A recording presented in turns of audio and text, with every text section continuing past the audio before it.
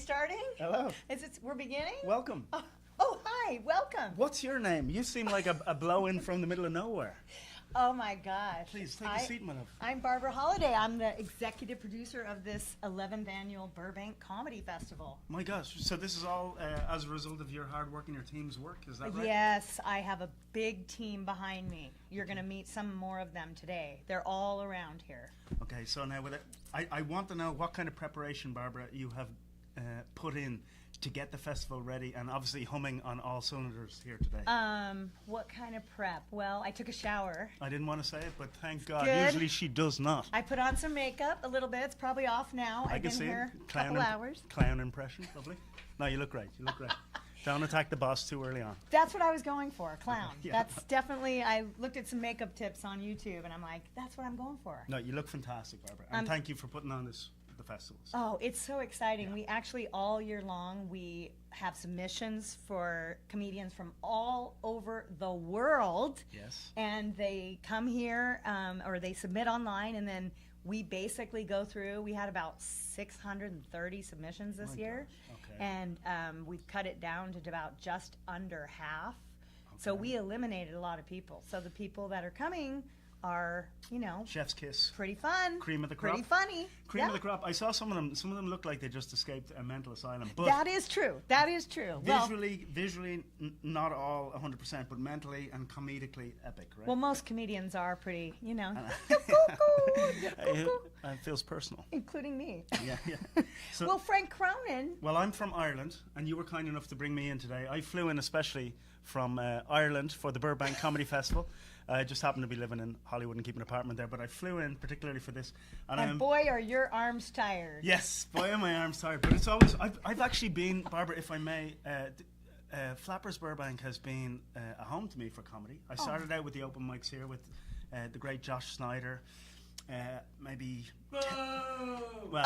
Josh Schneider's in the room. He's in the room. Well, he still heckles me whenever he can. But I started here at Flappers many years ago, and then I was lucky enough then to do the festival maybe 5 or 6 years ago. I got in by the skin of my teeth, big teeth, and then I hosted some interviews, and then we did the Hollywood Reporter interviews here one That's time. right. We had the Hollywood Reporter here. They're not here this year. No. You know why? Because Flappers comedy is big enough. Yeah, we don't need the promos. Blank, blank, blank, bleep, Hollywood, reporter. But no, we appreciated that. But yeah, and now you guys are kind enough. You have me opening for the great Jay Leno, I believe, at the end of the week. So I'm pretty excited. We took you off that. Oh, really? Yeah, we're kind of questioning. No, I'm kidding. I wouldn't kidding. be. I mean, the way my life is going these last few months, anything is possible. No, it's very exciting. Yeah, Jay Leno is opening our festival, and you're opening for Jay Leno. Yeah, so. That's a big deal in my world and a real gift. So I'm stoked about it. I am interested though, Barb. What kind of stuff have you faced now in prep coming up to this to get everything singing and working as it is? What kind of difficulties have you faced? Well, yes, comedy is about what's wrong with us, not what's right with us, so I'll spill the beans. No, there's always challenges. Yeah. I mean, we try to work a lot with the city, Yeah. and we try to work with other venues, and, sometimes things change, Mm-hmm. so we had some changes in venues, but we always find the solution and try to make it work. Yeah. I mean, shit's always going to go wrong, Yeah. so I'm allowed to say that word, right? No, 100%. Right. You're allowed to do kind of whatever you want here. You're actually like the power in the room. Most people, if you could see behind the cameras, guys, there's a lot of people quivering. There's about 20 attachés and interns I'm quivering. really, really mean. No, Barb's always been kind and encouraging to comedians, and that's very important, especially when people are flying in from all over the world and all over America, obviously, to perform here. So they're nervous. They're in a new town. And you try and make everyone feel comfortable and excited and give them some breaks. I have a really interesting story about a comedian named J.R. de Guzman, who is amazing. Look him up. And I may be off on the year, but it was at least 5 years ago because this is our 11th annual. Yeah. J.R. showed up, and he showed up with a suitcase, and he came to check in. And I'm like, okay, you checking in, but do you need a hotel? Oh, no. I don't have a hotel. I don't have money for a hotel. Yeah. I'm like, and he's like, can I store my suitcase here? And I'm like, okay, I guess, sure. I'm like, do you need to sleep here? Whatever you need.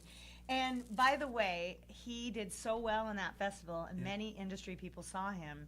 And I'm not saying it's just because, I mean, he's very talented, but it definitely, the festival definitely helped him get a leg in with a bunch of industry folks in LA. Oh, absolutely. And he was from San Francisco-ish area. And look him up. He does comedy music, so funny. J.R. de Guzman. And it's just one of my little fun stories about the festival of a comedian that I remember, you know. It's unbelievably helpful to be seen in Hollywood. And it's not only have you kind of passed the litmus test by being selected for one of the premier comedy festivals, Burbank Comedy Festival, you're also surrounded by producers, creatives. The audience is generally Hollywood heavy. So when you're on stage, you're kind of auditioning for an industry crowd, which is something that very seldom happens outside of LA or New York. Right. And so I've actually got a lot of work. I've got auditions. I've actually been able to skip auditions by performing stand-up comedy on stage, and someone going, "Oh, you can come and do a line in the movie." Yes. Just because that's what he looks like in real life, and that's what he sounds like. I could put him in that character. So stand-ups are the most powerful people in the universe. We really have a lot of power as comedians. We're very lucky, Barb, because it cuts through all the auditions. Yeah. You're a writer, director, producer of your own content. And performer. And you're used to performing under pressure with hundreds of people watching, which is basically the experience of every actor. Right. On a set, a union set, there's hundreds of people. And for anyone watching, if you're not in the festival and you just want to come and see shows, that is awesome. You can go to Burbank Comedy Festival. You can follow us on @Burbank ComFest. Yep. Also, we do classes in the mornings, and you do not have to be in the festival to take any of the classes.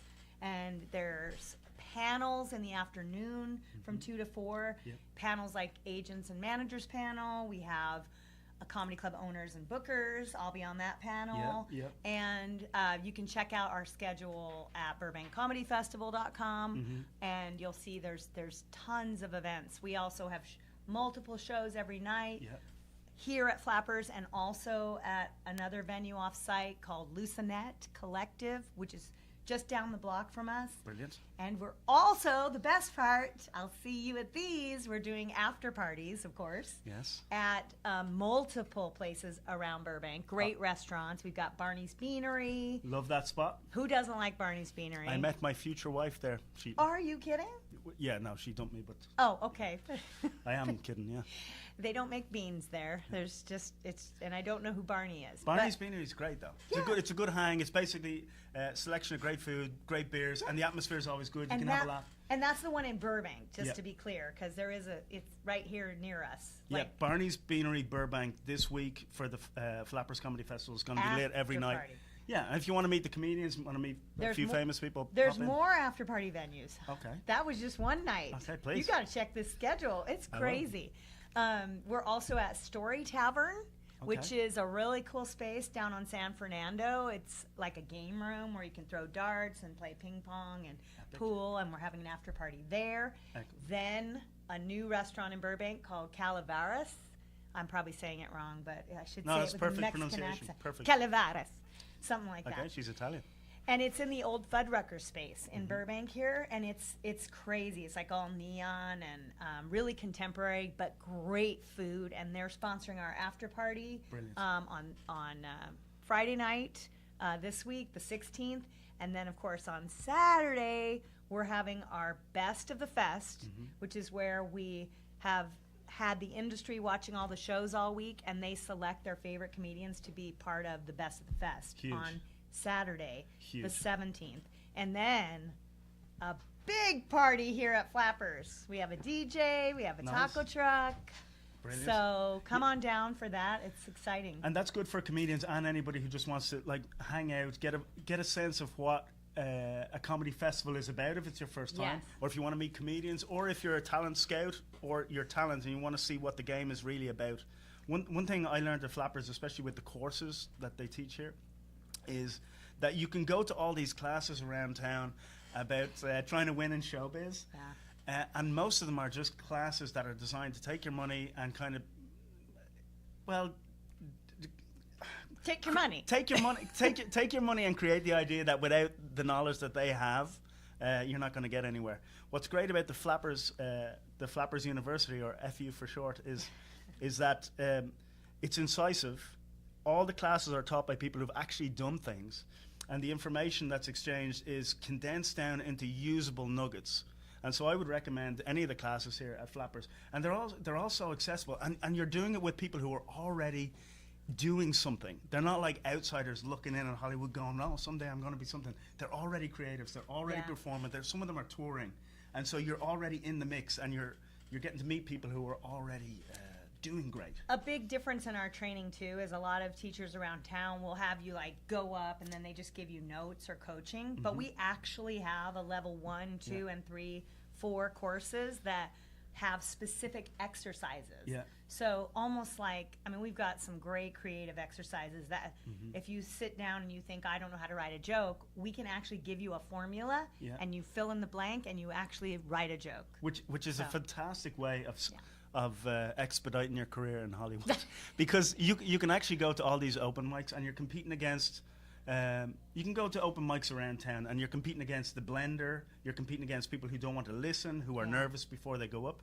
But you can come into a structured environment, learn how to write down a joke, and just cut years off your progress. Yeah. You know, whenever the blender performs, I always suck. Yeah, she's not great. I bomb when the blender is on. She's not great. She's never been good in the kitchen. The That's why she blender runs is a the comedy best, most powerful stand-up comedian ever. By the way, we don't even have blenders here in our bar. Yeah. So if you're doing an open mic here, we don't blend any drinks. No, yeah, you gotta come to a Flappers open mic. You gotta get seen here. You gotta do some of the courses here. And I'm not just saying. I've been around this place for a long time. It's one of the greater.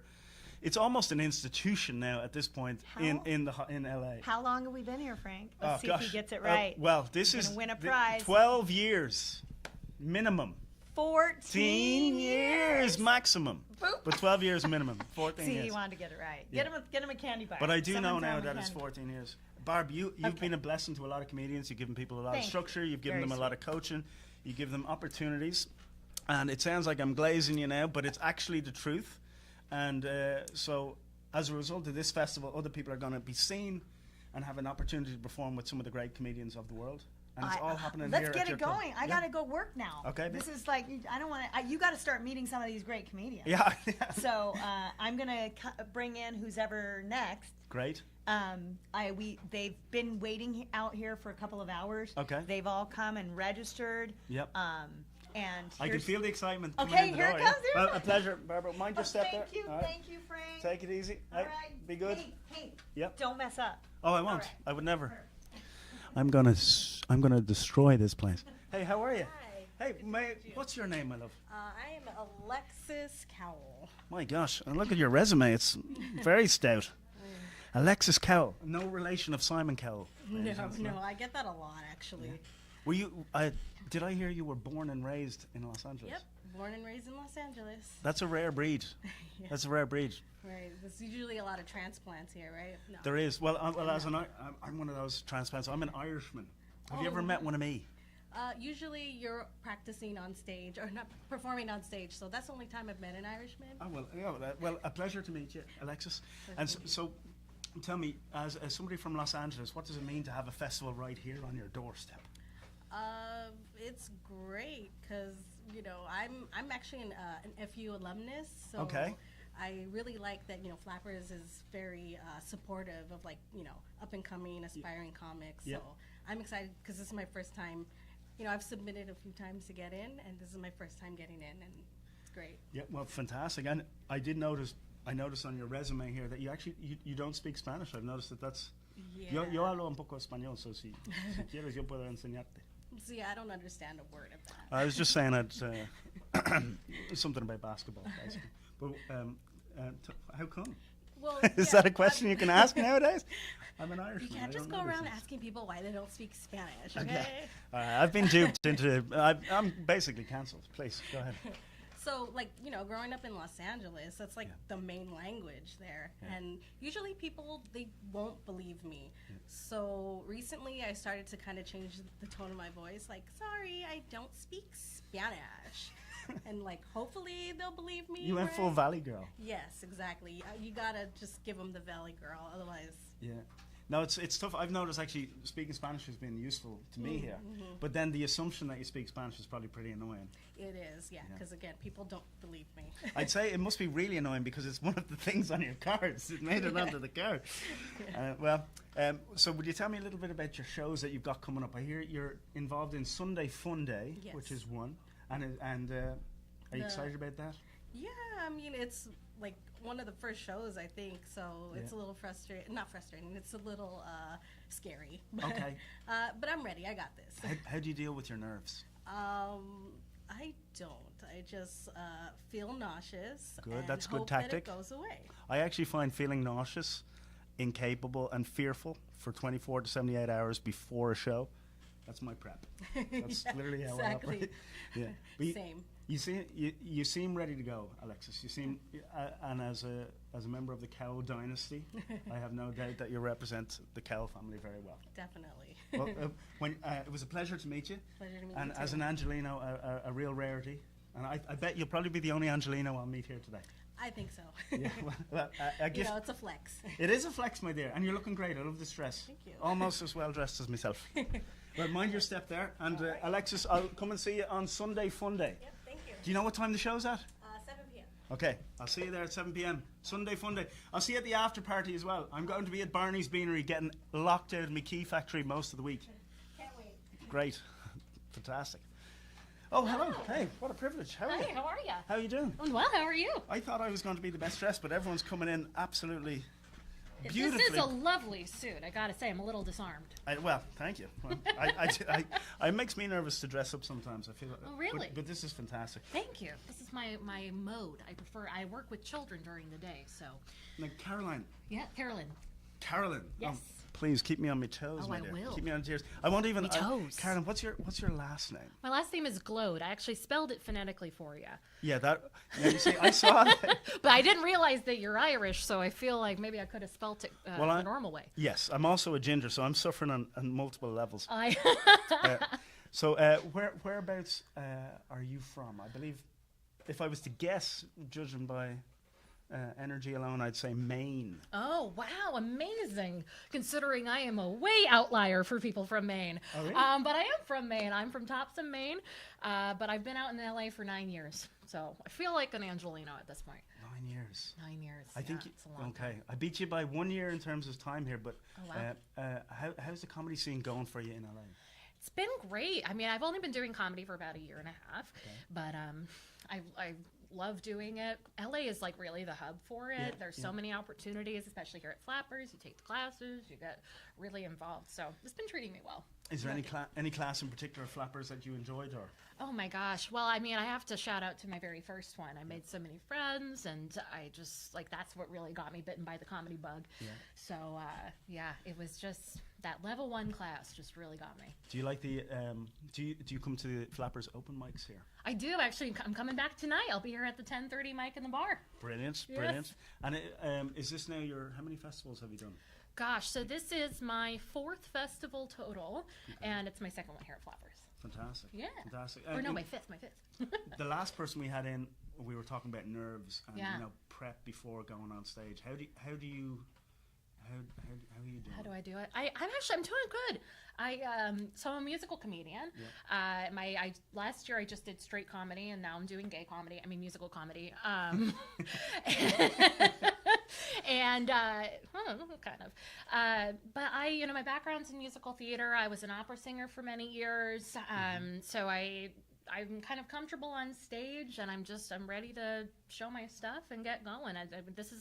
It's funny because I'm an anxious person everywhere else except when I'm performing. Isn't that interesting? A lot of comedians find that they kind of dial in when they're under pressure. Right. It's almost like the brain comes online at that level. Totally, yeah. I feel like I click into a different part of myself when I'm performing. Like when I'm just sitting and I'm alone with my thoughts, it's like that's when it starts to get really scary. But when I'm in front of people and I'm doing my thing, I feel really comfortable and confident. And do you have a stage name or a nickname or anything like that? I don't use it on stage, but I do have a nickname. My friends call me Bones. Okay. Yeah, because I was born without quite a few of mine. Yeah, which is a rude nickname. I'm going to say it right now. A little bit like nicknaming your orphan friend parents. A little on the nose. But speaking of, I don't have most of the bones in my nose. Is that real? That's true. I mean, you want to see it? I do. Do the good people of Burbank? Yeah, I'd like to see it, yeah. All right. This is you asked for it.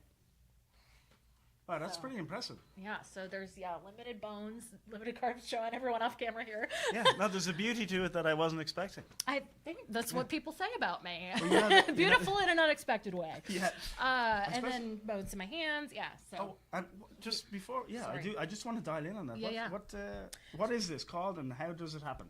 It's called Symbrachydactyly, which sounds like a made-up dinosaur. Symbrachydactyly. Symbrachydactyly. It's a super rare disease that affects, I think, 1 in every 250,000 people. Okay.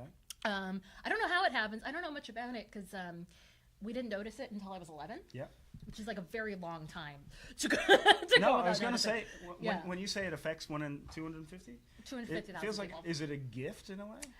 As opposed to a negative? I don't know. I mean, it's kind of like the gift you get on Christmas from your grandma that, like, I love it.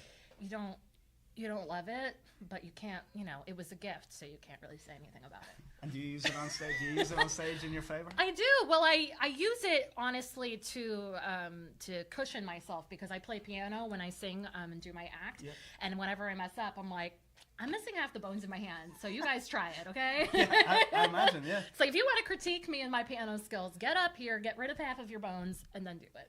So Brilliant. I do use it. Well, Carolyn, Yes. from Maine, I would love to know, when are your shows here at Flappers over the week? Yes, so tomorrow night I will be in the Yoo-Hoo Room at 8 p.m. I love that room. Love that room. Oh Isn't my it gosh. great? Have you been in the green room of the Yoo-Hoo Room? It's like the nicest green room Yeah. ever. Maybe in LA. I've been in a lot of green rooms, which is a weird flex, but that one's so nice. And then I will be in the main room on Friday at 8 p.m. Not as good room, but it's still a very nice green room. Yeah. So yeah, those are my 2 shows: Sunday at 8 and Friday at 8. Fantastic. I look forward to seeing it. Thank you so I'm gonna much. come see. I've always enjoyed musical comedy because it's like comedy's hard enough, but then to add music as well. It is a challenge. It's like trying to find. First of all, you're mining for jokes and you're trying to come up with material, and then on top of it, I have to dial into my music brain and be like, can I turn how much I hate traffic into a song? Yes, I can. Yeah, especially, and there's a lot of inspiration here in LA. Oh, plenty. Yeah. Plenty. I'm sure. Well, Carolyn, it's a privilege to meet you. So lovely to love meet the you. hair, love the dress is fantastic. Thank I you. feel finally someone rose to the occasion. I and was matched gonna me. say, I feel like we're simpatico, you and Yeah, I. and I look forward to seeing your fantastic piano talent and comedy talents on stage. Thank you so much. I really appreciate it. A gift. Thank you. you. Be careful there when you're walking out. That yoke is. Thank you very much. It's attacked more people than a wild dog. Now, apparently this is live, they say. The coffee here at Flappers is also great. I've noticed they have a great restaurant menu as well. Hello, how are you? Good, how are you? What a privilege. How are you? Nice to see you. Oh, thank you. Your resume. Wow. Another impressive resume. My God. Karina Yee? Karina V. Karina Yee. Well, everyone is trying to help me out here and spell the names phonetically because as an Irishman. I'm sympathetic to the immigrants, so. Oh, are you? Yeah. Are you an immigrant? I was born in China, but I was adopted by Chinese parents. Okay. Yeah. Geez, I have to do the mathematics on that. Does Yeah. that make you British? Might as well. It does make me lucky though because I didn't have to grow up with white parents. Oh, okay. Feeling personally attacked here, but moving on shortly. No, I like that. Here, fantastic. And where do you hail from, my love? I'm from Annapolis, Maryland originally. Maryland. Yes. That's over the East Coast. East Coast, yeah. And adopted by Chinese parents. Yes. Okay. What are the benefits from your experience? I will say my parents are older, so that helps a lot in terms of tricking people into thinking that I am older. Can you guess how old I am? I'm hoping 21 and above. Yes, 23. This is a licensed You're very premises. No, yeah. Well, you look fantastic. Thank And do you act as well? I don't act. I only act like I'm a poli-sci major or poli-sci dean. Poli-sci. It sounds like Yeah. a fraternity of some sort. Yeah. What is a poli-science? Well, I look like I am the dean of the political science department, even though I am only 23 years old. So. No, you look very intelligent. Thank you. Yes, both my parents are professors. Do you know no one's ever told me that, by the way? Oh. They never say you look Well, intelligent. you look like you could be the conductor or something of an orchestra. The conductor of an orchestra. Yeah. I should break my French horn out. Do you play music as well? I was a music major in college. I also majored in history. Okay. Yeah. And what's the most? Have you performed here or at any festivals? This is my very first festival ever, and congratulations! Thank you. How's it feel? That's kind of exciting. It feels great. You know, it's great. I started off here at Burbank, here at Flappers, so it's great to kind of have that home field feeling. So you've been doing open mics here, then getting on shows here, and now you're doing an actual festival. Exactly, and then I started to branch out a little bit to the Hollywood area as well, so it's great. Yeah. Fantastic. But yeah, first festival is a big deal. I'm excited for you. Yes, thank you. I'm genuinely excited for you. Thank you. At 23, you're already doing festivals. Yes. And when is your show? My first show is Monday night at 9:30 p.m. in the Yoo-Hoo Room, and then my second one is Tuesday night at 8 p.m. in the Yoo-Hoo Room. Okay, well, I will try and attend at least one of them. Thank you. I always try and attend at least one show by a British person. You said you were adopted? I was. That's interesting. Yes. As a person who's not adopted, I imagine it's different to my life experience. Tell me more. You know, it helps that my parents are Asian, and people don't think that, you know, if I had a white dad, people would think I'm like his sugar baby or something. So I just fit right in. It's perfect. I want to see your show. Yeah. I got to go. I'm going to check you out. And it's great because, you know, if I had white parents, I would have to talk about like Tom Brady or NASCAR or something. But, you know, we just talk about literature. The white people are not having a great time, I've noticed, in Hollywood right now. What's going on? It's fantastic. It's very, it's an interesting time. It's been an absolute pleasure. Make 'em Laugh Mondays and Too Hot Tuesdays. So Monday night and Tuesday night performing back-to-back shows. Yes. Nice. And Flappers loves their alliteration, as you can tell by the title of those shows. Oh no, they're good. Now, just before you go, I am curious about poli-sci. What does it stand for? It sounds political science. You didn't know that? No, I'm ex-military. I have very little education outside of murdering people legally. Okay, but you have like Semper Fi and stuff. Pardon me? You have I guess you weren't Semper in the Fi, American. That's the Marines. No, those guys are. They're very good. Were you in the American military? Can I ask? No, Irish military. Oh wow. Irish military. So you had like the little like green tissel on your uniform? I was. I don't know. I was definitely dressed as a bush a lot. Okay. Sneaking around, and then it rained a lot, which I don't think happens as much here.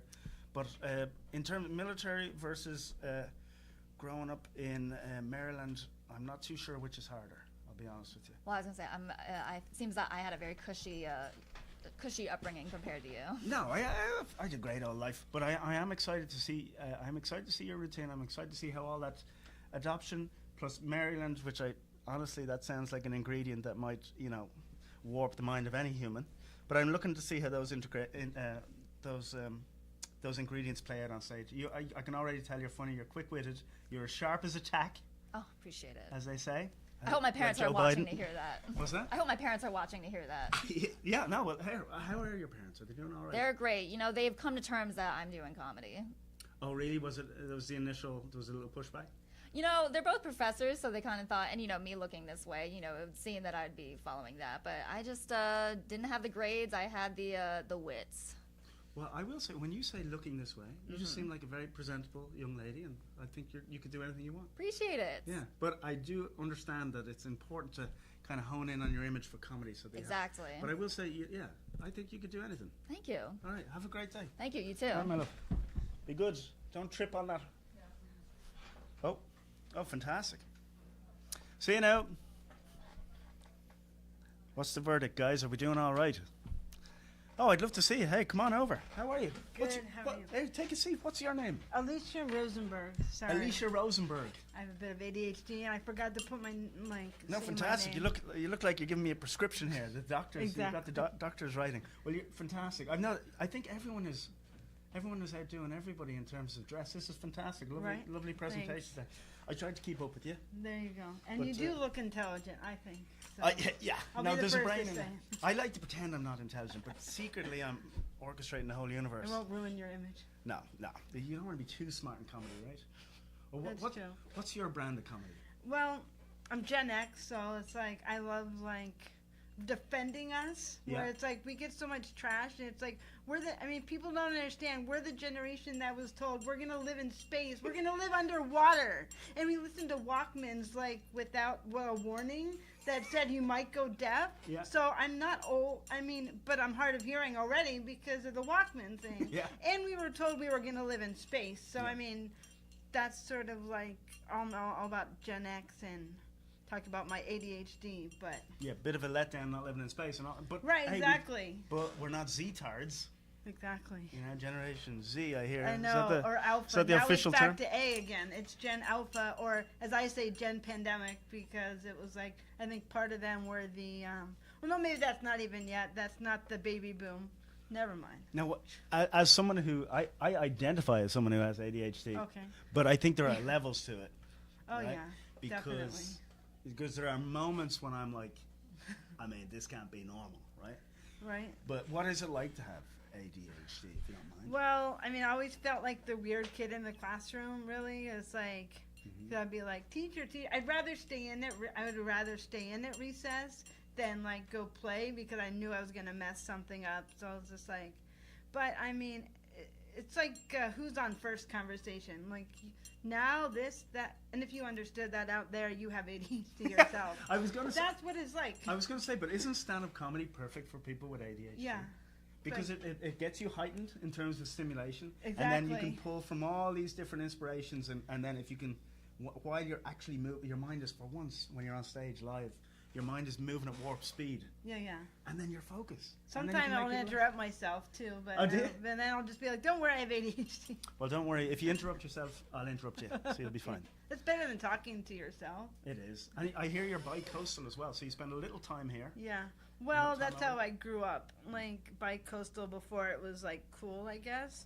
I was, like, from Pennsylvania and Oregon. Like, Yeah. so I was, like, 8 years old, zipping off on a plane and, like, back and forth, like, from Oregon to Pittsburgh. And Was that to see different parts yeah, of the family? Yeah, my dad and my mom. Like, my mom lived in Oregon, and Yeah. my dad lived in Pennsylvania. So I'd be Two like, hellholes. exactly. I don't Well, know. Oregon, like, no, but Oregon is, like, fun fact, it is one of the more racist states up until 1950. I don't know if it's fun, but not now that everything is woke. I guess but, fun if you're a racist. I mean, well, like, 1950s, they still had racist laws on the book, but with the whole Black Lives Matter thing, they got rid of some of those laws, so they're finally catching up with the 21st century. right. Yeah, Well, sure, we'll welcome them in when they get here. exactly. And we'll be nice Send to them to everybody in the Oregon. meantime, right? Yeah, Because, exactly. the world is a stressful enough place. That's why we need places like comedy clubs, right? So you can come and listen. I hear you have a few shows. Yes, I do. And I have them here in front of me. I know you're here Tuesday, Wednesday. Tell me a little bit about what you plan to do on stage. Talk about being Gen X, talk about being an American mutt. Yeah. Like, Irish, Jewish, Italian, like everything in the mix. So it's like, yeah. But I'll talk about that and ADHD, why it's hard to date with ADHD, and defend why millennials can't use the word rad. What, we can't use the word rad? Yeah, because millennials, we don't have anything. We don't live in space. So we have to take back the word rad. Yeah, you can't even use it. There's nothing radical enough No, going on. and millennials stole it from us, so I'm reclaiming. Like, oh my God, okay. I was a Valley girl growing up in Oregon. Like, oh my God, okay. I'm gonna have a great show. Like, oh my God, like you're awesome. Like, totally, okay. Yeah, I can see you out in the valley creating havoc. Right, exactly. Woo woo. Well, Gen X, pumping up the volume. Gen X, yeah, Gen X definitely beats the Z-Tards. I will see you Right? Monday and Tuesday. Yeah. Late All right, night. I will be there. All right, and don't forget Barney's Beanery. Oh yeah, After I can't party. wait. After party, Gen Yeah. X style partying. All right, All my dear. right. All right, be cool. Keep going. Appreciate you. That could be the last we'll ever see of that lady. She could get lost and distracted on the way home. How's it going? How are you? Good, I'm Chase. Chase. Now, Chase, how do you pronounce your second name? Legoretta. Yes. Tell me a little bit about that. There's got to be a story behind that. Where's that from? As an It's- Irishman, this is very exotic. Okay, yeah, so it's a Basque last name, actually. Okay. So Basque is a small country in between Spain and France. Right, and they have their own set of laws and government? Yeah. They region. claimed independence from Spain in like the 80s or something like that. Can't blame them.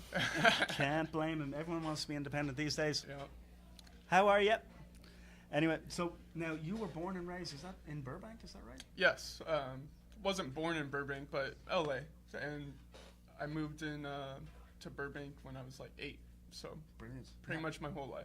Yeah, so it's considered very rare to be from Burbank and at the festival in terms of, like, I don't think we have any other people from Burbank performing here. So you're in your hometown I doing know. comedy at the biggest festival My in town. hometown dude. club. Yeah, it's fantastic. And very excited to be here. Yeah, fantastic. Tell me a little bit about what you like to talk about on stage. So I usually try to pull from my own life. Wait, are you the guy who broke his 2 legs? I am that guy. Okay, this should be good. Let's hear a little bit about this. Okay, yeah. So I always like a good leg breaking story.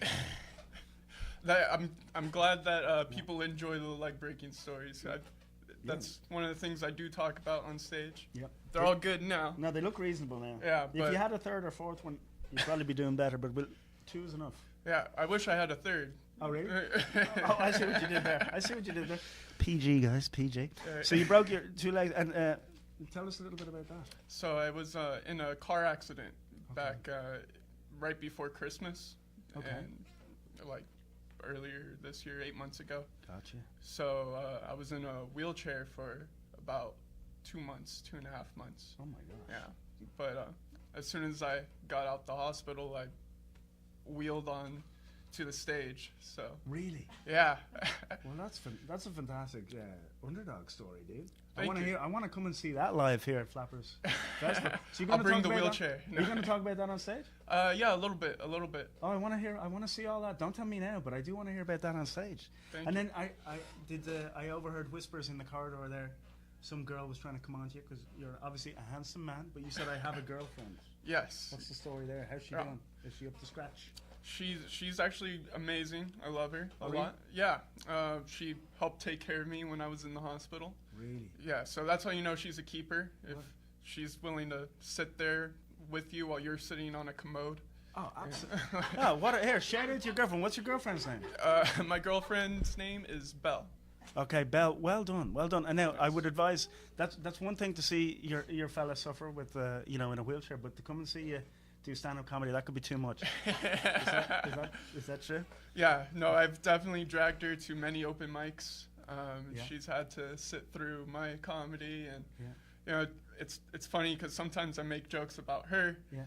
and even though the spotlight's on me, everybody's turning around in the dude, back looking at her. You like it rough at home. It sounds good. That's wild. Yeah. Okay, so tell us a little bit about the shows you got coming up and at the festival here. Yeah, so tonight actually I'm gonna be opening for Joey Bragg. Joey Bragg? Yes, at 9:30. No way. Yeah. I didn't even know Joey was here. That's fantastic. I'm happy to be a part of it. Okay, yeah, that's fantastic. Yeah. I'm gonna drop by. I've always wanted to see Joey perform. Me too. This is gonna be my first time. And Yeah, how do you feel? Are you settled? Are you ready for it? You know, I'm nervous. Yeah. I'm excited, nervous. But I think that's why I love comedy. Well, sometimes they say nervousness. You can either decide it's nervousness or it's actually excitement. Yeah. So I choose to say it's excitement, and then I fail on stage. So There we yeah, anyway. But a pleasure to have you. Thank you. And we'd love to see you. I'm going to come see you tonight with Joey Bragg. Awesome. All right. Thank you, Chase. Thank you so much. Thank you for having me. Hey, come on in. Industry alert! Industry alert. We got an industry alert. We got. Industry alert! Just the lights. Look who's here! Somebody just Adam Leeline. Adam. He's one of our instructors. Hey, Adam. Hey, and Adam. also on one of the panels. I've had the pleasure of meeting Adam a few times actually. Yes. This is a real gift. How are you? Yeah, very good. How are you, Frank? Well, I'm learning how to be a late night talk show host and live in real time. But Yes. Adam. Yes. Where? I'm Irish, as you know, but where are you originally from? I'm from here in middle of Los Angeles. I was born.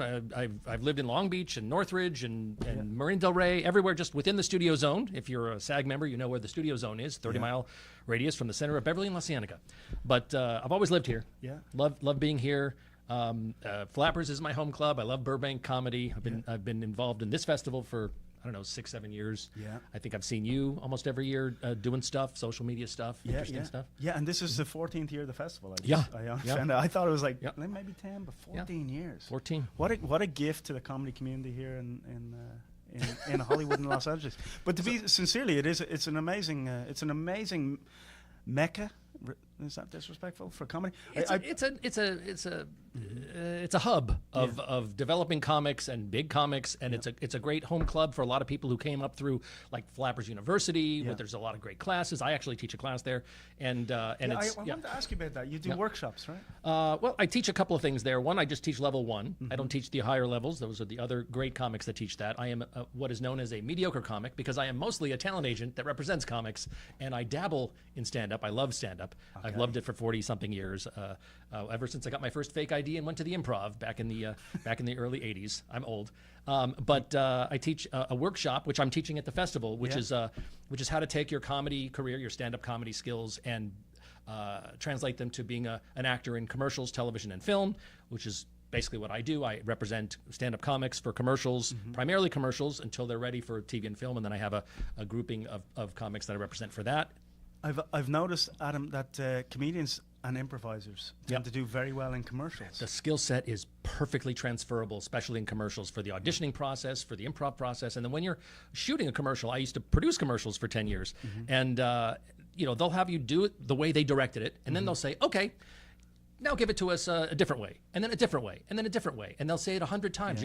They're not trying to make it better. They're just trying to get more options for the editing room because they're advertisers. Yes. And stand-ups do that really well. Yes, and I actually, a lot of my comedian friends didn't realize it's like a secret skill, because we just think everyone can improv, but luckily with stand-up comedy and improv, it's like a and the more crowd work that you're able to do, the better you are at auditioning. It's just so great. I have like 20 clients in this festival this year, and I use it for scouting. So if you're in the festival, and you don't have an agent, I'm probably going to approach if you make me laugh. If you don't make me laugh, yeah. But if you no pressure, guys. No pressure. Don't worry about the live audience. There's an agent at the back. But also, that workshop I'm doing is at 10 o'clock Tuesday morning. It's the business of becoming an actor from comedy, and then later on that day at 2 o'clock on Tuesday the 13th, I host a panel. It's an agents and managers panel. There'll be agents and managers that specifically deal with stand-up comics and talk to you about representation, how you get it, who needs it, what they do for you, and that kind of stuff, and answer a lot of very specific questions that I'm going to pose to them and that the audience will be able to ask. Yeah, and I do know one of the great things about the workshops, as I said on an earlier interview at Flappers, is it's succinct, condensed information from people who have lived experience in the industry and understand what's make-believe about what you have to do and what's actually useful to you for what you have to do. Oh, yeah. For example, a lot of comedians think they have to be out drinking every night. In reality, you just got to write jokes and get on stage. Well, it does help if you drink a lot for years and then get sober. Yes. That really helps. And you got stories, dude. You got stories. Oh, my God. I did stand-up for the first time in 1984. Yeah. I was part of a club at UCLA, and I studied, and I wrote 5 minutes, and I opened for Taylor Negron. We produced a show. Yep. And after the show, we're talking with Taylor, and Taylor looks at me and says, "Adam, you're not funny." And I said, "What?" He goes, "You have a perfect life. You don't have anything to complain about. Comedy comes from suffering and complaints. Why don't you live your life and suffer, and then when you've suffered, come back and do comedy?" And I didn't realize it at the time, but he was just fucking with me, and or messing with me. He was trying to make you suffer. And so I stopped trying to do it for decades. And years later, I ended up being his agent. Right. And I reminded him of the conversation. He had no memory of it. He goes, "You know what? It sounds like something I would say, because back in the 80s, I said that to so many young comics. I was trying to thin the field." Really? So, So don't pay any attention to that comment. But if you do suffer, you're probably going to be better at comedy. Just let you know. I think so. Well, suffering breeds empathy. Because I only started coming back to comedy after my third marriage. So that was a lot of suffering. You went for the hat trick. That's like, dude, that's dedication to the... It's dedication. Do you think you'll do a fourth? Yeah. I can't. No. I can't. How many times can you cut your net worth in half? I know. I don't have any money. Jeez, I wish I had a net worth. I wish I had. Tell me this, Adam. If you, and not to put you on the spot here, but when people come to your workshops, there's probably some nuggets that resonate the most. I'd be curious, just if you could give audience members at home a taste of just one or two insights that really seem to resonate with your pupils. From this vantage point up to stand-up comics, a lot of them are interested in how can I get an agent or manager to help book me in clubs. Okay. And that's a big misconception. A lot of developing comics don't realize that the agents or managers are not going to help you get into the clubs. Okay. While you're developing, you got to book yourself. And there's another panel the next day with the bookers, at club owners and bookers panel, which will help you learn how to book yourself. Right. But only when you start making a lot of money in stand-up will a manager who does that or an agent for personal appearances do that for you. So, we debunk that conception. We clarify it so that they understand what agents do, what managers do, Great. what they can do for the club bookings. And if and we talk about social media too, because, you can be in comedy a long time and be really good at it and not hit, and then be Matt Rife all of a sudden. Yeah. And everyone thinks he came out overnight. But no, he'd been grinding it for a decade. No, I crossed paths with him maybe 10 years ago. Yeah, before he looked like he looks. He looked a little bit less attractive when he first started on on TV. And shit like that. He's got a lot of mileage and experience. He's very good. And everybody who's in the scene long enough, 10 years, 12 years, knows Matt. He's a great guy. Yeah, he is a good guy. Yeah. The people who don't know him don't like him. Oh, well, that's always, people don't like success, but But I like I'm him. just stoked for him. My daughter loves him, so I mean, Yeah, that's number one. she works in a comedy club in D.C. and she met him, and he made her feel like gold. And I mean, she's young and he's not, and just like, Yep. he's so nice, Yeah, everyone I know, affable, talented guy. Yeah. Just Good guy. Yeah, he's on a rocket ship, and long may it continue, Matt. Long may it continue.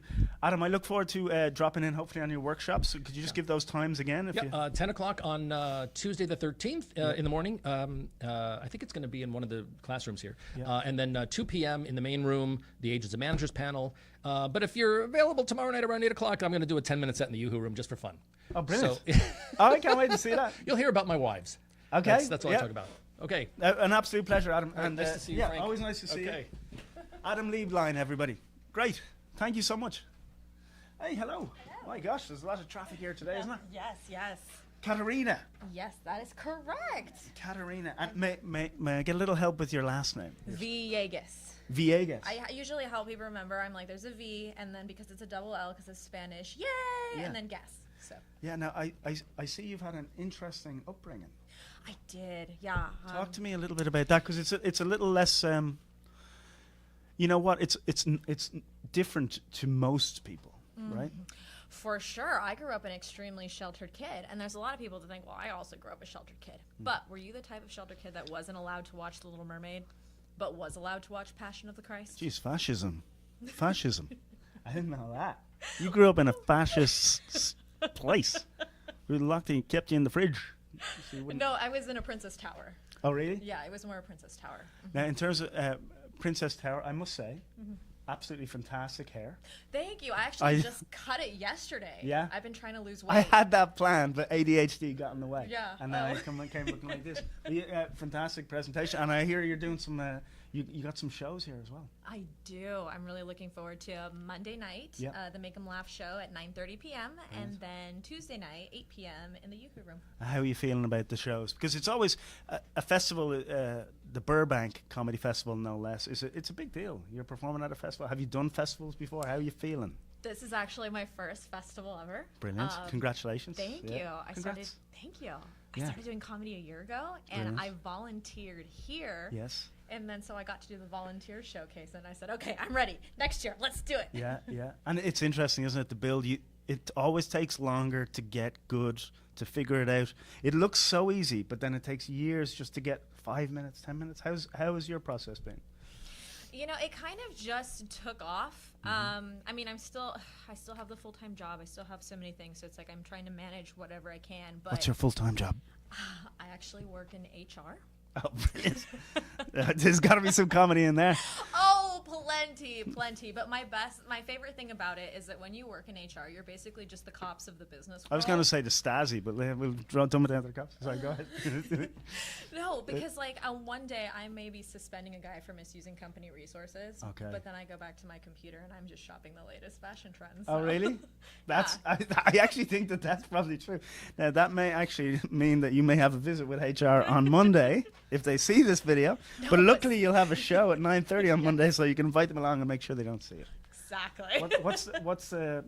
So is your work life and comedy life balances? How's it working out for you? There's less sleep.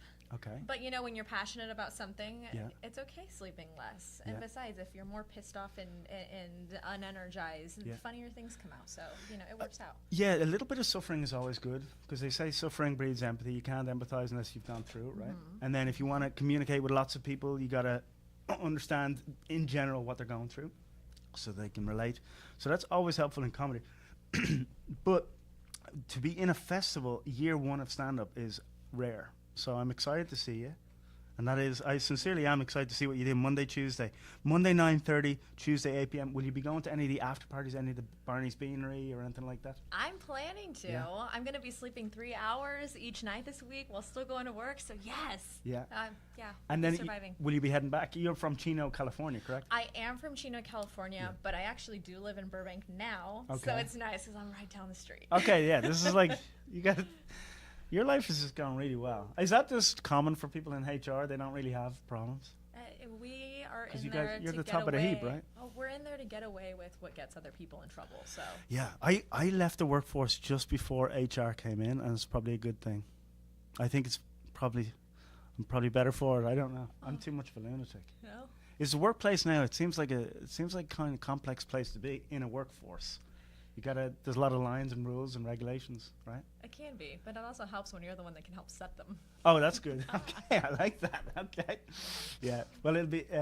I will see you out there. I look forward to seeing your your comedy, and yeah, Monday, Tuesday night, 2 Hot Tuesdays. Yeah, that's gonna be great. I'm gonna come, guys, check it out, All and right. hopefully, if we cross paths again, say hello and I will. a pleasure, man. Thank you. Thank you. I might need a coffee. Everyone's fantastic. Yeah, a water and a coffee would be great, but no pressure. Hey, how are you? Look at this. We keep it rolling. How are you doing? Oh my gosh, John Chen. Yes, sir. The legendary John Chen. I've heard about you. My gosh. Have you all? Well, not really, but I did hear. I heard about a John Chen from Orange County. You're not him, are you? Yes, What? I am. Fantastic. Oh, a pleasure to meet you. You got some great artwork there. Oh, thank you, thank you. Looking very. Is that very fresh? Part of it is it's kind of like a permanent Yeah. souvenir. Yeah. Every time I go visit I love going to Hawaii and the Polynesian islands. So every time I go there, I get a new one. Yeah, fantastic. It looks brand new, dude. I love it. Love it. Thank you. I was in the army, so all my friends have a lot of Oh, nice. tattoos. I'm actually one of the few people. I didn't get one yet, but I might get one 10 years from now. So what's it like living in the OC? Orange County is a part of California, just in case you're Yeah. tuning in from abroad. But Orange County is kind of a famous part of California, right? It is. It's kind of the polar opposite of Yeah. out here. Yeah. The difference I noticed immediately. A lot of people still, they're very considerate. They still wear their masks out here. Right. We never had a pandemic. Oh, really? Down there. Yeah. And we haven't figured out who was right and who was wrong yet. Isn't that amazing? And obviously it says here you're an Asian American comedian. I would have gone with Black Irish. Yeah. But you're saying Asian American. Yeah. I'm really happy Yeah. that Asian Americans are. There's much more representation now. Crushing it. Crushing it. In the comedy world, and in just entertainment in general. Yeah. I think what sets me apart from a lot of them is that I'm an idiot. Oh. I'm never finished school. I'm very uncultured. I drink Coors Light and watch football.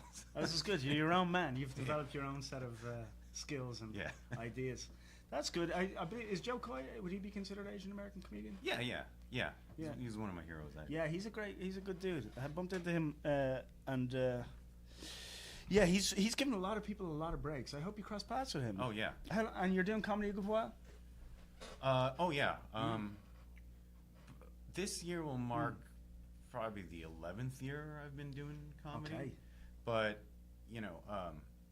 I kind of did it as like a hobby. Yeah. Because I grew up idolizing comedians, but I had a day job. I was raising a family. Yeah. So I don't get up as much as I like, but it's been. Yeah, you over find a that decade work-life now. balance. Yeah. And so to get into a festival as well, with 11 years under your belt, no doubt you'll handle it in your sleep. But I'm curious, how do you find the balance? Is it the security of a job helpful? It is. Yeah. It is. But you'll go to shows and you'll meet younger guys and gals who they're hitting like multiple mics a night. Yeah. And they're going up like multiple times a week, and Yeah. I'm lucky if I get up 3-4 times a month. Well, sometimes that can be good, just for anyone listening. Sometimes doing less can be good, especially if the environment's not great. Sure. So if you're getting up and just like talking to a blender and 2 people who are looking at their phones. Right, exactly. It can do, it's actually, I think it qualifies as giving yourself brain damage. Yeah. But I have noticed if you do 3-4 shows a month and the audiences are good, you get a real read in your material, right? Right. And after 11 years, you've got a good instinct, I imagine. Yeah. It's, you start off and you have all this hubris because all your friends come to your shows. Yeah. And then you're like, oh man, I got an hour easy. And then you realize that hour is more like 5 good. Right. Well, isn't it great that we feel invincible when we start out stand-up comedy? We Yeah. don't know how bad we are. Right. And it's kind of like an invincibility cloak. It gets you through the first 5 years. Yeah. And then you emerge from your chrysalis and you're like, oh, I got a lot of work to do. Yeah, Takes 10, 11 years to exactly. get really kind of feel relaxed. Right. Okay? Yeah. And Kind of it's find still your own tough. voice too. It's still tough, yeah. Yeah. And have you done any of the workshops or anything here? Or are you gonna? Are you doing? You've got 2 shows, right? Yes, sir. Oh, when are they? So I have Tuesday. It's called Tuesday night. Ooh, I think I might have it here. Tickle Me Tuesday. Tickle Me That's at Tuesday. 6 p.m. in the Yuhu Room, I believe. Yeah. And then Generation Gap on Wednesday, which is at 5 in the main room. Brilliant. And will you be talking about living in an OC there and stuff like that? I think so. And are you kind of observational comedian about how your life? What do you talk about? I talk about my life. I talk about my family a lot. Yeah. Yeah. I travel for work. Yeah. Also, so that works itself into my material quite a bit. What's your work? I'm curious. So I do sales. Yeah. For a makeup company. Oh, dude. Yeah. Dude, I want to see that set. Yeah. I want to see you talk about that as well. I'll be there. I'm gonna be around a lot, and Awesome. hopefully as well see you at some of the after parties. My Awesome. personal favorite location for the after parties is Barney's Beanery because it's Okay. right here and it's good. And I look forward to seeing your set. Sounds good. Thank you. All right. Thank you, John Chen. Pleasure to meet you. Thank you. Nice to meet you, brother. Be good. And if you can't be good, be bad at it. What? Hey, how are you, my love? Hello. I'm Frank. Hi, I'm Kela Rose. It's Hi, a pleasure to be here. A pleasure to see you, Kela. Are you as nervous as I am? No, I don't think so. By Damn. the way, my name is Kela Rose. It's a double name like Marianne. Marianne Rose? No. Kela Rose. Yeah. Oh, wow. And where are you from originally? I grew up in San Diego, California, but I'm now living in New York. Yeah, I've spent a little time in San Diego. Yeah, I'm Beautiful spot, sorry. right? Oh, you liked it? Okay. Well, it was good. It was when I was younger. It was a college town, and so it was pretty epic at that time. Nice. Yeah. That must have been a long time ago. Yeah, I'm an old man, as you No can tell by offense. the gray hair, right? Yeah. No, I know UCSD is there, obviously, in San Diego State, so there's still a bit of a college scene going on. Yeah. And is this your first festival at Flappers? Yes, definitely. I'm excited. Are you at comedy a long time? Yeah, I've been doing comedy for 9 years now. I got my start actually in Poland. Oh, brilliant! In Poland. Yeah. Kind of How did unexpected that happen? twist. Yeah, well, that's epic. Over in Europe. Yeah, I was living in Poland at the time, and I started doing stand-up over there. How did that come about? What was the first night like? How did that? What was the impetus for that? Well, it was nerve-wracking, but, comedy had been something on my bucket list. I did improv when I was in high school and college, and I wanted to try stand-up, but I never thought that I was funny enough. I had a weird sense of humor. So just something I wanted to try one time, and it ended up working out, and I kept doing it, and here I am. Well, I was just talking to Adam Leeline, he's a talent agent here. Nice fella. And we were talking about how improv and stand-up are very useful for actors and commercials. Yeah. But you have a very relaxed way about you. You've been improv a long time, I can tell. I think so, yeah. So there's interviews to you are just like, it's like, whatever, right? Oh, well, I just enjoy talking to handsome men, so I feel very at home. Oh, my dear. This could be the start of a beautiful relationship. Oh, yeah, get closer. Dang. Hey, easy on the legs there. Touch my legs. Okay, well, we actually just had someone who was in charge of HR. Oh, I'm in the sorry. last interview. Okay, don't report me. I'm sorry. Oh, yeah, well, Wait, I'll put my pants back on. Okay. Oh, my gosh. Well, this is next level. I thought I was the one that was going to be out of control. This is fantastic. Well, I'm looking here now. I'm always looking for little clues about what comedians do on my little cheat cards here. Yeah. But what do you like to talk about when you're on stage? Well, I talk about my travels because I've lived all over the world in 7 different countries, and I've been to a lot of different places and experienced a lot of crazy things. 7 different countries? Yeah. Oh my gosh. Okay. So I've had a lot of weird adventures, so that comes up in comedy a lot. Yeah. And I also used to be a teacher. I like joking about that a lot too. What do you like to teach? I was a kindergarten teacher. I like to work with little kids. Oh yeah. So there's inspiration there. Yeah, Plenty. there's tons of inspiration. Little kids are so much fun. They're so useful, you know, like you can just use them as napkins. Like they come home with a lot of weird stains on their clothes, so it doesn't really matter if you add more. All right, so the parents think that they just ate their food and went on their death, but literally you're rubbing them on the floor, cleaning up exactly. your Use them mess. as mops, whatever. They're very handy. I want to see your show. What days are you performing? I am performing on Tuesday at 8 o'clock, and then Friday at the early bird show at 5. Tuesday at 8. Is that Yoo-Hoo? I believe it is a different show. It is called Two Hot Tuesdays. Okay, 2 Hot Tuesdays, and then Friday early bird. Yes. Great. And speaking of early bird, have you the early bird menu here? Have you tried some of the great cuisine? No, I haven't. I haven't even had breakfast this morning. I'm way behind on well, everything. maybe after this we get a bite. Oh, are you asking me out on a date? Well. Oh, that's fantastic. Well. Yes, I mean, why not, right? I agree. Why not? Life is short. So I am curious about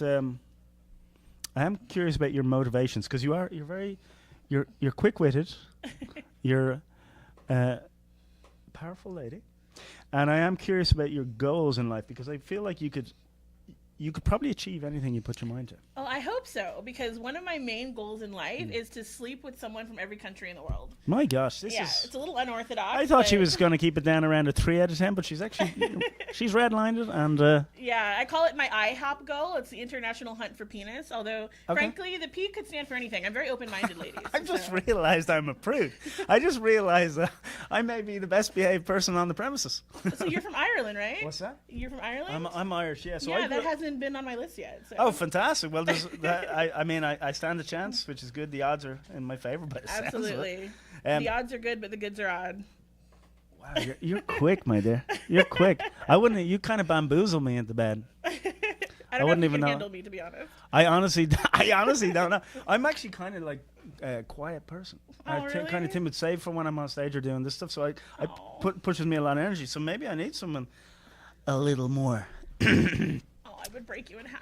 Damn. Is this legal? It was an absolute pleasure to meet you. And no doubt we'll cross paths. I think we will. And I think we will. I will be carrying. I will make sure of it. I'm open carry, so. Awesome. Bring your Irish flag. Oh my gosh. All right, thank you. Nice to meet you. Great meeting you too. See you, Kela. Love you. How are you, my dear? I am good. Congratulations on your date. Well, yeah, it's like speed dating all of a sudden. I'm realizing I'm a little quieter than a lot of people in America. You guys are pretty advanced over here. Well, I mean, I'll give you a little break because I'm an introvert myself. Oh, are you? Yeah. Well, yeah, it's. I mean, I need to take a breath after that. I'm a little quieter than I present apparently. All right, so Kristen Henley. Yeah. Wow. Yeah. Rumor has it it's a British name. I apologize. Did you grow up in the desert?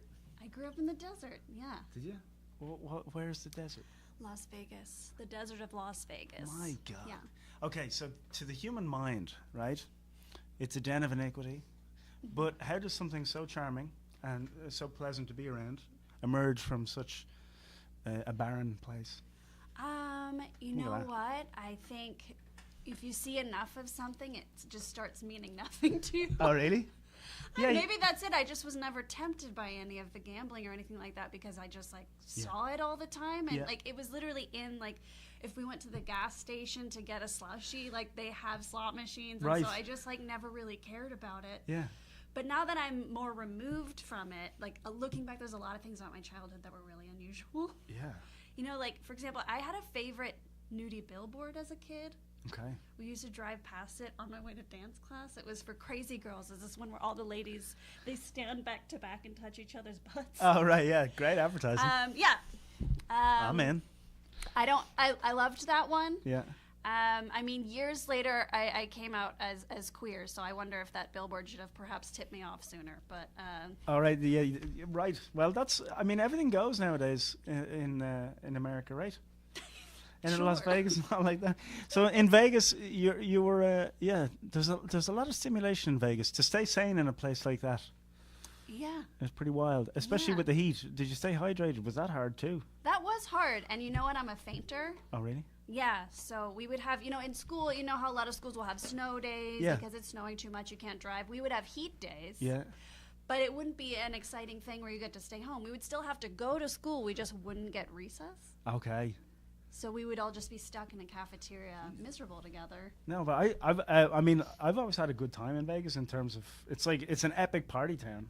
And the reason I feel like I got excited just to talk to somebody from Vegas because there's a lot of comedians go there not just to perform, but they'll do residencies out there. Yeah. So some of the best talent in the world goes to Vegas. Yeah, So and Vegas made me. Yeah. So. Yeah, I was gonna say, and then as a result, the Vegas talent coming to Burbank Comedy Festival is a pretty big deal.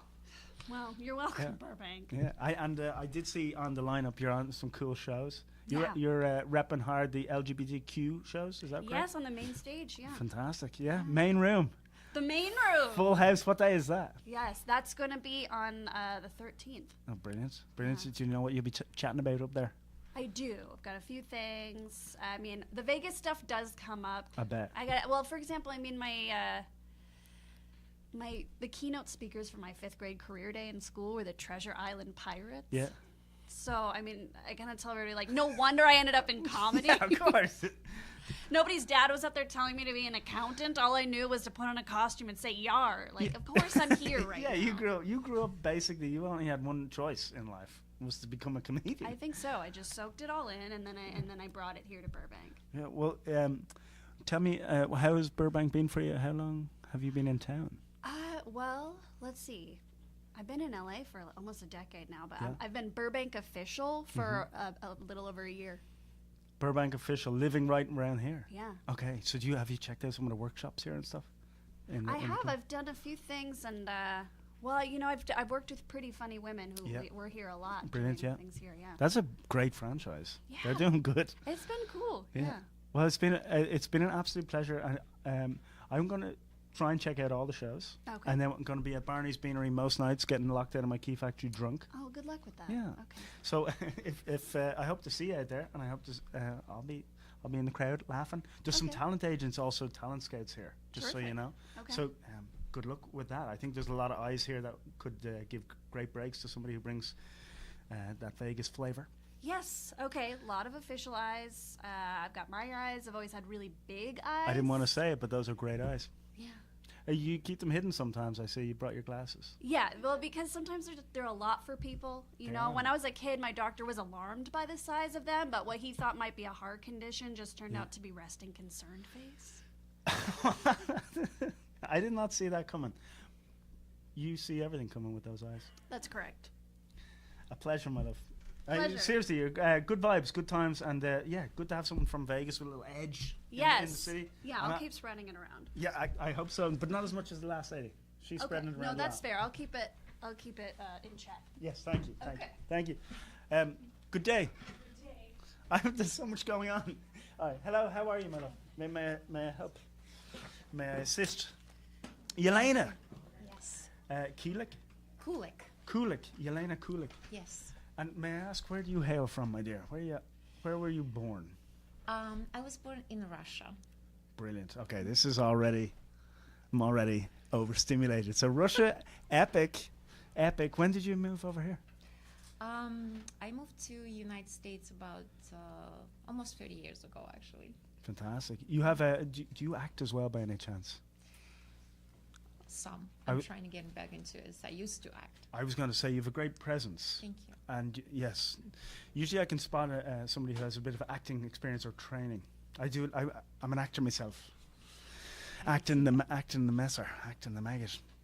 Okay, so Washington D.C., but originally from Russia. Now there must be some cultural differences you've experienced or witnessed here while here. Yes.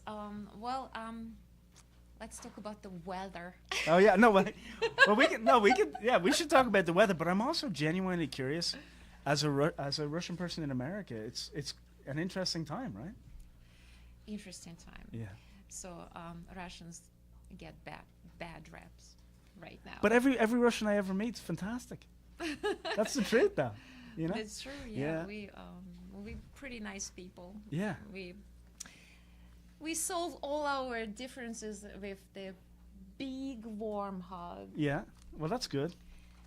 But if there is still a problem, then we use radioactive polonium. Well, I have a feeling. Will you be talking about some of this stuff on stage?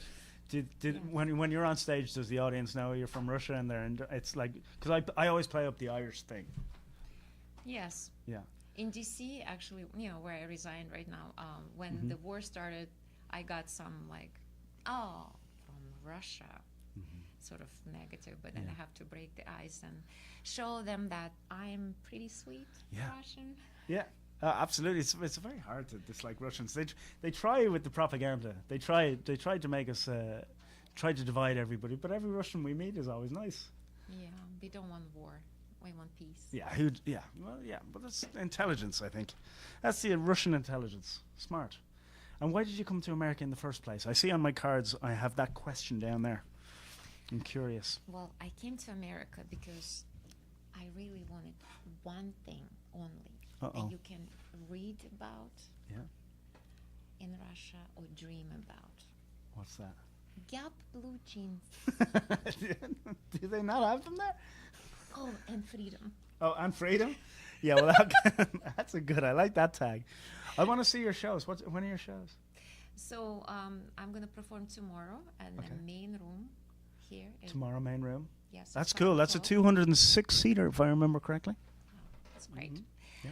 And on Monday, it's some other locations of 6. Yeah, no, fantastic. But here. So I'm excited. It's my first festival. I've been doing comedy for 5 years. Yeah. Okay, now, great. And most of it during pandemic. I started right before the pandemic. I perform in New York a lot. Gotham. Yeah, Gotham Comedy Club.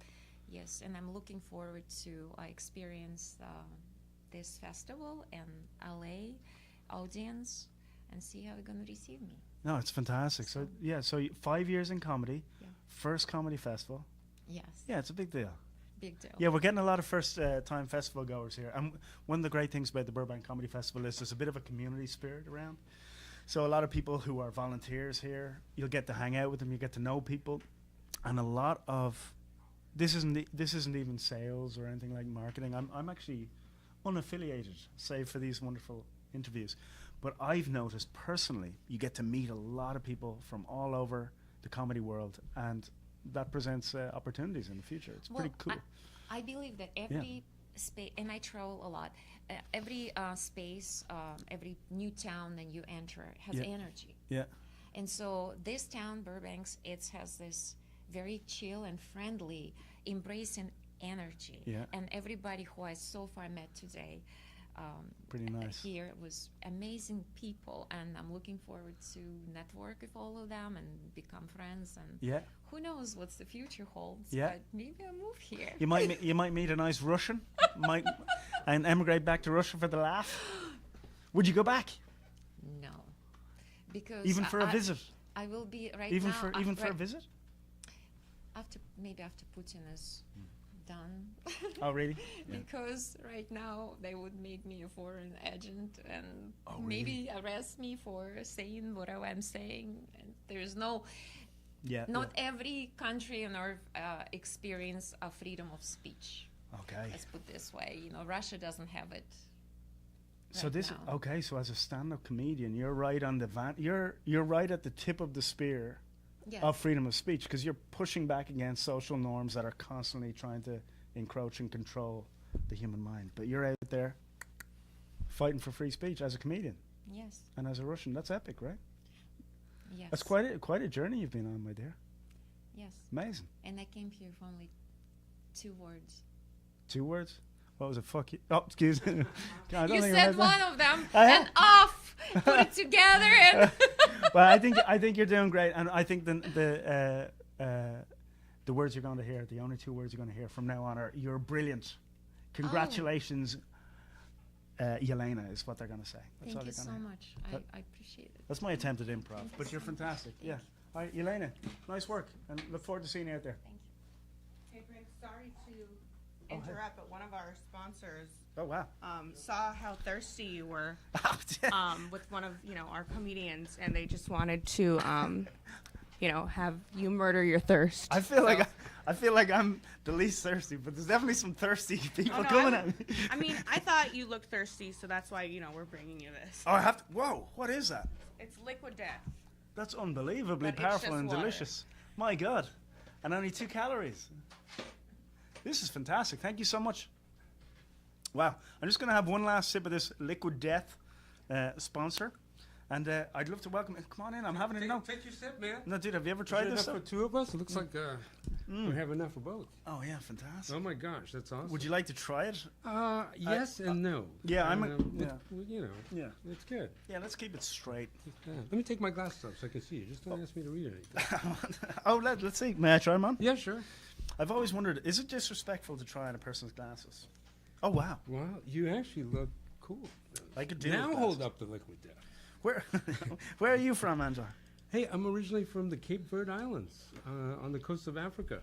And Cape Verde Islands? Cabo Verde. Is that on the east or west coast of It's Africa? on the west coast of Africa. There's 10 islands that used to be owned by Portugal. Okay. So I speak a mix of Portuguese and Afrikaans called Crioulo. Okay. Well, I was going to say the Portuguese, they get around, don't they? Oh, they do. They Yeah, managed yeah. to. The Portuguese have managed to. They did a lot of travel back when people's borders were not. Mm-hmm. Yeah, they did. But the islands are very historic. There's all kinds of different cultures there now. Okay, and you're living in Brooklyn now? No, I actually grew up in Boston, Mass, little Okay. town outside of Boston called Brockton, Massachusetts, home of marvelous Marvin Hagler. Oh, really? Yeah. So then I came out about 30 years ago to San Diego. A friend of mine was stationed in the military, and he kept saying, "Come out and visit." And sure enough, I came out, and I was like, "Wait a minute! You live 5 minutes from the beach. When does it snow?" He's like, "It doesn't snow." Okay. And so I've been here since, man. You 30 love it? years. Yeah. Do you love California? I love California. What is it about California that draws us all here, apart from obviously showbiz and egomania? And I think, the ego. No, I'm just kidding. What do you think? What do you think it is, though? It's I just think it's the culture of lifestyle we have. The weather and so much opportunity too. I think there's a lot of things that we can improve. Obviously, we've got some things that need changing. But then again, I think you can't beat it. Every time you land into California, you're home, right? Yeah, you do. And you're a comedy a good while now, right? Man, I just started about 5 minutes ago. Oh, and really? This is Okay. great. It's my first festival. Is it? Yeah, man. It's kind of like I took some classes and then I did some open mics here at Flappers and just hanging out with the comedians, just really finding my voice. What do you like to chat about on stage? My house and my mistress. Oh my gosh! Well, those two things, they go together. I found it easier. I've never owned a house, so I've never been able to hold a mistress. Yeah. But I believe mistresses come when you have houses. Is Yeah, that true? somewhere down the line. But you have to check out my shows, and then we'll talk more. I about will. that. When are your shows? So Monday night I'm in the Yoo-Hoo room at 8:30. Yeah. And then on Friday I'm in the main room. Go figure. Just started and I'm getting in the main room, so that's a good thing. Fantastic. On Friday night 9:30. So come and see, man. Nice. I've heard that you're a big fan of Jay Leno. Is that right? I am, man. Oh Yeah? my gosh! Since I was young, I think it was the '80s when he took over the show. Yeah. I just, so mesmerized by him. But really, what I want to talk to him about is his car collection. I mean, all his cars. Like, dude's got the nicest. That man knows how to cars. store value. Totally, Yeah, dude, that man is totally. not buying stocks. He's buying cars. Yeah. And Jay's here this Is he? weekend. Yeah, I'm hoping to bump into him, man. Yeah. And just grab a selfie and hang out. And just, Well, and he's such a, like, his style of just his comebacks, Yeah. Everything that he's been through, and he's still He's pushing very- on. The show must go on. With Yeah, him, he's very quick and he's very nice.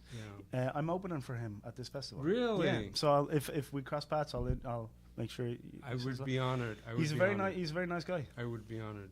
Yeah, and will we get to hear anything about island life off the west coast of Africa? I have some skits on that too. I mean, we do the best moonshine. Okay. It's called Grog. My dad's a moonshine runner, still is to this day. Well, your dad's an illegal. Well, alcohol he's user? legal now because everything's Nice, legal. okay. Come on, we're not gonna go down that road. Everything's legal, especially in California. I believe we just incriminated ourselves. Oh, take that back. Rewind. Yeah. Edit that out. And will you be heading back down to San Diego after the festival? I will be. Yes. Okay, Yeah. back to the house and mistress. Yes, I'm not gonna say that anyway right now. But come see my show. We'll talk about the mistress. Okay. All right. Pleasure. Hey, Nice pleasure, to meet you. man. Nice Thank to you. meet you. Thank you, Angela. Thank you. Take care. Thank you.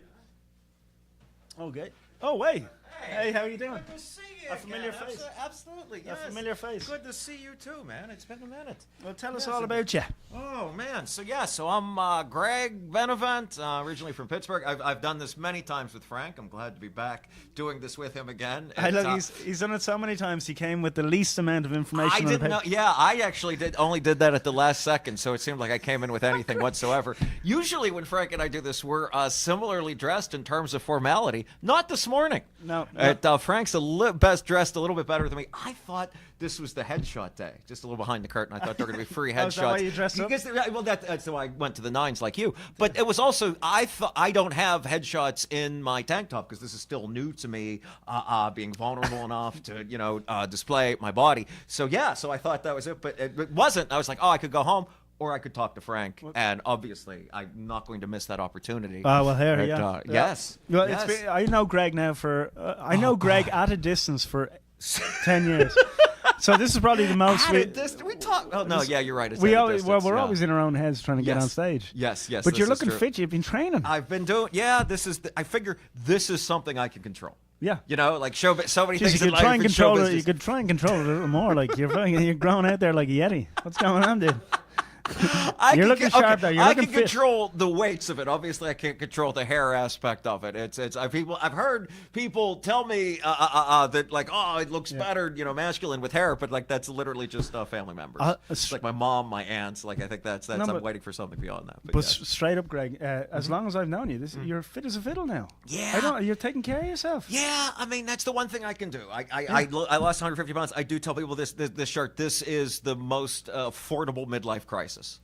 Like this thing is, you could just wear a tank top like this. I think I got 6 of these for like $13 at Target. Like fantastic. This is, I don't have to wear the black one because I sweat a lot. But yeah, but not in all seriousness, I mean it's the best decision I've ever made, possibly even better than comedy. Yeah. The just getting fit. Oh yeah, great for the mind, great for the body, and great for inspiration because you're out there doing things, meeting people. Absolutely. Also, I think, contrary to popular belief or propaganda, I'm coming to, is well, put it this way: when I have had no money, I've had to dial in my diet so much that I slim down. I'm eating healthy because it's eggs, bananas, and water out of the tap. So I'm so poor that I can literally only afford basic foods, and all of a sudden I get really fit and clear-minded, and my comedy improves. So I think poverty might be the key to good comedy, and I think being rich might actually destroy comedy. I mean that's a very. I mean, I don't want to back that theory, No. but man, there's a lot of truth to that, Frank. I mean, you there's a noticed lot. There's a lot going on there. I mean, I've explained to people that a lot of my diet was I would eat a can of black beans covered in honey mustard, and it realized Is that because you don't discriminate? You chose black Well, beans? I mean, that's because I don't discriminate something with a lot of protein. But yes, Yeah. but I also realized. I mean, thank you.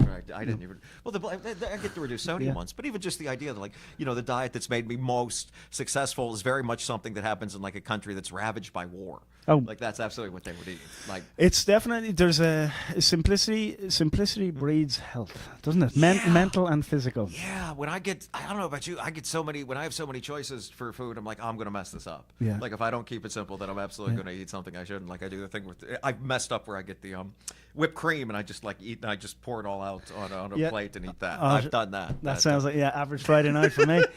You're one of the, I have to say now, over the years I've known you, you're one of the quickest minds in the biz. I appreciate that. And so that means a lot coming from you. I'm because you're quick. Yeah. Well, they say that so that I don't get too upset with myself.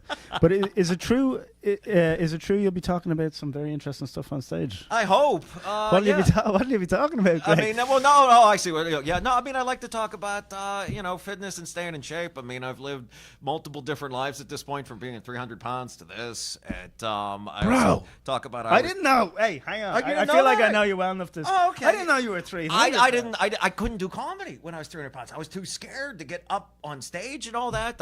I try to post fitness clips on fitness tips 5 days a week online, just for folks that they're not like real complicated stuff, but they're kind of basics. If you're someone like me that was 300 pounds and thinks, geez, I have no idea where to start. Where can we follow you online? On Instagram at Greg Benevent, B as in boy, E-N-E, V as in Victor, E-N-T. We follow each other, and we have for a long time, and I always apprated that. Of course, but it's I talk a lot about that. It's just what it's 300 down to 150. Yeah, I mean a little bit of muscle now, so it's around like 157, something like that. But I never saw the scale hit 300. It was at 299 and still moving, and I like jumped off. Do you ever think of going back just to get the record? Man, there's been times. Every time there's a new flavor of Doritos. Yeah. That changes things. It's like, man, I wonder, could I do black pepper jack? Well, wait's tricky. I fluctuate. This is supposed to close. Oh, okay. And you look great. Yeah, and I popped the button, but it's hard. Just as you get older, just whatever way the hormones work, it's just virtually impossible to keep weight off. Yes. And so I'm training every day, but I haven't been managed to do this. Well, I mean, but this, and this is a lot of, but I think it's just what you said is a training every day. You have to find something specific that works for you. I mean, for me, it started with don't eat an entire bag of pretzels every day. Okay. Then, because I couldn't start with eat a can of black beans and mustard every day. That's ridiculous. But substitution is the key. Just substitute from a big bag of pretzels to a small one, from potato chips to not that at all. It's little substitutions. So small steps is kind of the advice. That's the only way. I mean, if you can make it work, the cold turkey thing, God bless you. But I sure couldn't do it. No, it's a shock to the system. The funny thing is, I think we're all addicted to food at some level. We're all addicted to something. Yes. Whenever one of my friends who's suffering with addiction, has a problem, I always have to remember I can't even give up Coca-Cola, and I'm asking them to cut heroin. Hey, dude, I'm just like, dude, maybe I should be a little less judgmental. The dude's on my friend's on heroin. I could maybe use an intervention for this. Yeah, maybe I should. Yeah, I'm trying to give him a hard time and maybe a little compassion. Absolutely. So, open your heart. Yeah. So, when's your first show? Oh, gonna be on the Leno show tonight, the grand opening thing. That'll be fun. That'll be so much fun. That'll be a hoot. Yeah. And then I'm back at the Loose Net Collective, which is like so many great things at this festival. I passed 1 million times and didn't know, never been in. Talk to me about the Loose Net Collective. Well, I thought it sounded like a villain from a video game I'd never played, but apparently it's a jewelry store next to a cat hospital. Okay. Which is one of those lovely things that in comedy you get to experience that maybe you don't in other walks of life. That's prime real estate for an open mic. There's nowhere you can go. No, but apparently they put good shows on there. That's what I've been told. They have good crowds. This is like the second year it is. No, I like that. What's the most extreme place you've ever performed stand-up comedy? Oh my word! Well, I mean, I was very fortunate this past year. I was I was in the Alaska Festival, the Alaska Before You Die Festival, and I was in I was asked to perform in the stand-up pants down. They have a tradition perform in your underwear. Oh, brilliant! And I felt that was like a what part of my journey. But I think performing in my underwear in a bar in Alaska, I think that's because that hit me. That's several American nightmares stacked atop each other. Did you go home alone? That's all I want. Oh well, I mean, I networked, but yes, I did eventually return back to the bar myself. But I mean, it was one of those ones where I walked from. I had to approach the mic on stage, and the crowd could see me for a minute before. It's not like I walked from the stage to the mic. I walked from the back of the stage to the mic, and I got a not insufficient amount of woos on my way to the mic. So that made up. I mean, the set was fine too, but that part of it, that's what I was also. Yeah, terrifying. Well, I've never done that, and the one I can think of, I don't think I can even say legally on air how horrendous the location was. But comedy will get you into a lot of weird places. But Burbank Comedy Festival, one of the premier comedy festivals in the world. You're performing here tonight, and you're also going to check out Jay Leno tonight. What a great start to a comedy festival, guys! Right? All right, Greg. Always good seeing you, buddy. Pleasure to see you, and congratulations! You look like $1 million. I appreciate that. It means a lot, buddy. If you ever want to get back to 300, I'm in. We'll go. With two of us will get back to 300 pounds together. I'll look you up, man. All right, brother. All right. Hey, how are you? Hey, pleasure to meet you, man. Yeah, make yourself comfortable. It's always a little scary when a guy in a tux with an Irish accent. That's all right. Very warming, very welcoming accent. It works out. I try to intimidate people by drinking liquid death. Ooh, there we go. It's my favorite thing. Scariest name. Works. Are you pillow under the seat too? Could you pronounce your last name for the audience? The last name is Matt Coffer. Coughing Fern. That's I'd right. almost claim is an Irish. That name is. It is a little bit Irish. I was going to say it's so messed up it could be Irish. It's all of them. It's Irish, Scottish, like just all the white ones. That's it. Just all of them combined into it. Yeah, there's a little bit of everybody in there. Matt Coffer. your people are fearful of the sun. Absolutely, yes. It is very difficult. I should not enjoy summer as much as I do. It's probably not healthy. Do you like? I love summer, but I'm very forgetful, and you can't be forgetful and translucent. It's not going to be fun. It's so much fun. I can't. It's a real realization to come to. You know, as an Irish person or someone who's super white, like you know, everyone has a nemesis. Like Batman has Superman. Oh no, Batman has the Joker. Superman has Kryptonite. Yeah, that's right. Irish exactly. people, we have the sun. Yeah, it's kind of the joke. We kind of react the same way as Superman to Kryptonite. You know, just everything starts sort of melting. Are we supposed to be on the planet? That's what I want to know. I don't know. Yeah, maybe we're aliens. Maybe that's it. Maybe coming to the planet. Maybe that's the room. Have you? I see here now. This is as an Irishman. It's always fascinating to meet a man from Texas. Yes. Because we assume Irishman from Texas. We assume you're carrying. We assume, and we're not talking about the front-loaded package. Of course. We expect you to be carrying a full complement. Mm-hmm. Well, luckily, no. I left it at home for today, just for you. Okay. Warn me, so I'd be sure to left it at home. Yep. But I am originally from Texas. I'm from a small town called Lubbock, Texas. Lubbock. Which usually when I tell people that, they ask me, "Oh, is that near Dallas?" And it's not at all, but there's nowhere else around it, so it's near Dallas. So you just say yeah. Yeah, it's 5 hours away from Dallas, which is near Dallas. Yeah. So, but yeah, that's the spot I'm at. Very small town. Well, welcome to California. So thank you. You know, in the news and the media, to keep the Americans divided, they like to portray Texans and Floridians as lunatics and Californians as enlightened. I've noticed that. As an Irishman, and you're not supposed to notice it, but if you travel a lot or you're from another country, it's kind of obvious how the media is controlling everyone's psyche. A little bit, yeah. But we're not supposed to talk about it. Yeah, you lose your life. We just watch it anyway. We're good to go. So tell me a little bit about working in aerospace and engineering, dude. You're a comedian, but a little interesting, yeah. That's actually the reason I came out here was as my work as an engineer. Really? And I realized that I was trying to test your jokes on engineers is about as difficult as actual engineering work. They're not a huge sense of humor. Not a lot, yeah. And so I was like, well, let me just try out comedy. Is that because they're really logically minded? Very logically minded. And they don't want. They pick apart the joke. They're like, why would a chicken be on the road in the first place? Yeah, and is the road is a 2-inch core? Yeah. They're like, why would someone knock on my door? I have a doorbell. You know, it's just like your jokes. They don't quite translate. Is this on? Are you putting this stuff on stage? I like that. This is good. I could. Yeah, I can write that out. That could be something. I've heard a lot of engineers come to. Well, originally we're coming to California to work in SpaceX and all that kind of stuff. A lot in SpaceX. I don't work for. I've kind of bounced around a little bit, but I work as a technical writer, so I'm not really engineering. What's that? What's a technical writer? So you know how your car has an operator's manual? I write that for airplanes. Oh my gosh! Sounds cool, but imagine writing a textbook about an airplane. That's kind of where we're at. Right. So the work itself is a little boring, even if the project itself is very cool. So to do that, because I think this might be the only video on the whole of the internet that exists about technical writing airplane manuals. How do you start that? Do you just look at other manuals? Or I would just go ChatGPT all the way and then bounce. ChatGPT. Now that we have that, that's I just don't tell my boss that that's what I do. You know, he's like, write this section. I just go to the ChatGPT. It pretty much just starts. Yeah, we try and build it off of what already exists. You know, and try and see. All right, well, we know it has wings. We know it's gonna have wheels, and just see if we can pick and play from there. See if we can make it work. And I keep trying to slip jokes in there, but they keep cutting them out. My editor doesn't like that. So. Oh, really? Do you actually sneak?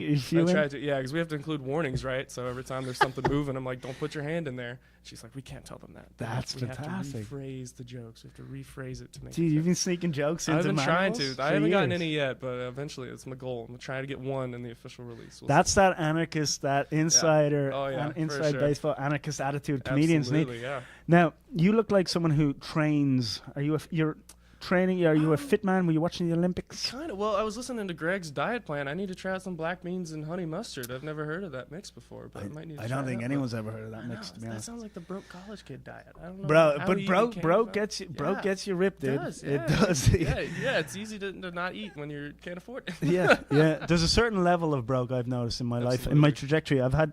Sometimes I've had money and sometimes I've had no money. And I've noticed having medium amounts of money. I mean, that's when I'm just consuming sugar all the time. That's dangerous. Absolutely. When I'm super broke, that's just pure. Okay, I can afford bananas. I can afford rice, the basics, and that's when I'm eating clean. There's no processed foods. So you want really close to absolute poverty for ultimate fitness. That's fine level. That's all from us today. Thank you very much. No. It's got to be a graph of some sort. The relation of money to fitness. There's got to be some sort of math for that. I think analysis. Yeah, I think so. I was looking at the Olympics. Were you watching? I've been trying to watch the Olympics a little bit. I was watching some of the highlights of past years to try to get ready for the new season. Yeah. But I started watching a little bit, and it's been interesting so far. It's been something. Wild, dude. It's been wild a little bit. Did you enjoy the opening ceremony? I imagine that was right up your alley. It was a little bit. I caught bits and pieces of it pretty much after all this stuff happened. Pretty much all of my family back in Texas had a lot of opinions, as you can imagine, about that. They were they were not fans of the opening ceremony. But I thought it was the bits that I thought were very cool. I wonder how you audition to play a blue man wearing a crown of roses to be in the opening ceremony. That was a very interesting audition process. Well, just for the sake of it, I actually have some friends who are doing very well in France. Like at the very cool. yeah, and so apparently that guy is, in theory, was Dionysus. But really? I mean, the questionable cover-up story there. But could have been. In general, the French really love that guy, that actor, that character. So the French were like super excited to present him to the world. Yeah, absolutely. But different sensibilities in different parts of the world. It's like, I don't think. So he's a famous French. He's like French Chris Pratt, then, like French Daniel Day-Lewis. I don't know exactly who he is, but he's he's so well revered that only he could play the part, and it was going to be a super opportunity for him to be seen by the world. Well, I mean, luckily no one thought his acting was controversial, as the character. So I guess he played it. No one he questioned played his great. acting. Yeah, I thought he was a great Dionysus. I thought he was great. Yeah. But and will you be staying in Burbank now for the week? I am. Yeah. So I actually live right in the area. I live in Santa Clarita, about 20 minutes away.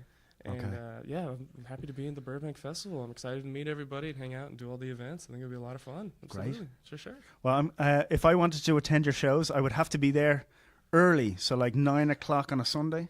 A little bit, yeah. So tomorrow will be 9:30 p.m. in the Yoo-Hoo Room. That'll be the first show. And then Thursday, 8 p.m. on the main stage. That'll be the next time you see me. Looking forward to seeing your material, Absolutely, dude. yeah, for sure. I genuinely, if you see me, just say hello, because I'm curious to see what you talk about on stage. Absolutely, yeah. Is this your first big festival? First one in Burbank, yeah. First big festival, first time doing this one, so I'm excited for it. Yeah, it's gonna be great, dude. Yeah, You're gonna crush it. It'll be a lot of fun. Thank you. Yeah. Thank you. Yeah, I think it'll be a great time. And send us one of your books. I want to read these manuals. I want to. Maybe, yeah. I might print off one. We'll see if I can. Yeah, the next one I do, I'll try and slip some jokes in there. We'll see. Maybe a mention of the Burbank Festival. You never know. Exactly. Included in Why there. not? We'll find out. I'd like to see it. We shall see. All right. Thank you, awesome, Mamba. Of course. Thanks you so much. Matt Coffer and everybody from Texas. As an Irishman, one of the most exciting interviews I've ever had. As a major Texan, a real life Texan. Next time, bring the hat. That's how we expect you. Right, come on, how are you? How are you doing? Welcome. Pleasure. Hey, how are you? What a treat. My handwriting is very tough to I read. was going to say, maybe I'm suffering mental illness or dehydration. I'm just left-handed. That's all it is. Well, let's talk to these guys down the lens here. So, give me your full name in your best American accent. Ooh, my best American accent. It's Carlos Garcia. Carlos Garcia. Oh, that's how the Americans would say it, but I'm Venezuelan, so I don't know. I would have to say maybe like Latino. Yeah. Like Carlos Garcia. Carlos Garcia. ¿Hablas español también? Claro que sí, por supuesto. Fluidamente. Sí. Excelente. No es tu primera festival, ¿no? No. ¿Cuántos festivales tiene? He hecho el de Festival de Baltimore. Wow. Ellicott City. Wow. Vermont. Y ahora este. Thank God that... For the three people that understood. well, actually, I was just going to say, thank God those cities sound like they're spoken in English at the same time. Yeah, I've a bit of Spanish. I live down in Mexico, so I'm a big fan of Latin culture. For 8 years, I lived down there. I'm actually such a fan, I might move back. I just need to get to a price point where I can fly up for work. That's the dream. Because Mexico's really, it's where it's at. I know, man. And the food, I mean, honestly, living here, you get the food and everything as well. So, but I would love to live down there for sure. Where were you born and raised, Carlos? Originally, I am from Caracas, Venezuela. Uh-oh. Mm-hmm. That's what everybody says whenever. Venezuela's epic, dude. It's in the news now, so people know it. But it's Everyone's that's how they talking know about it. Like, what is it, Maduro's going on? Yep. What's the okay? Obviously, difficult for somebody to speak about politics about their country. But right now, how do you think Venezuela's going to fare over the next few months? Ooh, that would honestly be like asking how Whitney Houston's going to fare with a pile of cocaine right there. It's probably not going to do well. It's yeah, just short term going to have a great time, but long term yes, you never know. Things are going to blow up. Could It's result not in the gonna go well. yeah. Whitney Houston may be the most prolific she's ever been, and then collapse. It's just unfortunate, but I mean, it's the kind of thing where I've been living here now for over 15 years. But when I first moved to America, like no one knew anything about Venezuela. People would think that I'm saying Minnesota to them, So I'd tell them I'm from Venezuela. They're like, oh. But now they're like, oh, are you okay? Like, do you need me to send your money to your family? It's like, sure, if you like some. Well, just for any Venezuelans who might see this, in Ireland, we heard about you. We knew about the Venezuelans. We knew about the great food, the architecture. Oh yes. I think the strongest economy in the world back in not too long ago. That's the sad thing, that if you look at Venezuela, even 30, 40 years ago, it was a metropolis. It was growing. Tip of the spear in terms of foreign investment. Absolutely. People were doing well in general. Mm-hmm. And not too much poverty. The thing is, we are one of the few countries that has a little bit of everything. There's cities, there's beaches, there's jungles, there's big mountains with snow. Yeah. There's oil, there's tourism, but unfortunately, right now it's getting stolen by the, Yeah, there's always somebody who wants to take too much, not share. But Venezuela, I think it's going to have a resurgence because the culture of the people, and the culture is so strong and around so long that you just have to cut out a few and dead souls. I will say we're resilient people, which is good. I didn't want to say you look resilient. Did you wear thank you. hallucinogenic clothing? Yes. What's the story there? Are you a believer? Honestly, I just got off the plane and from New Jersey, and I literally was like dripping sweat because they decided not to run any AC in there. So I was like, let me just put on my Hulkamania shirt. No, this is good. But this is forget Venezuela's troubles. You're wearing this. That's right. All right, and you're having a good time at a comedy festival. That's right. You have a bit about edibles? Did I hear? You're into like? You being Irish, you understand. Foreign parents are very different. Yeah. Parenting in other countries is way different than the U.S. Yes. And I think foreign parents are a lot like eating an edible. You just never know when they're going to hit you. You got to watch out. That's a good one. They'll get you, I don't think we can top that. When are your shows? We got Sunday at 7:30 and then Monday at 6 p.m. Oh, fantastic. I want to see more of those singers. My mother is actually a traditional Catholic Irish woman. Oh, yeah. By that I mean she can throw a punch. That's my one. There you go. All right, take it easy, my brother. Carlos, a pleasure to meet you. And long live the Venezuelan people. Oh, yeah. Yeah, dude. See you out there. Hello and welcome. How are you? I'm Frank. How are you? I'm Julia.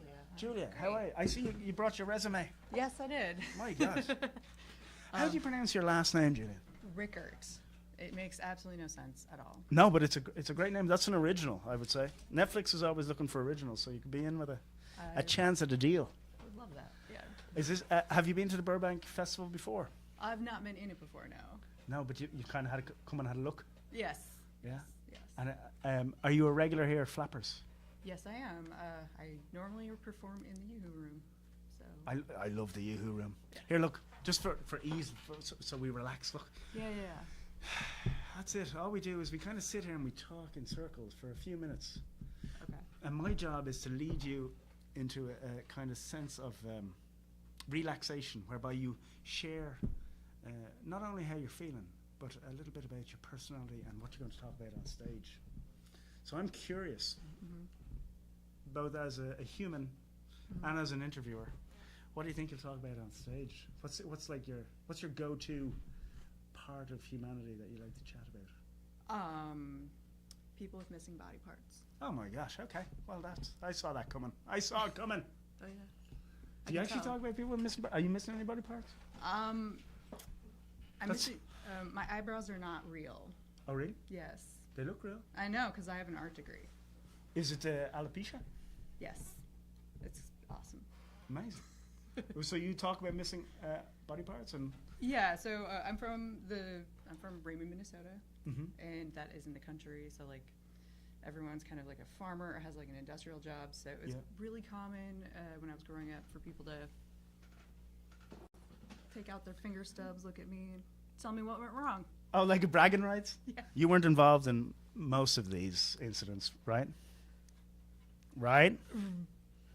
No comment. No comment. That is definitely on unexplored territory on the comedic stage. I'm looking forward to seeing this. What days are you performing? I am performing on Tuesday at Lucinet Collective. Okay. At 6 p.m. and Friday at 5 o'clock on the main stage at Flappers. Oh, fantastic. And now, may I ask, how many years are you at comedy? I'm actually like on year 12. Year 12? Yeah. Okay, so you could do this in your sleep. Yeah, yeah. You got that comfortability on stage? Yes. Sometimes when we're chatting here, we're talking about how we overcome nerves and performance anxiety before going on stage. How do you?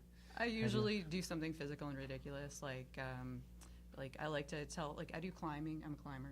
Oh really? Yeah, oh yeah. So I'll point to a brick wall and just be like, I just want to climb that, but you know, it'll fall down. You know? Yeah.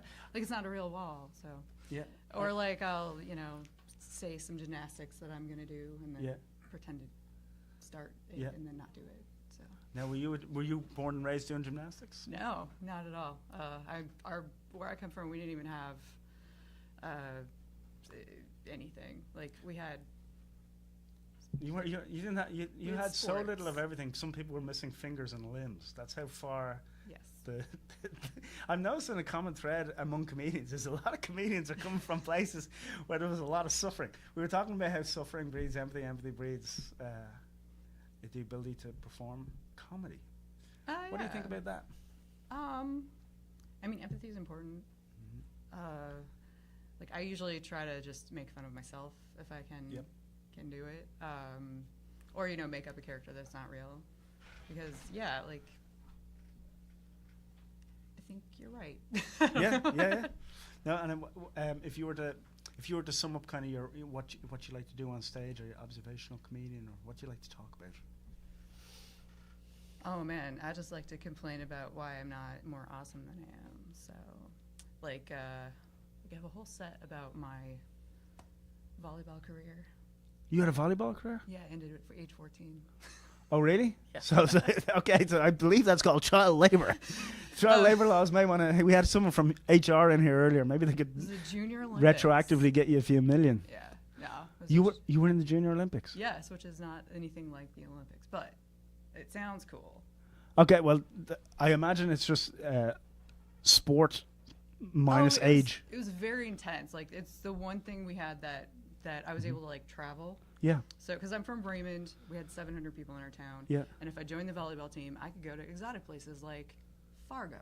Oh, nice. And Mankato. Yeah, well, who doesn't want to go to Fargo? I've been to North Dakota. That's also where they put people in wood chippers and remove their limbs as well. Fargo, right? Isn't that like an iconic scene in the movie Fargo? It is, but I think that took place in Minnesota. Oh. Well, were you watching the Olympics? Yes. Yeah, enjoyable or? I love the gymnastics. I love that they'll like people will talk about everyone like they're like Simone Biles and like the Romanian that didn't get third or whatever, and they'll talk about them like they failed, and I'm just like, okay, the people that are coming in last are 1,000 times better than any of us will ever be. Right. Yeah, I find it hard to get out of bed in the morning. These people are doing triple flips, and I'm like, she's not that. She hasn't got talent. Like, I hurt my back when I was 14 trying to do a flip. Actually, that probably is what killed my volleyball career. So. Okay. Well, I think you're. From what I hear, with 12 years experience on the mic, I'm looking forward to seeing your shows. Okay. And we'll catch you out there, and hopefully at one of the after parties, we chat it up. Yeah. I'm going to be hitting Barney's Beanery, which is one of the major spots, so this should be good. Cool. Thank Pleasure. you. Lovely to meet you. Thank you so much. Thank you, Julia. How are you? We got the Candy Man is here. Oh, shit. Yeah. You knew I needed it. Because the Candy Man Thank you can. So much. The guest? You needed it. I needed it. Hey, do you want to go splits? Do you want to go halves? No, I got my own. These are minis. Come on. Oh, well, I'm a small... Fun size. Have I'm you a ever small had guy. fun with a candy bar this size? Maybe where I stick it. Hey, how about you interview me? I'm actually here to find. I want to know about the Irish women. If an American goes to Ireland, and I just have in my Tinder profile American, is that all I need or the Irish women don't even like Americans? No, if you walk over there, you'd be treated like a king. Really? You would be treated like a king, especially with your comedic timing and wit. You're one of the. Oh, I'm sorry. And your musical skills. You're a musician too, right? Allegedly. These things. Let me interview you a little bit because you're worth it, dude. I've known you so many years, and you are very talented. You're a musician. You're a comedian. You score every time I've seen you on stage, and you're performing here at the Flappers Burbank Comedy Festival, the 14th year in a row. Is that true? It's not 14, is it? I think we're only on 11, right? But it feels like 14. Well, tell us a little bit about what the audience can expect to see. Well, do you like muffin tops? Because I got one of those. Do you like unshaved men? Because I probably won't get to a razor in time for my performance. What else do you like? Fingernails? Because I really need to trim these. Jeez, you're ticking all my boxes. I didn't know you're kind of exactly. If I was looking on a comedic roster of what I would want to see, I would look for, okay, fingernails, great, not going to be shaven, great. And does he have a muffin top? Oh, he doesn't. He does have one. Are you looking for a comic that will make you feel better about yourself after you see them? Like, dude, when you walked in, I immediately felt great. I said, wow. That man is a failure. I am a success. I am I call myself the underdog of comedy, but I think that just means never achieved anything. No, bro. Okay. So this man is the most humble man in the world right now. The audience, anyone, there's about 15 people here behind the camera, and they're all they're quiet because they're not mic'd. But Kyle never misses. As long as I've known you, even years ago when you were just doing open mics before you had your major success, you were always crushing, dude. I've never seen you miss. And I believe, didn't you perform on Late Night? The Late Late Show, yeah. I was my band was the first unsigned band to perform on CBS Late Night, and we never got signed. So ha ha ha ha. That's the joke. Ha ha ha. Always an opening band basis, never the headliner. Well, Hollywood has a funny way of humbling some of the most talented people I've noticed.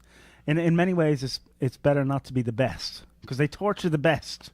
Right, I have no haters. Right, when you have no followers, you have no haters. Yeah, that's true. So take that, Hollywood. So tell us a little bit, as someone who also sees a little bit behind the scenes here at the Burbank Comedy Festival. In the run up to the festival, what's different about this year's 2024 festival compared to, say, last year's? I got to say, completely organized. I got to give it up to the executive producers. They're running around with their heads off right now, right?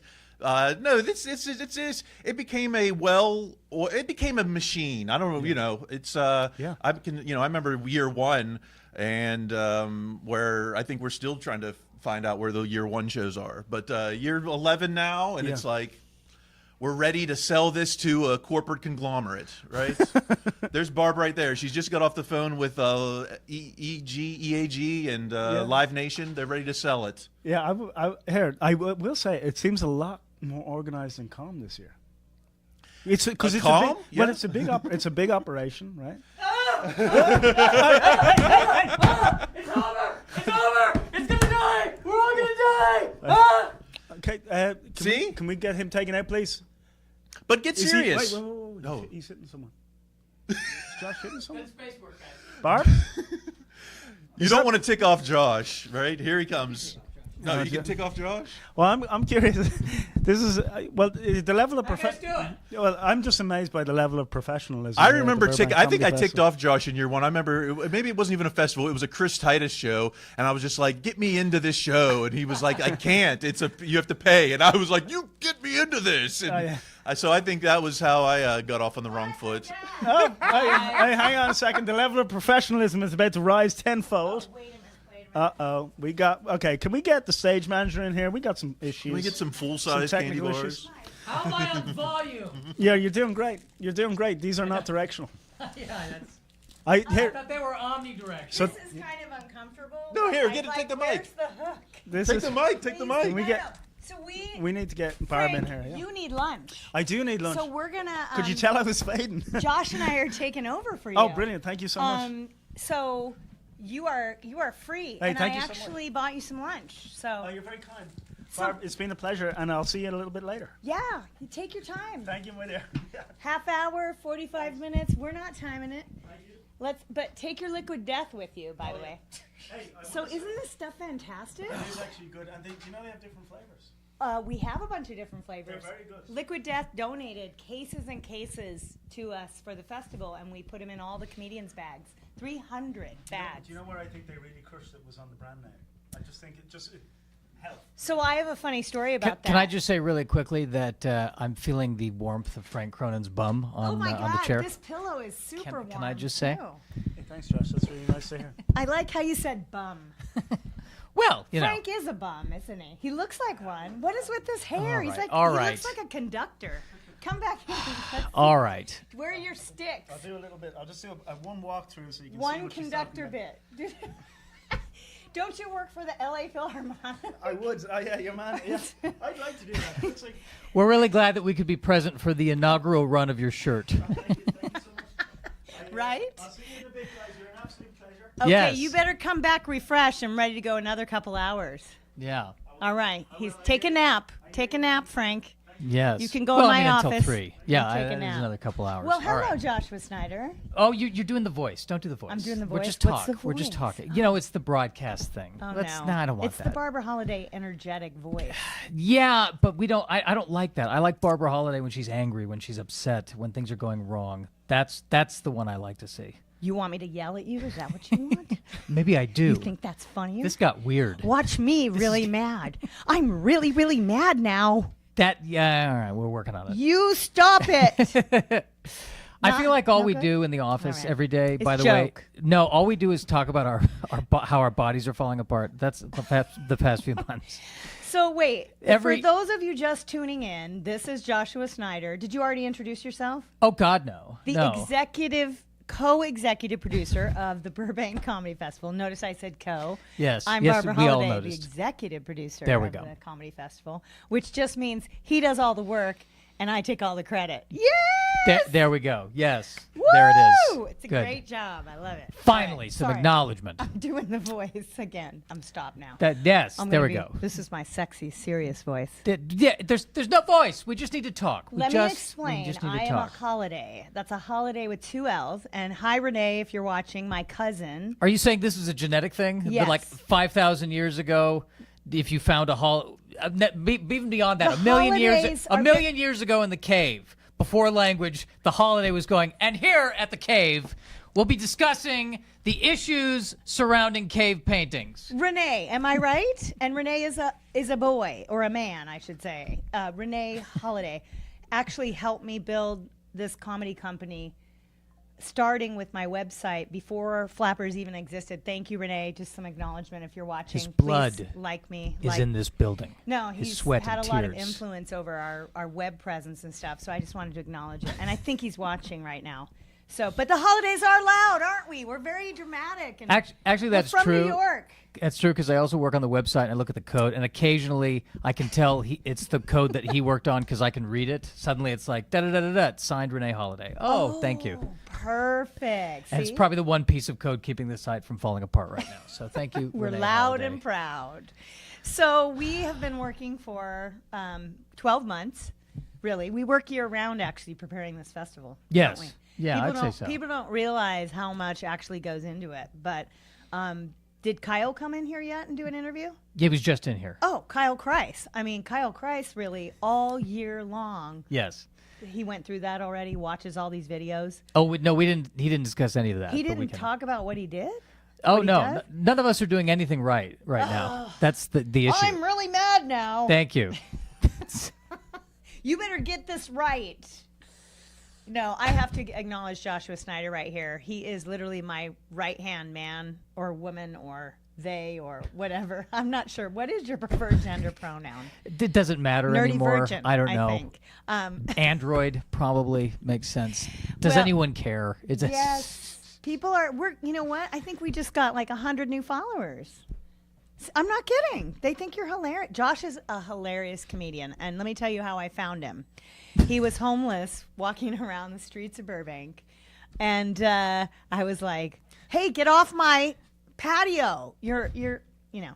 And then he crawled back to me. Yep, and he would not leave. He basically would not leave the premises. And then somehow one day you actually put on a tie, and then I just assumed that you worked here, and here you are. How many years later? You know, that is kind of how it happened, actually, if we're honest about it. It totally is. I'm not kidding. It is. I think there was a conversation where like, so you know a lot about marketing? I was like, yeah, sure, yeah, I do, yeah. And then there we were. Working, it was like 5 of us in a tiny office for a couple of years. That was fun. Oh yes, the Flappers Comedy Club office used to be it's now the Yoo-Hoo Green Room. Yes, but it was. We also call it the jewelry store. A yes, little bit of history. Because before that, it was a jewelry store. It was, and it looks like a jewelry store. And we had 6 people in that office. That's right. Literally in each corner when we first opened Flappers in 2010. And I think you came on in 2011 or 12. Yeah, Pretty I think. early on. Yeah, it was 2 years in for the club. Was when I came in. He's still here? I don't know. I'm not sure. What's happening?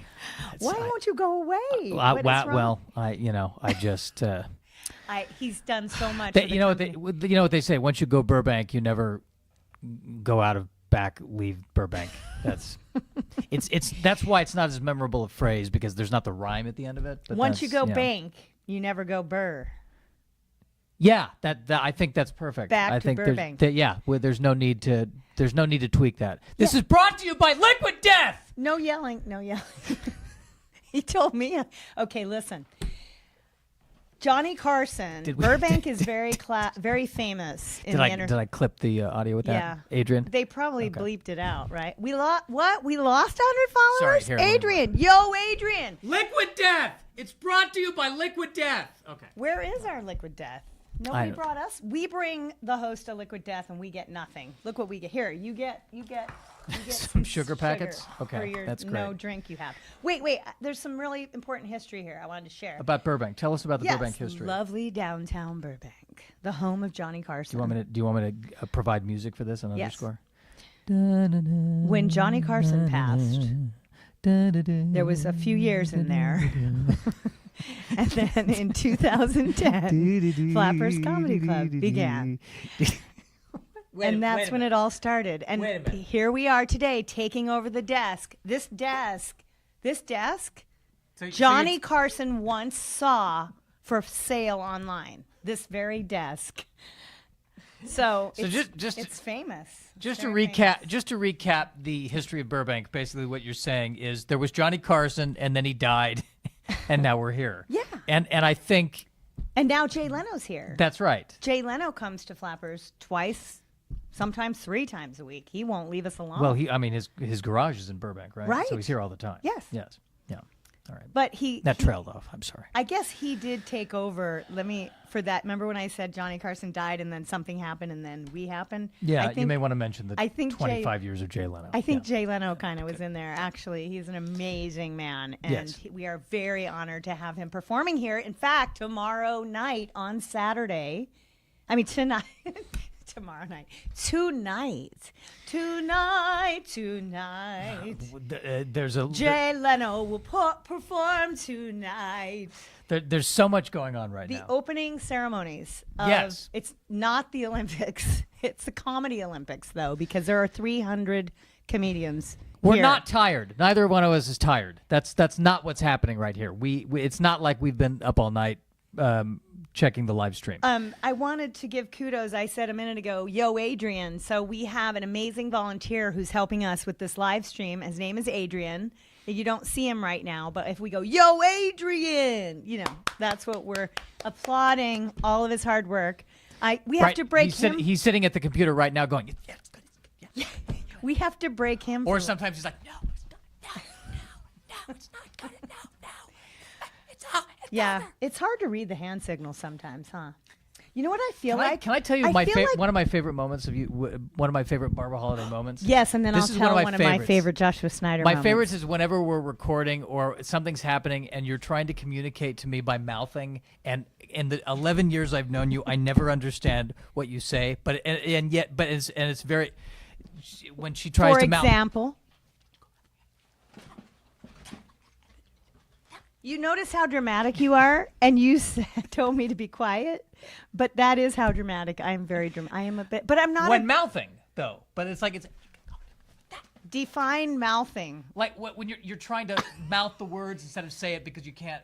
You have to be quiet. Oh, because you're on stage. Yes. Like when you're bombing, and I'm trying to tell you. Well, I think by now, when it comes to, to just leave the room before I even get on. She knows better.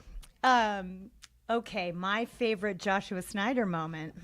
There are so many. Actually, I'll get serious for this one. Oh. By the way, before I get into it, I feel like we're like doing like sweaty balls sketch on SNL. You know, I just need a headset and like. Yeah, we're here at the Burbank Comedy Festival. Delicious muffins. Mm-hmm. Yeah. These muffins are delicious. Tell us. Your muffins are a little bit yeasty. Well, I used a bit of stevia and my tears in the muffins, and that's how I was able to get This is a very different version of sweaty balls. Okay, sorry. Are we allowed to say balls on YouTube? It's just like bouncing balls. We're not Liquid death. Liquid death. I just want to make sure we got our sponsors in. Just one? You forgot the Burbank. Downtown Burbank Partnership Board. And? Visit Burbank. And? Calaveras. Ooh, and? Barney's Beanery. And? Story Tavern. And? Flappers Comedy Club and Restaurant. Is that all? Well, there was one more, but that kind of fell apart. Yumi Credit Union. He forgot. Yumi Credit Union. They didn't give us any money, but they gave us some bags. And for that, we really appreciate. No, we do. We need those bags are really. Don't underestimate. Don't shit on the bags. I love a good bag. Yeah, bags are great. It takes one to know one. That's right. So I didn't say that. Right. Do you like my sparkles? I do. Yes, you're always flappery and sparkly attire. Look at my. Close your eyes, right? Because I'm What's happening? wearing a skirt. Back up. What the mic? Oh, am I too loud? Yeah, Josh, look at my tennies. What? Oh. They're glittery tennies too. How about that? Yes. Okay. It's the opposite of what I wear. Okay, back to my story. Okay. So Joshua Snyder, actually, after I found him homeless on the street when he first was hanging around, he actually decided to take a class of mine that I teach here about branding. That's right. And he obviously didn't learn in the actual class, so he had to hire me for a private training, which was kind of cool.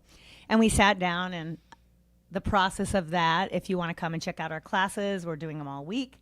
I sit down and I interview the person. I try to get the nitty gritty, the deep dark secrets out of people so that I can. The essence of them. That's right. You're quoting me. So anyway, long story short, Josh ends up telling me that he is a virgin.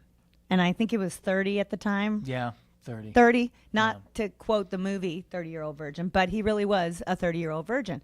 So he also was a 40-year-old virgin, but that's all right. Oh, sorry. Ooh, fact checker. All right. Whatever. Anyway, he also told me that he was very into Star Trek and nerdy things. So I ended up coming up with this slogan called "Nerd." I said, "Well, who you really are is the nerdy virgin." Yeah.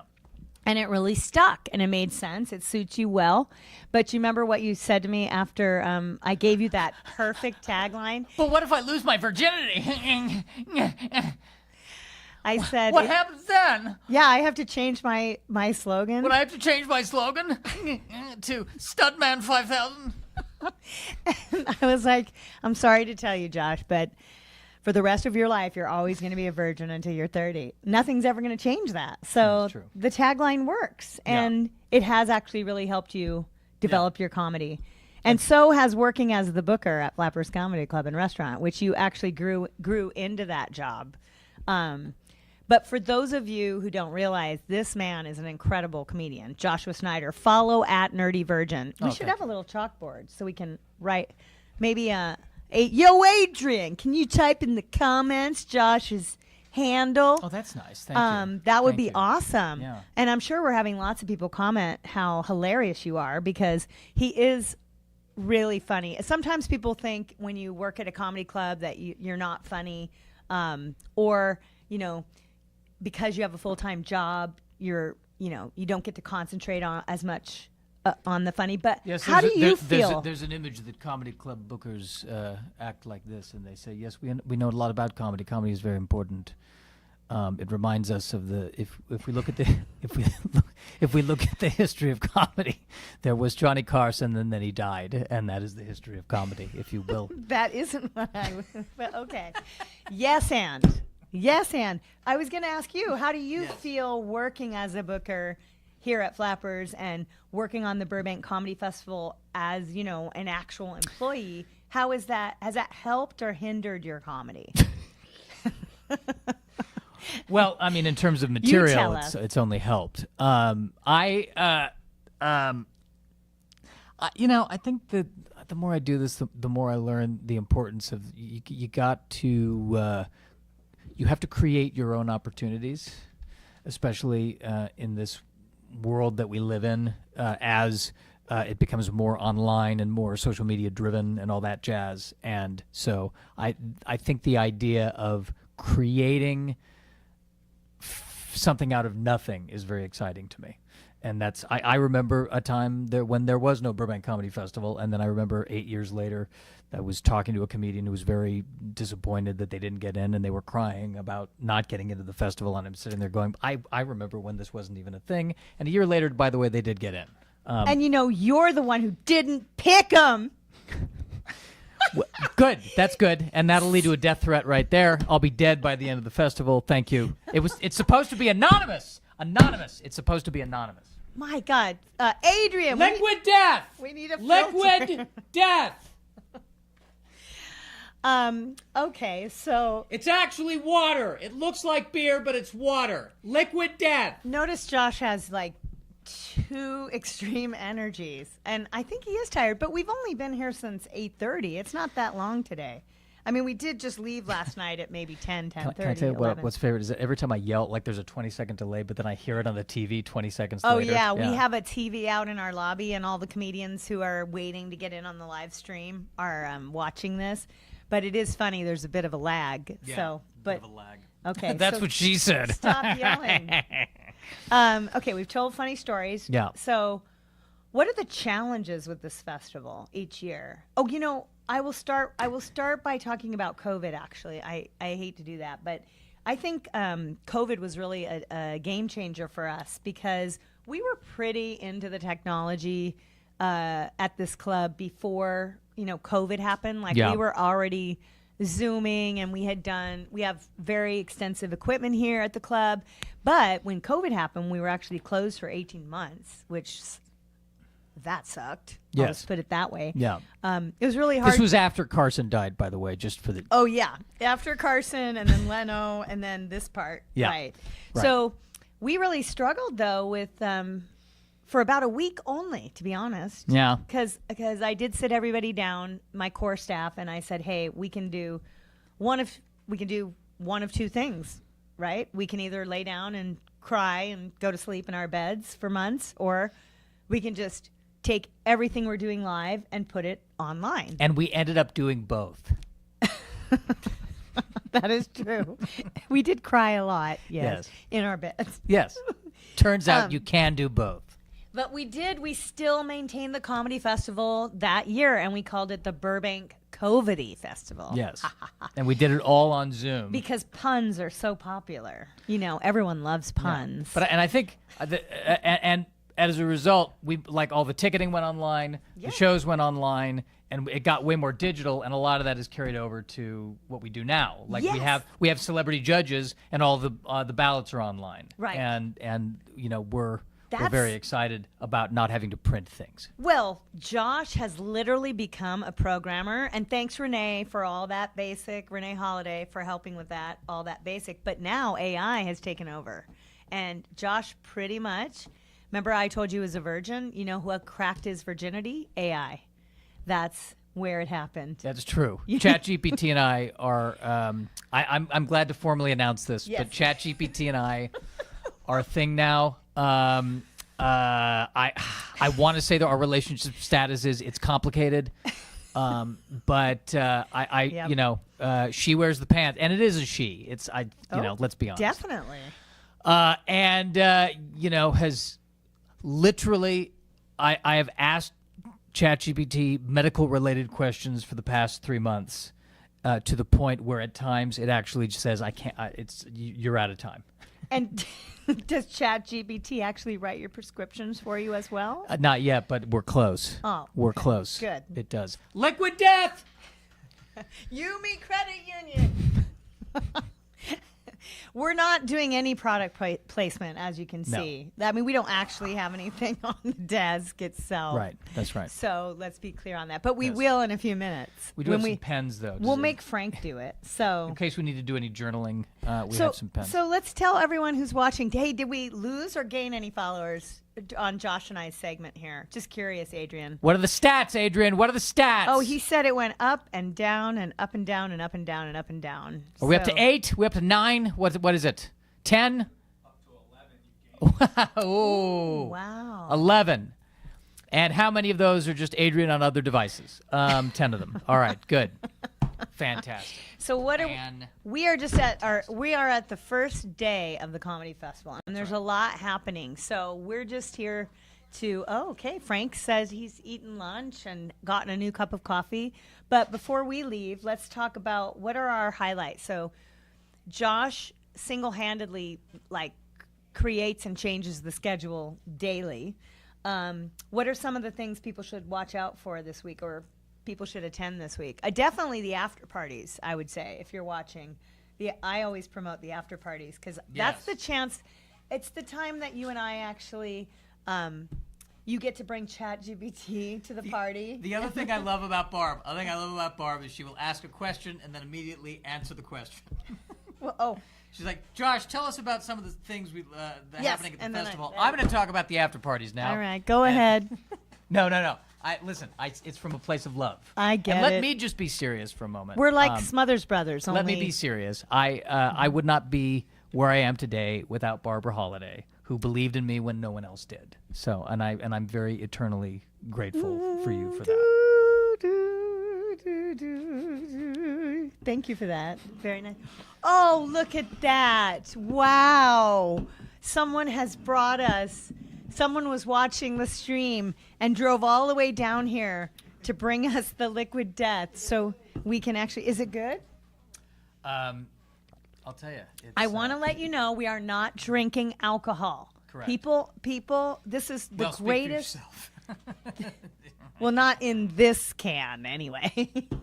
But Liquid Death is one of the. This is the greatest marketing. They have the greatest marketing team on the planet, I would say, because I've even offered my friends a Liquid Death, and they'll say, "Oh, I don't drink," and I'm like, "You realize if you read the can, it's not alcohol; it's actually sparkling water," and they're shocked. Yes. Because. Well, I think they designed it this way because they wanted people who didn't want to drink alcohol to kind of look cool at a party, you know? Oh. They're so good at marketing. We've talked more about Liquid Death than anything else in this. That is true. That is true. And so yes. Let me now ask you the question that I answered myself but didn't fully answer is what are some of the highlights? Who are the talent we should be watching and looking out for this week? Okay, and please stop squeaking the chair. All right. See, that was a little firm, wasn't it? Okay, good. All right.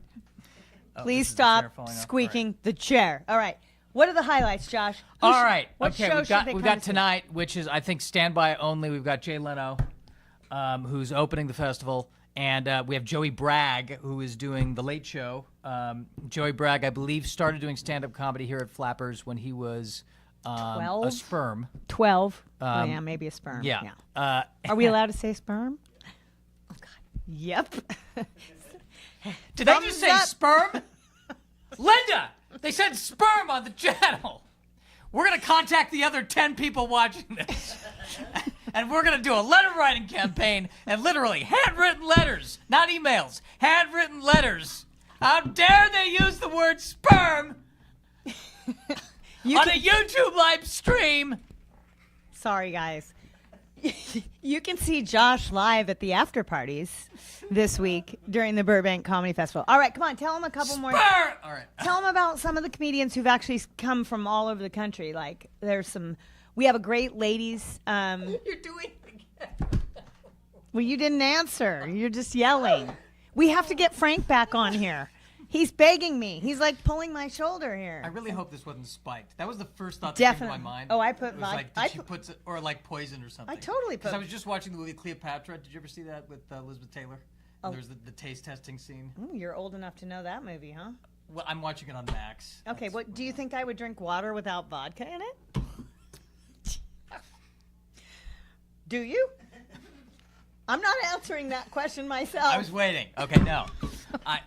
No, I would fully expect you to have vodka in it. Not all the not really. You're not a drinker, really. I mean, you kind of are, but you're not. No, it's. Are any of my friends watching? Don't tell my employees. Okay. All right. So the schedule. So Leno and Joy Bragg tonight. Wine, Women, and Wit tomorrow night at 5 p.m. at the Flappers Burbank main room. 5 o'clock on a Sunday? Are we crazy? Actually, no. That seems like a pretty sane thing. What to else do, are you doing actually. on a Sunday at 5 o'clock? Right? Napping? At home washing your tights? That's a quote from Batman. Thank God. I thought it was a quote from your life story. Also, probably synchronous with Batman's, to be honest. Liquid Death. So that's happening Sunday. Monday, actually, we've never done this before. We're doing the management group Omnipop is doing a showcase at 7:30 p.m. in the main room. Oh, Bruce Smith, who is the manager for Maria Bamford. Yes. And if you don't know Maria Bamford, then I don't want to know you. Okay? Just look her up. Boy, One of the that's greatest female comedians of all time. That's a pretty harsh thing to say, but true. I would but put her. fair. Yeah, I don't want to talk to you. If I don't. Yeah, one of the best female comedians, right up there with Wendy Liebman too. Yeah. And yeah. Anyway, Bruce Smith is bringing some of his new, fresh talent. People that he, a lot of people haven't seen before. Fresh, like not refrigerated. Okay, not freeze dried. No. These are fresh. And when we say new faces, it always sounds like, oh my God, these people have never performed before. But they have. It's just that they're not like super mega famous, but they're working comics, but they just need that little extra bit of exposure. And so Bruce is bringing those folks on what night? That's Monday. Monday. The 12th of August, 2024. He's the living I don't know schedule. the latitude and longitude of Burbank, but we're not hopefully going Google it. We can't go through every single show on this stream, but I'm sure when the comedians come on after us and who you've already seen on the stream before, they're going to tell you all the shows that they're in too. But you can also. Everyone keeps asking me this, and it's such What do they keep asking you, Barbara? How do I get What do they keep asking you? Where do I see the schedule of all the classes? Well, where do you see the schedule of all the classes? Well, why Barbara don't you Holloway? answer the question? BurbankComedyFestival.com. That's where. And also, you can follow us on social media at flapperscomedy.com. And Burbank Comfest. Right, not Burbank Comfest. Don't add an E in there. Are we allowed to say cum? Do you know how many people have accidentally typed that in? You can see, go look at the hashtag. I'm like, it's Burbank Com. Linda, do you know what she just said? Do you know what she just said? Like First .com. sperm, then cum. What is this turning into? All right. Liquid death! We just lost all 11 followers. I think we, well. All right. you know. Well, let's get Frank back up here because That might be useful. we have a lot Yeah. to do. Yeah, we do. We do. Don't forget, of course, the finale is August 17th. I'll end with that because Yes, hosted by Billy Gardell. yeah, what that show is Someone's texting me. Who that is it? work. That show is called Best of the Fest, and so throughout this week we have all these comedians performing in all these various shows, and we have industry floating around, secret industry judges throughout the festival watching these shows, and they vote for their favorites, and then we bring those folks back on Saturday night for the Best of the Fest show. Another great show to see, though, is the Volunteer Showcase. Yes. On Saturday, the August 17th. at 5 p.m. in the Yoo-Hoo Room. We actually have a lot of great volunteers. Some of them are in this room. Yo, Adrian! Sarah. We got there's so many, and they're awesome, and they're all comedians as well, and we actually give them an opportunity to perform, and that is actually really a great showcase because they've got a lot of energy. They worked all week, and they're ready to get up and do their time. So just come spend all day Saturday with us from 5 o'clock on. Yes. Because there's a big finale party at Flappers. Yes. Weirdly enough, the only thing in Burbank happening at 10:30 at night is the Flappers finale party. Trust me, there's nothing else open here. Except me washing my tights. That's a quote from Batman, the Joker. It was... He scares me sometimes. I give credit where credit is due. All right, I think we need the hook. Sarah, can you grab the hook? We got to get Josh off stage. We're going to bring back Frank Cronin, who has been from Ireland. Frank Cronin from Ireland. Is that an Irish accent? It is. Hello. Not bad. Hello. You got liquid death here. Yes, we put our lips on it, though. Do you want lips that touch liquor will not touch ours? I'll pour it in. He's gonna. That's one of the biggest. Liquid death is one of the biggest drinks in Ireland. It is? Yeah. Well, come on camera and drink it. What are we doing here? I think they want us off. We got to go run a festival. We'll see you guys here at Flappers Comedy Club sometime this week, hopefully. Come on. Sperm! This is how I like to get brought And up on great stage. food. That's the Sorry. perfect transition. Sorry it had to come after sperm. Oh my gosh. Let's do it like Irish. like the French. The Irish do it. I saw them doing it at the Olympics. They do the double kiss. Is this really Josh's? No, that one's the one you were drinking. No, you took mine. No, I put it back. That's you. You Yeah. want a cup so you can pour No, it? I'm good. I'm actually I'm spoiled here with coffee. Okay, well, just pretend that you're drinking it because it looks good for camera. I like this, so I'm just winging it now for the next few Okay. minutes. Is Do that we no? have someone ready to come in? I'm happy to, and also Bring I on know the Adrian and Sarah. I can talk to them at any point too. They seem very interesting. I got talking to them in the intro. If you ever want to, what? Oh my gosh, how are you? I'm good, thank you. How are you? Let me welcome you in. Okay. I'm Frank. How are Hi, you? I'm Lisa. Make yourself at home. my Thank love. you. Lisa, I'm going to take your resume. Okay. I'm going to peruse it for a second. If you don't mind, introduce yourself to the audience while I check out your resume. Oh, here. hello. I'm Lisa Orkin. Orkin, like organ exterminating. Lisa, you've been coming to this club for a while. Yeah. Me and you have been on shows. Yeah, I think we have. Over the years. Yeah. So this is pleasant. We're basically Yeah. brother and sister here. How And- are you? It's been so long. It's been so long. It's been so long. I like that you dressed up. I decided to dress it down a bit. Oh yeah. No, you're like wearing a tux. Well, they said conducting interviews, and I took it literally. Oh yeah. No, I think Clip that's that. good. So tell me a little bit about you, because I've passed you in the corridors of power here many Oh, yeah. times, but So- I don't know you. Where do you hail from? No, Toluca Lake. So the neurotic Jews of Toluca Lake is my family. That's one of the most famous sayings in Hollywood. Yeah. Right, yeah. Is it? Well, but I legitimately, like, my dad's a therapist and my mom's a therapist. Oh God, love you. And my sister is a therapist and my brother is a therapist. So basically we all get together for like 50-minute intervals, right? So text and leave. Am I doing shtick? No, Am I supposed to be no, doing but shtick? no, but do you know what I'm liking? You're obviously very comfortable on the mic, so I think we're doing great. We don't need great. to stress. Okay. The beauty is we're not trying to score points so much as have a laugh, build a rapport, and Yeah. I want to also get to know. Use this as an opportunity to get to know you. Yeah, sure. Because life is short. Yeah. And as you say, the neurotic Jews of Toluca Lake Yeah. are infamous. Yeah. I mean, we're right here. Tell me truthfully, growing up with that many therapists in one family, is that good or is that bad? Well, you know what? You learn so much about therapy Yeah. that when you go to a therapist, you're like, yeah, you know what? You're just not doing it. You're Right. like, yeah, like you can like really, really like, I have to go to a therapist that's so good that I don't know they're doing therapy. Yeah. Otherwise, it's just, you know. That's one of the issues with being relatively smart too, right? As you can see. Yeah, you can see what they're doing. Yeah. How do you feel? Really? Really? That's what you got? How do you feel? Especially if you've got a mind that's very interested in interpersonal relationships. Because Yeah. I personally spend a lot of time just observing how people. I love act. to observe people. As you're an observational comedian by chance? I'm not really. No, I just talk about myself. Great. She is from Toluca Lake, classic Toluca Lake. Yeah, I feel like, who am I to? Yeah. You know, I do sometimes probably. Are you observational?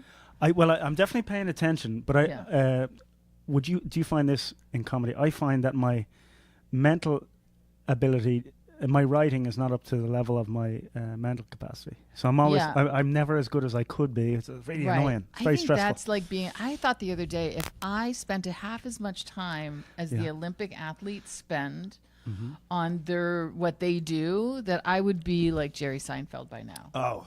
Right? Like literally, like they're training like 8 hours a day. I'm not really sure how you would do that comedically, but what if you were just, you would probably end up in an institution. I think so. And you might actually be so polished that it would be, you'd be on the rhythm too much. People wouldn't enjoy it. Yeah. But I actually talked about this with a friend of mine who doing quite well. They're doing very well. They're doing 90-minute shows 7 times a week. Oh, so yeah, they're like, doing super well. Yeah, Wait, are they getting paid for that, or are they just doing it? Yeah, I'm humble bragging. This guy's killing it, right? So he goes, he did say it would be strange if I wasn't excellent at this point, because he's doing 7 90-minute shows a week. Yeah. Of course he's going to be excellent. Yeah. Now, are you getting up a lot? Are you performing a lot? Are you know what? Sometimes I get up like 3 days a week. Sometimes it's 5 days a week. It just depends. Yeah. I have some weekly gigs that I do all the time, and so but is one of them your last name Orkin, which is obviously the exterminating company name? Are you part of that crew? No, I wish. Right? Yeah. No, I'm not. Totally not related. People always ask me that, and I'm like, they're very wealthy people. I'm a comic. Okay. Yeah. Well, sometimes the second generation wealth likes to dip their toe into showbiz in the comedy realm. Yeah. Especially when the main family business is exterminating things. Yeah. I did date an exterminator once, though. Did you? He wasn't an exterminator when we were dating. Actually, he became an exterminator.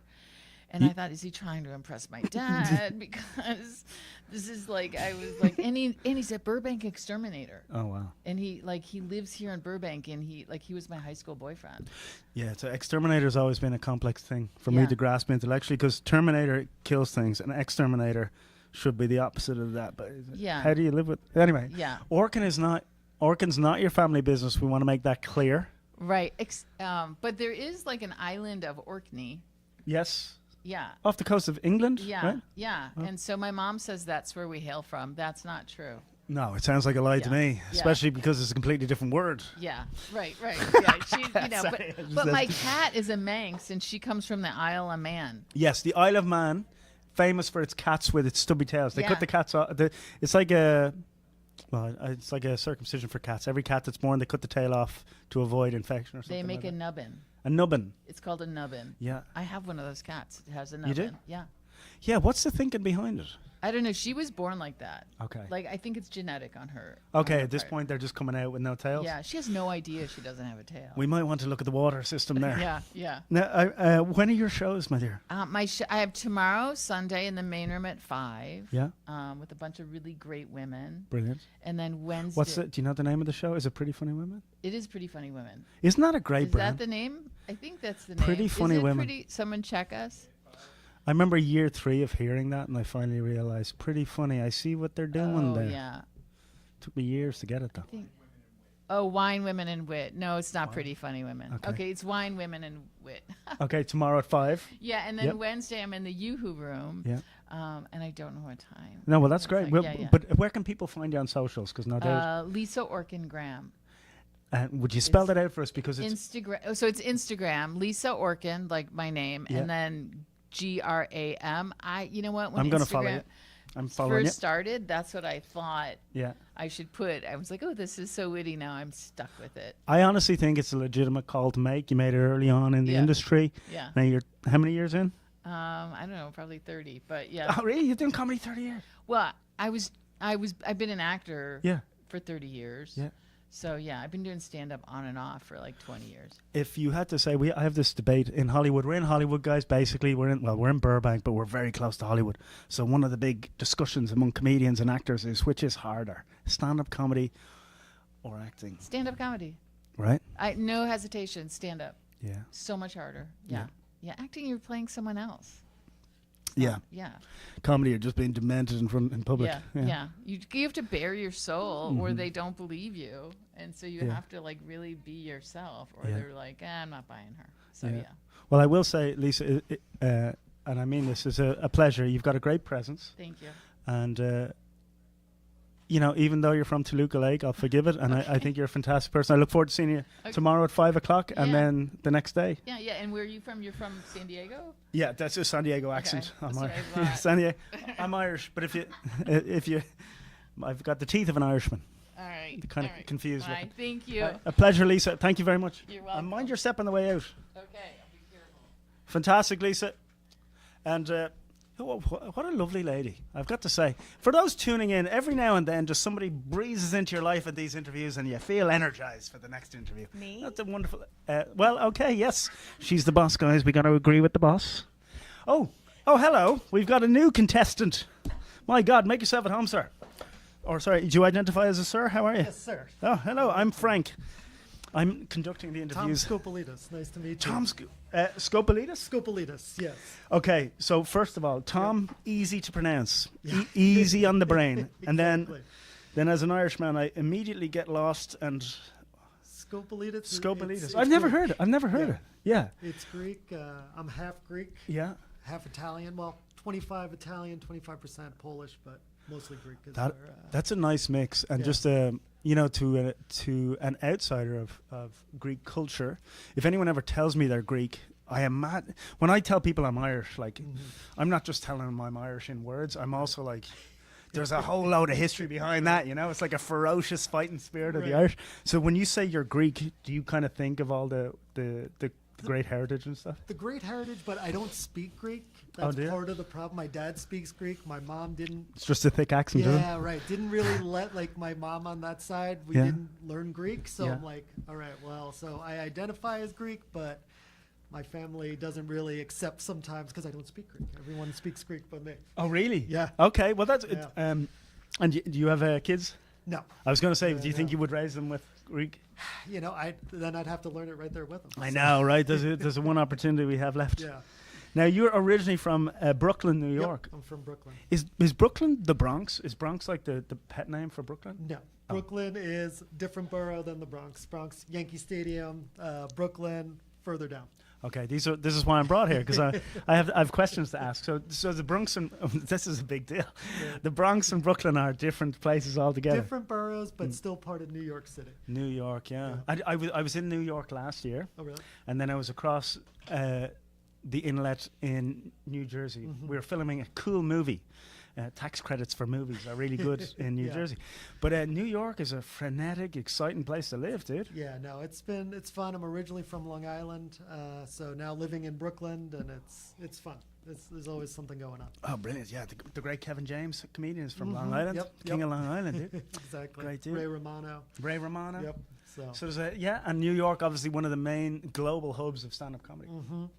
Have you been at this game a long time? I've been about 2 years. Okay. 2 years. So I've been performing. I perform at a Broadway Comedy Club, Gotham Comedy Club, Eastville, which is in Brooklyn. So it's been fun. I've been performing all over. They're all underground, right? Yeah. You go down the steps exactly, into the dungeon to perform. Exactly. I've only performed in New York once. Once Really? was at a hostel. Oh. And then once was underground. I can't remember the name of the comedy club, but it was one of the famous ones. I can't remember it right now. Maybe Broadway.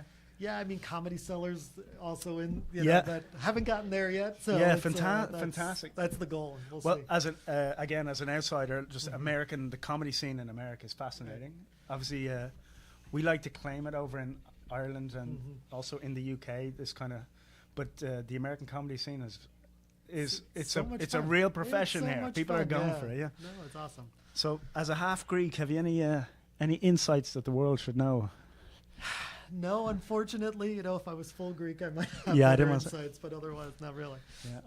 Yeah. Well, the Greeks, you guys have made a bigger contribution to culture than most people.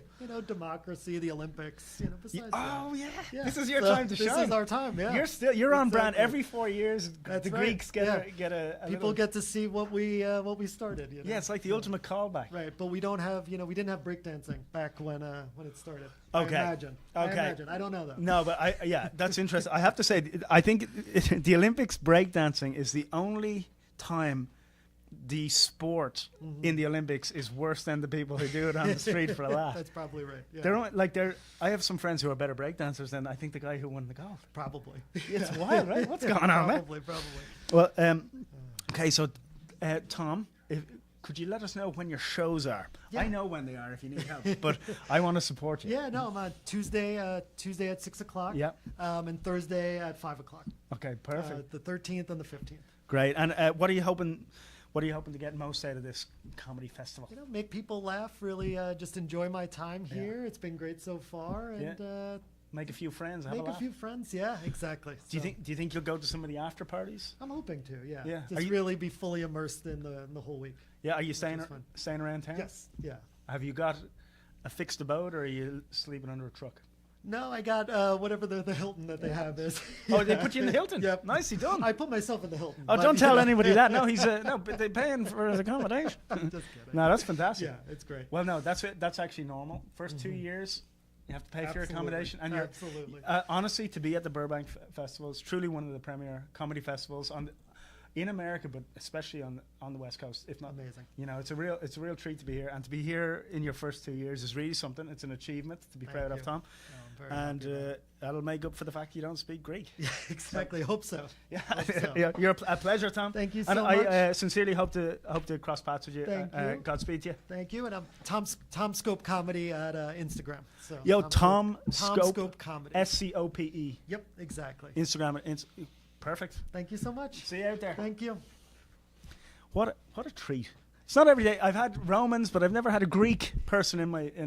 Oh, hello. Hello. My gosh, they keep coming. I know. I brought a little product placement. Oh, this I is work nice. Here. Oh, which is the product placement? Both. You look like a product yourself, if you don't mind. Thank you, Umi, for the bags. How great was that? How great was Tom? He was great. Yeah. Yeah, he was very nice. I met him, just registered him as he came in. Yeah, So.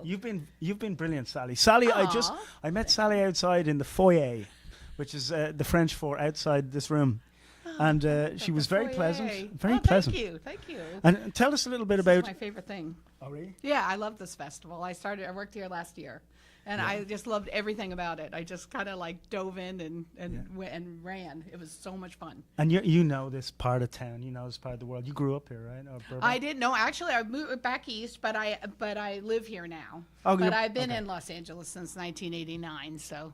Yeah. I had to finally admit that I was a California girl, I guess. Yeah, 1989. How many years? My gosh. Yeah, that's a lot of years. No, but you can claim it now at this point. I think I can almost claim California now. I'm like 10, 12 years. Yeah, isn't it weird? It's when you're from somewhere else and you always like say you're from there, but then after a while you're like, I guess I am from California. I love California though. It's all good. It's all good. Yeah. Any have you noticed any differences in culture or values from where you were born and raised? Oh, 100%. Yeah, because I worked in New York. Okay. And so I literally moved from New York to Los Angeles. Okay. And it was dramatic. You know, you have about 6 months of, grief of over bagels and pizza. Okay. So you just have to kind of you just mourn the fact that you aren't going to, no matter what anybody tells you, the place on the corner, it just, no. And the bagels, no. Bread, no. Yeah, it just isn't. Right. And you just...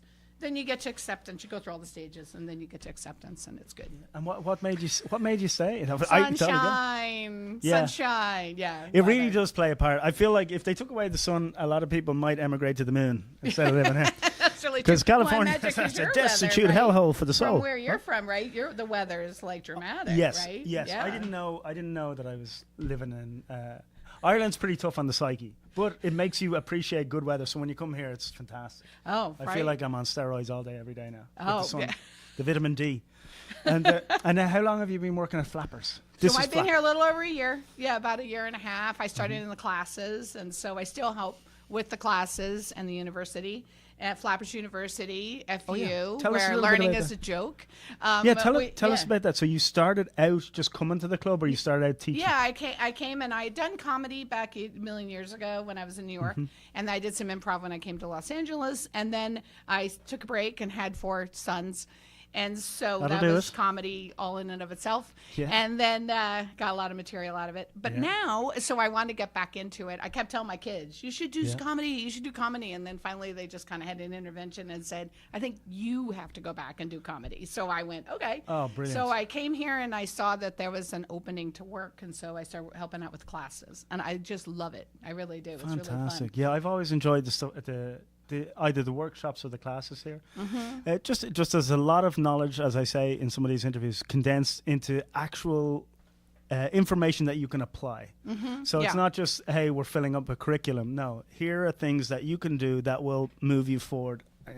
Yeah, you in learn Hollywood. you learn things, but also too sometimes people who are funny and they're naturally funny, a lot of times they don't know what they're doing. Yeah. And so in a class, sometimes you go, oh, I see what I did there. You start identifying what it is that you do that's funny, Yeah. so that you can kind of harness it, and then you Yeah. know, and then you can embellish it and stuff. So I think that's a big, good one too. Yeah. Are you enjoying performing here? Oh yeah. Oh no. I love everything about Flappers. I love the community is great.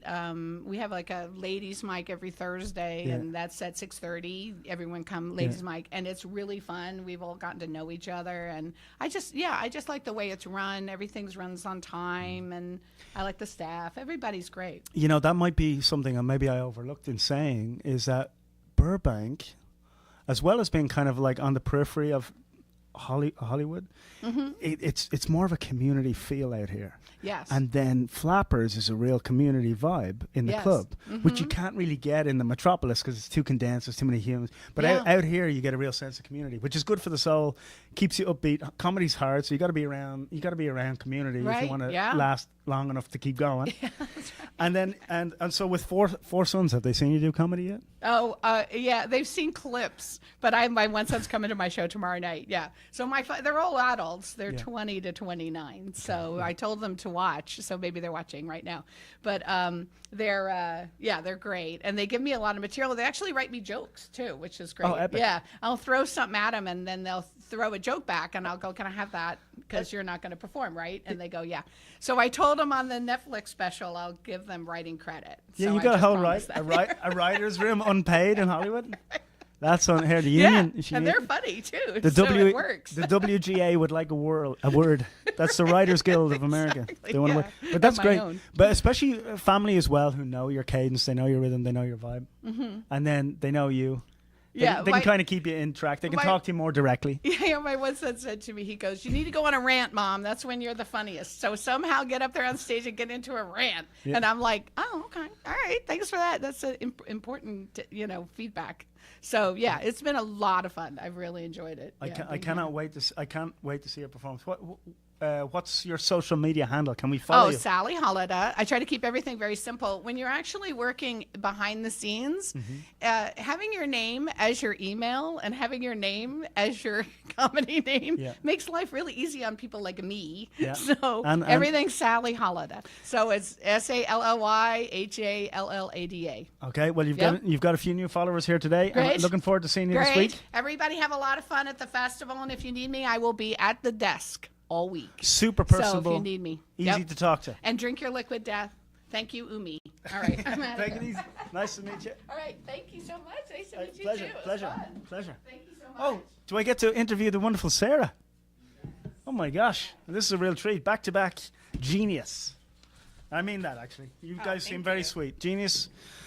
I believe social skills are a form of genius, and you have them, my dear. You have them. Thank you. I feel like I'm like an introvert until like I'm with a one-on-one person. I'm like, oh, hey, here's all my trauma. And then she You gets know? extroverted.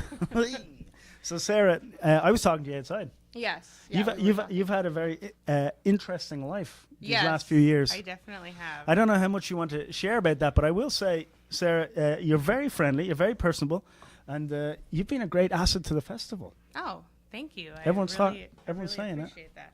Yeah. I love it here. I'm originally from Arizona, Tucson, Arizona, so it's like 120 degrees over there right now. So I always tell Okay. people, like I'm from hell. Yeah. It's just It's pretty hot down there. It's really hot. People are like, oh, are you? In will you California, ever go back? And I'm not like, much better today, right? I live in the valley, so I ended up living like back in Tucson almost. I was like, man, what am I doing? How did I end up Oh, we here? got to get you over to Ireland to get hydrated. Just a year over there so you can get rehydrated and then come back. Yeah, no, I would love it over there. I have not visited. So is it really green? And It's very green, but we don't have liquid death there yet, but we will soon. I'm curious, basically, when did you start comedy, and what type of stuff do you like to chat about on stage? mainly like myself. When did I start? I would say my friends always would say like, oh, you're so funny, you should do stand-up. And I'm like, oh. So I moved here to actually do that around like 5 years ago, but I ended up like meeting a guy and I just got really distracted That'll do it to you. Yeah. Especially if you really like them. Yes. Yeah. And so I ended up having some kids, and then I was like, you know what? It's now or never. That'll distract you. A few kids will distract you. Yes. That's a reasonable excuse, for getting out of comedy. Well, they're still young. I feel like I'm still distracted, but I'm like, no, I'm going to go for it. What age are they now? I got a 1-year-old and a 3-year-old. Oh, nice. So you can leave them unattended at this point. Oh, yeah. Like, they're fine. They're locked in the bathroom outside. Oh, really? While I do this. That's so, normal. Normal it's fine. behavior. Yeah. And is that, disclaimer, we do not. We do not agree with that. But a joke. Anyway, though, are you a special ed teacher? Is that true? Yes. I'm a special ed teacher, and I also do nanny work. So you could teach me. Yeah, I definitely. I thought I sent some neurodiversity. No. I'll be honest. As far as I've noticed, the more and more I hang around with humans on the planet, in general, I've noticed that I think a lot of people are neurodivergent. Obviously, there's some territory that I can't be too sure about, but in general, especially in the comedy world, a lot of people are very strange. They process the world very differently. Yeah. No matter where you go in the world, and then obviously there's levels to that difficulty level that they're facing every day when they wake up, right? Yeah. Oh, yeah. Definitely. What's some observations maybe for the lay person outside of special ed that would be good for us to know? Well, working as a nanny and a special ed teacher, it made me really realize that I hate kids. Okay, this is normal behavior. And lawsuit. No. No, yeah, they're working as a special ed teacher. You have to really be equipped. You have to really be good at improv, and not just like in a comedy sense, but like in any aspect. Yeah. Like you will be like, someone will just like be like, oh, give you a hug, and they're like, hi, how's your? Boom, they're gonna punch you, and you're just like, oh. Yeah. Like what? So you really have to just be ready for anything, and I feel like that really helped me in my everyday life. I thought you were going to say you got to be ready with the right hook counter, but I'm glad you didn't say that, because then I think you would have been unemployed out there. Right, but that's good. So, but you do obviously she loves kids, but you're up against it out there every day with the special ed teaching. Yes. Teaching kids, giving them giving your full attention, so that somebody else will have a better life. That's a beautiful thing. Yes. No. Yeah. I just stopped teaching and so I'm a nanny now. Nice. And it's just because really being a nanny just pays double. It's good money in Hollywood. Yes. A lot of people here don't want to be parents. Basically, so they will pay. The teaching certificates right in the trash, Right. Because I'm not gonna. I have a few friends who are doing nanny work here, and there's an awful lot of celebrities who need multiple nannies. I work for one of them, so. Oh, fantastic. Well, say no more. I would recommend say no more, because it's like. Yep. No, I can't. Yeah, I can't say anymore. But as my card here, the resume says you're a Jewish Mexican lady. Yes. That's quite a hybrid. Yes, it is. So that means that I suffered from emotional abuse and physical abuse. I got guilted, and then my mom would, hit me with a chancla. Okay. Yeah, it's pretty intense. Yeah. Well, I was saying one of my earliest jokes was my mother's a traditional Catholic Irish woman. By that I mean she can throw a punch. So yeah, not a great joke, but it's funny, isn't it? It's funny.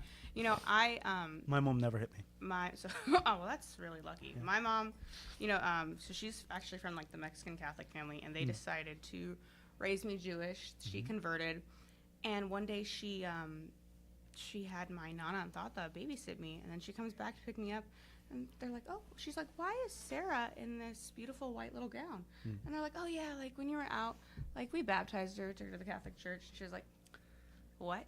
Wow. Are you serious? So I guess I'm like a cashew now, Catholic Jew. I like that's pretty audacious though. I'm allergic to nuts, ironically. So. That's okay.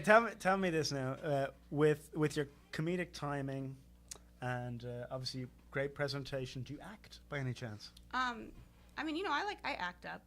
Hey. No, I act in real life, which some people call that lying. Yeah. But I act like I love my boss. I act like I like the kids. So, and it works for me. This is all comedy, by the way.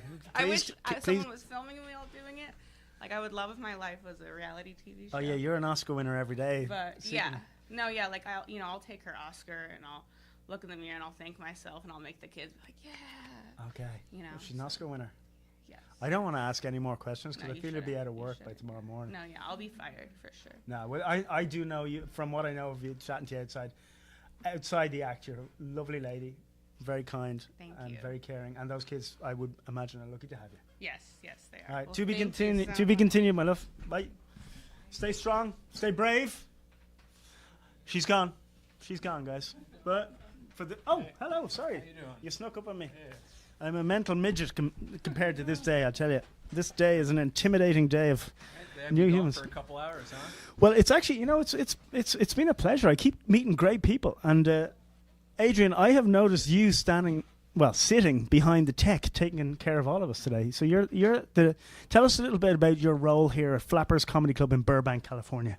So I've kind of been like the Guillermo to Jimmy Kimmel, right? You're up here, Yep. I'm behind the scenes, but just volunteering, helping with some of the tech stuff. Yeah. So the streaming, the video editing, Okay. right? Making sure that all the comedians who get up and perform then get their 5-minute set posted so the industry people can see it afterwards. Brilliant. And where did you? That's a lot of work. So That's a lot of work, dude, and that's a lot of knowledge to be able to take care of that work for the club. So it's not Well too done. hard, but Well done. you know, it helps. It helps. So Yeah, isn't it great to be tech savvy in the modern era?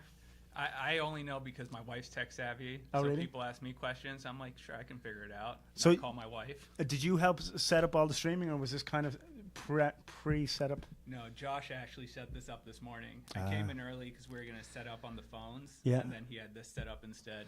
Well, I think they made a much better move. This is fantastic. Yeah. Because cell phones are a little bit tricky with Wi-Fi. Wi-Fi, but this is fantastic. Look, we're live. Right. I'm drinking Liquid Death. Liquid Death. So, rumor has it, and I like a rumor, a bit like TMZ in that way. You were a pilot at one point. Is that right?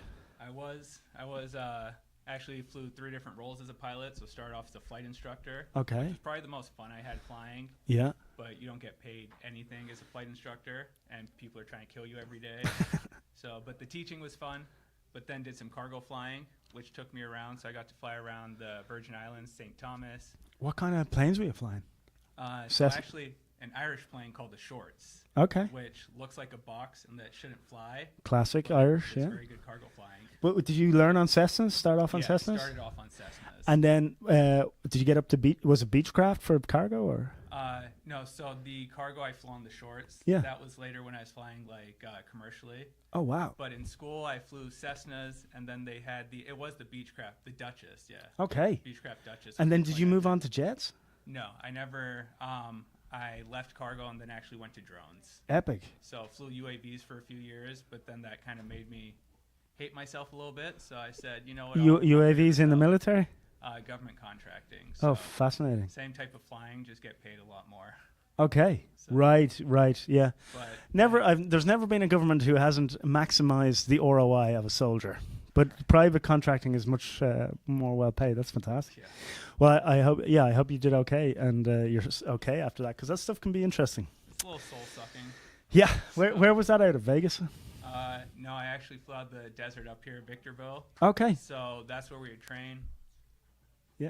Oh, well, Adrian, I'm just going to say I have to cut you short because there's an emergency outside. I know you need to take care of that tech emergency, but a great pleasure, and have a great day. Thank you. My God. Nice talking. Merry Christmas.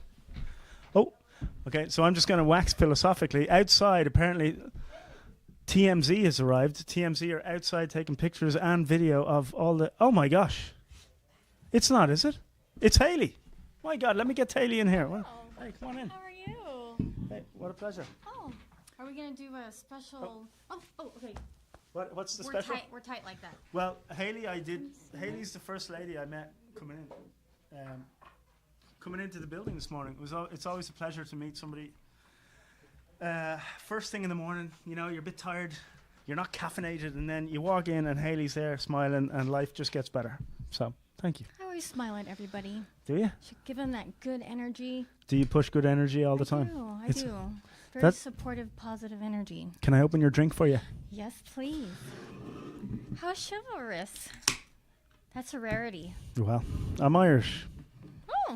Very basic human behavior, I think. Open a drink for your guest. So what flavor is that? This Liquid is the Death. green tea with Ooh. agave and vitamins. Yeah, I'm drinking just the pure one. What do you make of that one? I like it. You're in? It's low sugar.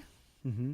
So I'm trying to keep my sugar down. It's perfect. Actually, yeah, Perfect amount. I'm working on that now. I didn't realize, but my mood, have you noticed your mood is heavily affected by sugar? Have you noticed that? Oh, yes. I'm running on sugar today. Oh, really? Yes. Are you a caffeinator?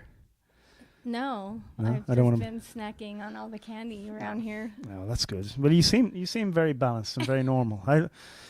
Impeccable, I'd say. Now we had the lovely Sarah, we had Adrian on, and Haley, your last name, Lezerna? That is what I heard a lot in college Mm-hmm. with my professors. Yeah. But really, it's La Serna. Oh, Lezerna. Yeah. Nice. Okay. It's okay. And I don't take it personal. well, I did see on my little cheat card here that I was in the, what's that? Oh, we're getting in it. Oh, fantastic. Oh, pull the mic in. Oh, apparently Wow. you're like me. You're a quiet talker, I think. Okay. So I have to keep the mic in real Okay. close. So I was in the army for a while. I was in the Irish Army and the UN. And I see you're a Navy brat. Is that true? I am. I'm a very, very proud Navy brat. My father was a career Navy man. He served about 25 years. Mm-hmm. And so I was born on base in Florida. Mm-hmm. And we just hopped around naval bases, making different friends, bowling, because that's what Navy kids do, is we bowl. Is that because it's something that you can do in every state? And so wherever you go, there's always going to be like something, oh, I know how to bowl. Because everything else is different. But, the bowlerama. It's just like your Mecca. It's like your church. Well, it's the only thing you can do on base other than go to the Navy Exchange or the Yeah. commissary. Why It's bowl. do they always say the commissary is always fun, right? You get all the chocolates and stuff. What's the story with Navy kids being brats? What's the story with Army kids being brats? That's what they say everywhere. Even in my country, they say that, and it's true. So what is it? Is I it have because not is it because you're wild or something?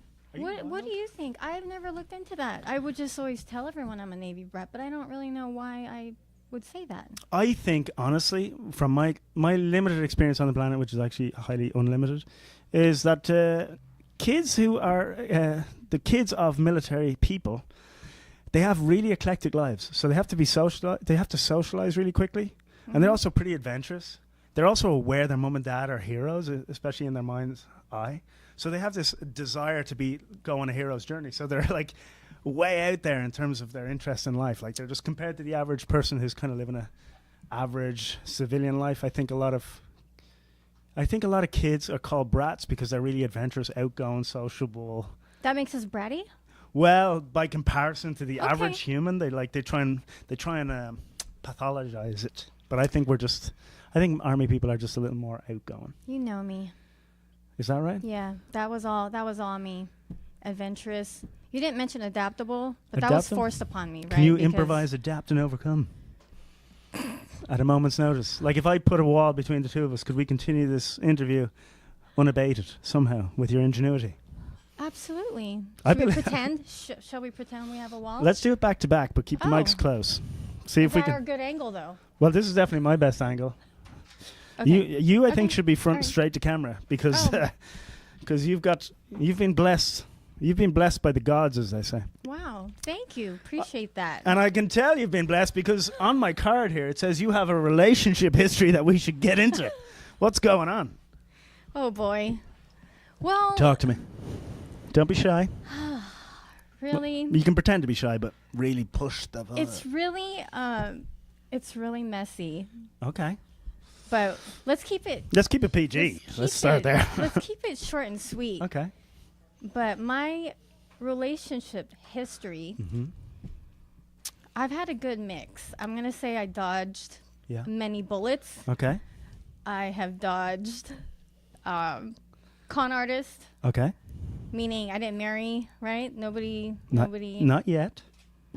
Haven't been married. Mhm. So I've dodged a con artist. I've dodged 2 men that led double lives. Really?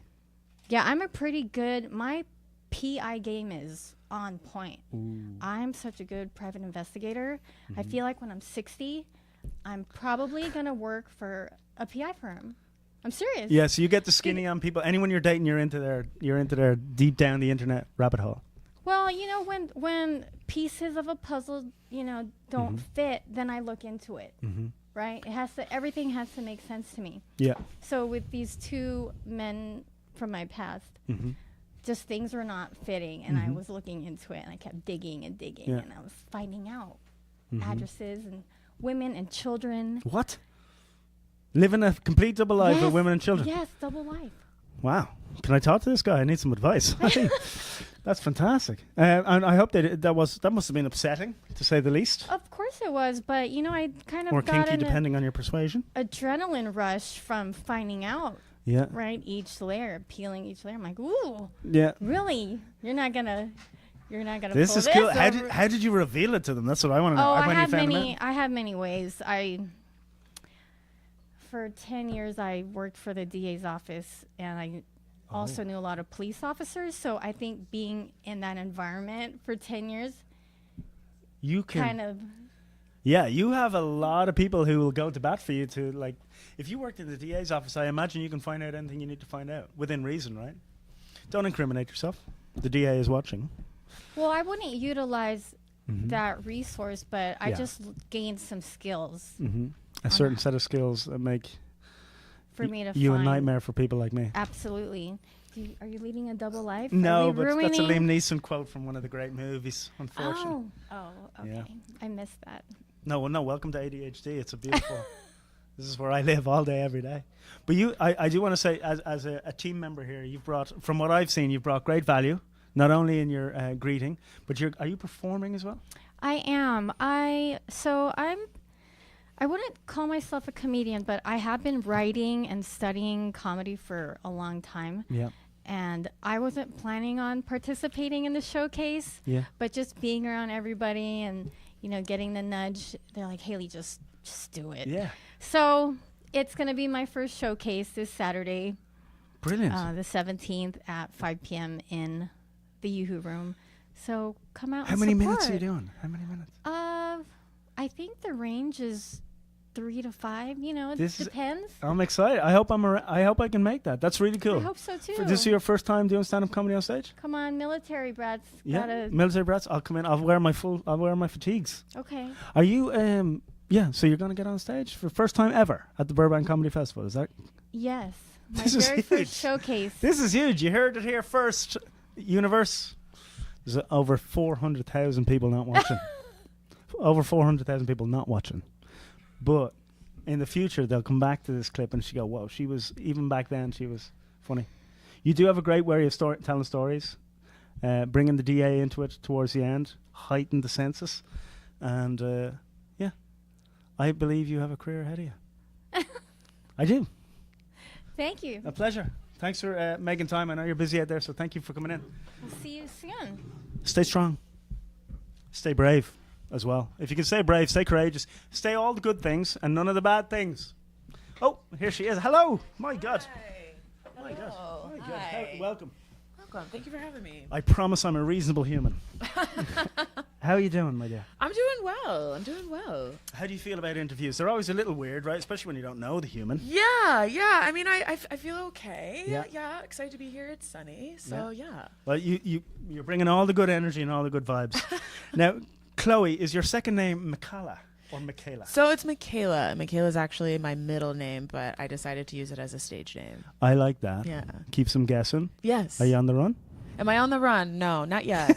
See, not yet. Imagine you were and I nailed it in the I first 3 know, seconds. and now the FBI breaks in, and Yeah. I'm like, oh no, I've been caught. Well, our last interviewee was involved heavily in figuring out who people really were. She was involved with the DA and everything, so very Oh, exciting. wow, that sounds So intense. we would have had your number. But I'm on the run from Ireland, not for any crime, just the weather.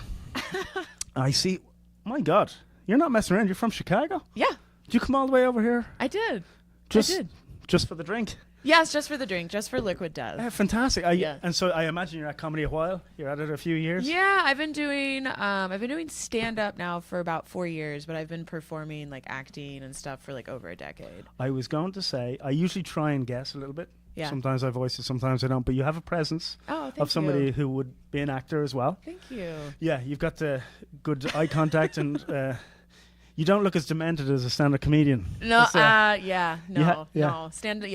Comedians who have only been doing stand-up for a while, they do definitely have a demented look in their eye. It is interesting. And then the other way is after you've done stand-up for a long time, Yeah. it really helps you with acting. It does. I And think- writing too. Oh, for sure. Yeah. And writing seems to be one of the greatest skill sets to have in any of the creative arts. Yeah. Because it structures your thoughts and then you can put them on stage. Yeah, I feel like it's definitely made me just a stronger performer in general. So Yeah. I wanted to do something that challenged me outside of just acting. So I did that and sketch comedy and improv and stuff too. Oh, you got the improv chops Yeah, too? yeah. Next Yeah, yeah, level. yeah. So interviews for you are easy. Yeah, You're not even sweating. No, and I've hosted a lot of stuff too before, so yeah. Yeah. No, fantastic. Do you make shorts as well?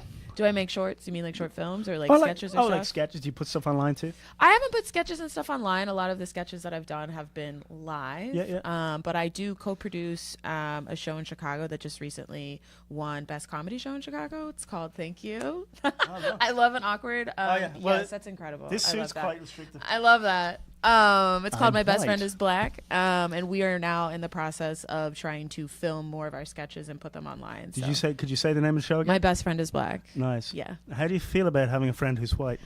I'm used to it at this point. It's kind of unavoidable, but I feel like my white credit card is certainly maxed out right now. But really? Yeah, it's maxed out. Well, I'm Irish, so I'm considered diverse. Okay, yeah. I'm an immigrant, and I'm ginger, and I have teeth like this. So you can definitely, you can kind of slip me in the back door as a kind of... Absolutely. Whatever helps you sleep at night. I love that.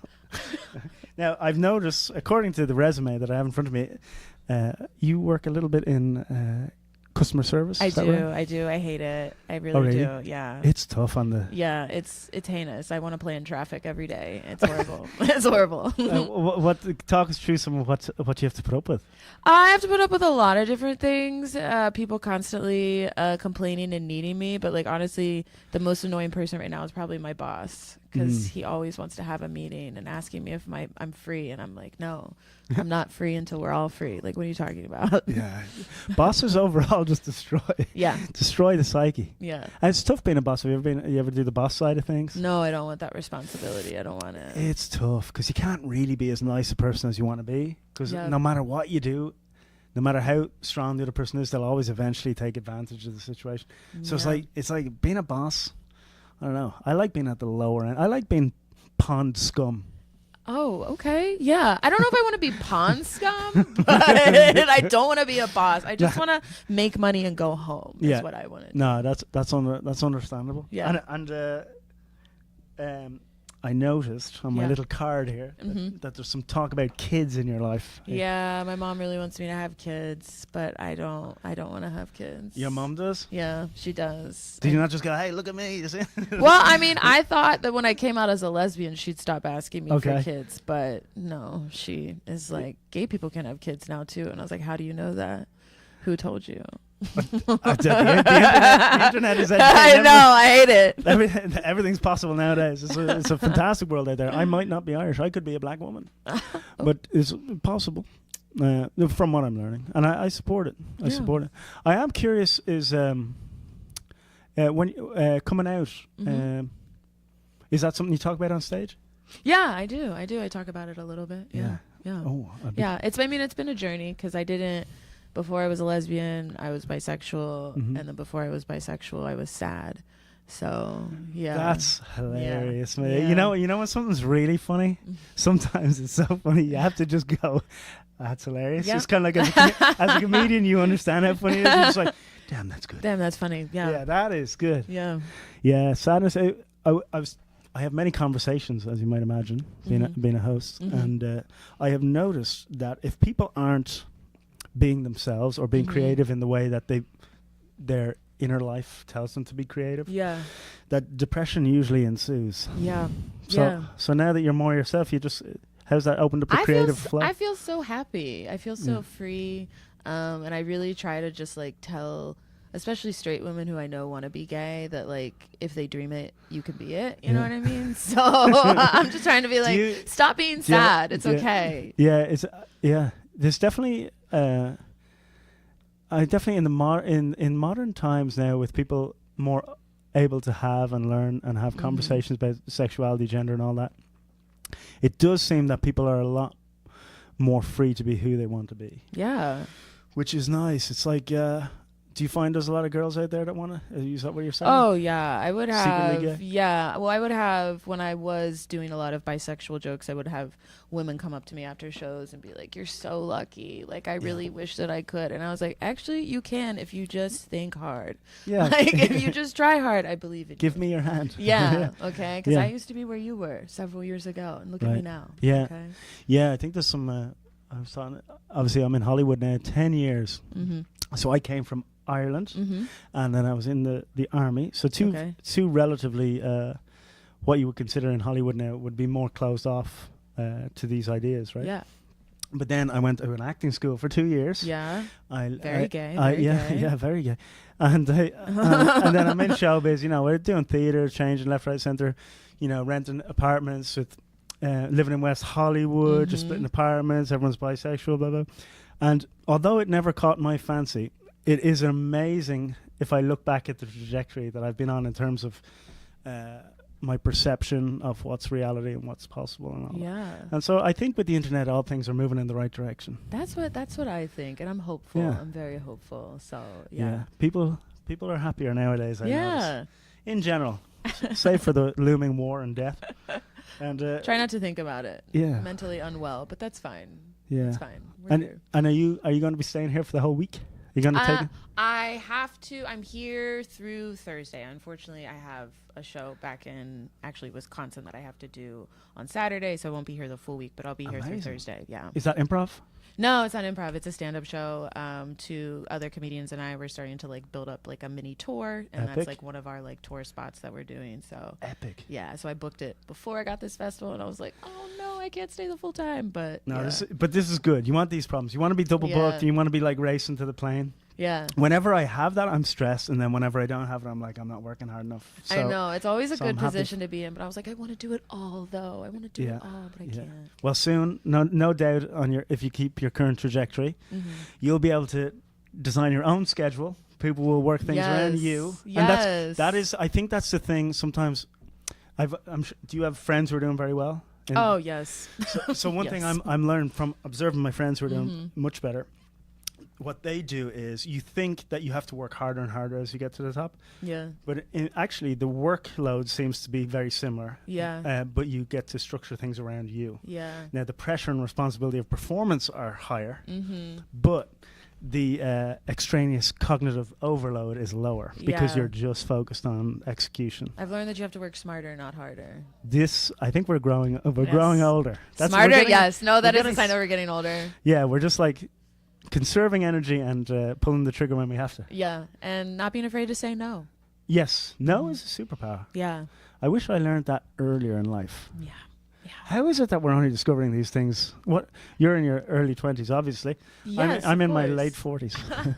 But yeah, it's weird how life creeps up on you. You could think you're the most enlightened person in the world, and then but you're not. But it's just like, I try not to shame my younger self. No. I didn't know any better. I learned, and now I'm here. Oh yeah, and naivety is fun. It is. Do you remember how carefree you could be, like drunk on a Saturday night? Yeah, and now I can't do that. I can't even drink beer anymore. It just hurts. Yeah, I'm walking by hurts. nightclubs now going, I don't even want to go in there. It looks terrifying. Yeah, I see a line and I just cry. I'm like, how did I ever? A line of Coke? No. Well, wow, that's hilarious. No. I'm here all week. I'm too afraid to do Coke, actually.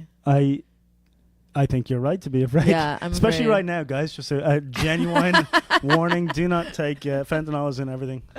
Genuinely. Yeah, I'm too careful, scared. gang. I'm too scared. But no, just a line outside of a bar, like into a club. Yeah. No. Yeah. I think Can't we do have it. the run of the show here, by the way, so we Yeah. can just face forward and have a laugh now, because we've done the interview. When's your next show? So my first show will be Tuesday, and that's the LGBTQ showcase. That's Epic. at 7:30. Epic. And then my second and last show will be Thursday at 8:00. Tuesday and Thursday. Yes. Yeah. Nice. You love the alliteration. Yes. Classic. Tuesday, Was that- Thursday. Is that part? That's part of your rider. Just give me the days. Let's start with T. Now, in theory, we can just have a podcast now because they're not sending any other people. Wow, that's wild. So tell me now. Let's get into the Chicago of it all. Oh, there's somebody outside. I have become a what's that, Adrian? Oh, Adrian. Oh, that's great. damn. Well, Okay. I want to just ask a few questions about Chicago before you get. Yeah. So I went to Chicago. There, I was opening for a friend of mine, and I gotta say, Chicago crowd's epically loud. Oh, yeah, Like yeah. fun in it. Like Oh, yeah. No, they're very in it. I would It's say best crowds ever, and I thought if I ever get the tour, I'm coming to Chicago. And it was people are still. LA's like jaded from entertainment, but I found like Chicago wanted to have a party. Oh, Chicago is the like comedy mecca in the city, in my opinion. Yeah, because the people that are there, whether you're in the city or whether you're in like the suburbs, they're so used to seeing all different forms of comedy, whether it's like sketch, improv, stand up, and like they also are able to recognize like good comedy versus bad comedy, and they won't reward you if your comedy is bad. They won't. And also, it's a quite young population, right? It depends. I mean, if you go into the suburbs, you're performing with like 40 plus, which like sometimes is fun. I performed. Tell me if you know this club. I think it was an improv club, but it was the train goes by the window, and you have to time your laughs and your jokes in between the train going by the window. What is that? Yeah, it was tough, but it was like the crowd was epic because Chicago was epic. Yeah. But this train I think it's the light rail system goes right by the wall. And so Yeah. you have to like, if you hear the train coming, you kind of have to slow down. Time your pace and it, play the- dang. Yeah. If I no, find that's out the name, wild. I'll tell you. Yeah, no, let me know. Yeah.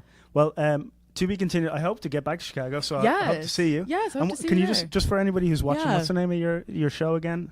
So it's called My Best Friend is Black. I'm a co-producer and ensemble member of it. Fourth Thursday of every month at Lincoln Lodge in Chicago. And how can they follow you on Instagram? You can catch me on Instagram, Chloe CHLOE_ Michaela MIKALA. Chloe Michaela. I never found out her last name, but I love you nonetheless. Thank you so much. Thank you. Good Thank you. Thank you. Pleasure. Thank you Genuinely, so though, you're a lovely person. So Thank you so to much. be continued. Yeah, I'll chat to you out absolutely. there. Yes, I will see you soon. Oh my gosh. What a treat for an Irishman to be introduced to so many humans all in one day. It is, I'll be honest, Michaela, Miss Michaela. I'll be with you in a second, Adrian. Come on, no, actually, Adrian, come on in. Come on in. Adrian's back, but yeah, Chloe, you're a pleasure. Thank you. A lot of humans today. Adrian, what do you make of them all? Right, some of them much funnier than I. Well, all of them much funnier than I am. And don't say that. That's now, Adrian, as an Irishman, I have learned. I have been putting myself down. It's part of the Irish culture is to never get too big for your boots. They actually call it tall poppy syndrome. So, people in Ireland and certain parts of the world, not everybody, but they're very encouraging. But if you get too big for your boots, they chop off the top of it. So they call it tall poppy syndrome. If you get too big, they'll like slap you down. But one of the keys, I think, is in cognitive behavioral therapy. This is a comedy show. Is to talk positively about yourself. So, Adrian, please never speak ill of yourself again. You're too fantastic a human. And life's too short, for God's sake. In my head, I'm actually always very positive with myself. I'm like, you're so funny. Everyone's laughing. I don't know why, but I do self-deprecation when I'm talking out loud, though. Yeah, no, that's true. That's true. I do the same. It was actually an ex of mine, Adrian, and we'll get back to you very soon, but I guess I need to vent about my ex. But an ex of mine used to always say, don't talk like that. Don't talk about yourself. You have to be more positive. I'm like, oh, I am. I'm like super positive. I feel like I could take over the whole world. But it's almost like you don't want other people to feel less than, so you put yourself down a little bit, right? Yeah. But you know you're capable of burning bright at the drop of a hat. Right. How powerful are you on a scale of 1 to 10,000? How powerful? Powerful. I'm going to say 9,999 just to stay humble. You're hard on yourself.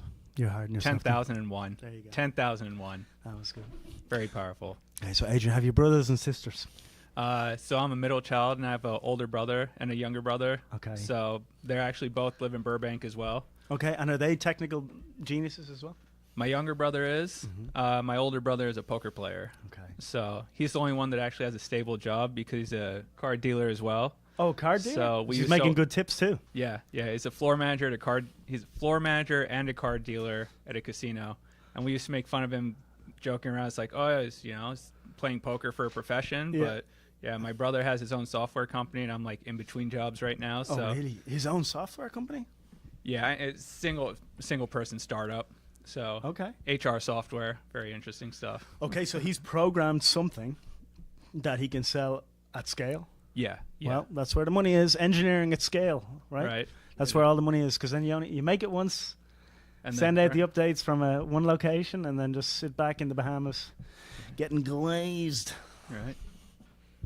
Taking advantage of the tax benefits. Exactly. Right. That's why you move to Puerto Rico or the Bahamas after you start your tech company. Now, obviously, after the Burbank Film Festival, you'll be flush. So I'm curious as to what you'll be. What's your if you were to tell the audience what your main role here is at Burbank Comedy Festival 2024, what would you say? So I'd say the video editor, making sure all the comedians get their clips up online so all the industry individuals can see it. Nice. Okay, so you're gonna. That's quite a lot of work, because quite a lot of data, quite a lot of video you're gonna have to process. Yeah, we have. I have a team of 2 other people that are going to be helping me. So great. And have you got like deadlines, turnaround times, all that kind of pressure? Just as fast as possible. Just crank it out as fast as possible to make sure everyone that took the time to come out here gets to reap the benefits of it. So we'll make sure it all gets up as fast as we can. Yeah, it's huge for a comedian to have assets like that, to have social media assets, whether it's for Facebook, Twitter, Instagram, but also if they get their set, and then they can use that set, as some of you are comedians know this, but a lot of maybe humans in the real world might not know this, is that a comedian often trades on their best set. So they'll send a tape out to their friends, to different clubs, to bookers, and then based on that set, that video that you're going to put together, they'll get work or not get work, right? Right, yeah. So it's really on you, dude, depending on whether or not I have a career. Right, so remember that if you're famous after this. Yeah. AJ DeVecchia Comedy. Yeah. Oh, yeah. Well, is that your Instagram handle? That's my Instagram handle, Hey, yeah. spell it out there for the ladies, because some of the ladies, honestly, they're just juggling different jobs at this point. You know? Right. So they have to hear it more than once. Right. AJ and then DeVecchia, DIVECHA Comedy. Wow, dude, are you putting the Instagram handles in the bottom corners of the videos? I will be. Really? Yeah. No, we'll have the comedian's name, their bio, contact info, all of that. So anyone industry sees you, they're going to be able to just reach out. Genius, dude. This is a big deal. Social media is the future. You know, working under pressure and with professionals is one of the great privileges of being at the Burbank Comedy Festival. To be able to talk and act as if a camera is not there is partially why I'm paid so much to do this. It's quite a good skill, right? Yeah, Could make some money on OnlyFans doing that. Dude, I am surprised that I haven't talked to somebody on OnlyFans yet today. Have you? Right. Have you? No, not today, which I'm surprised. I'm Yeah, now surprised that on you a say daily that. basis that I haven't talked to somebody from OnlyFans. Are you on OnlyFans? Oh, really? Sure. I mean, you would have a new subscriber. Right? I would support. I gotta support. I'll be honest. I'm not mad about the OnlyFans for society in the long run. But obviously, everyone can do whatever they want. Right. But I think probably in the long run, it's probably not going to work out too well for their offspring and bullying in school 20 years from No, now. I think if you want to do something like that and have it work out better, Yeah. stick to something like Feet Finder. Oh, Feet Finder. That Yeah. way they can't really identify you. Yeah. Right. Unless, someone walks by and like, I know those feet, but. Well, the crazy thing, so Feet Finder, guys, is basically some people sell pictures of their feet online.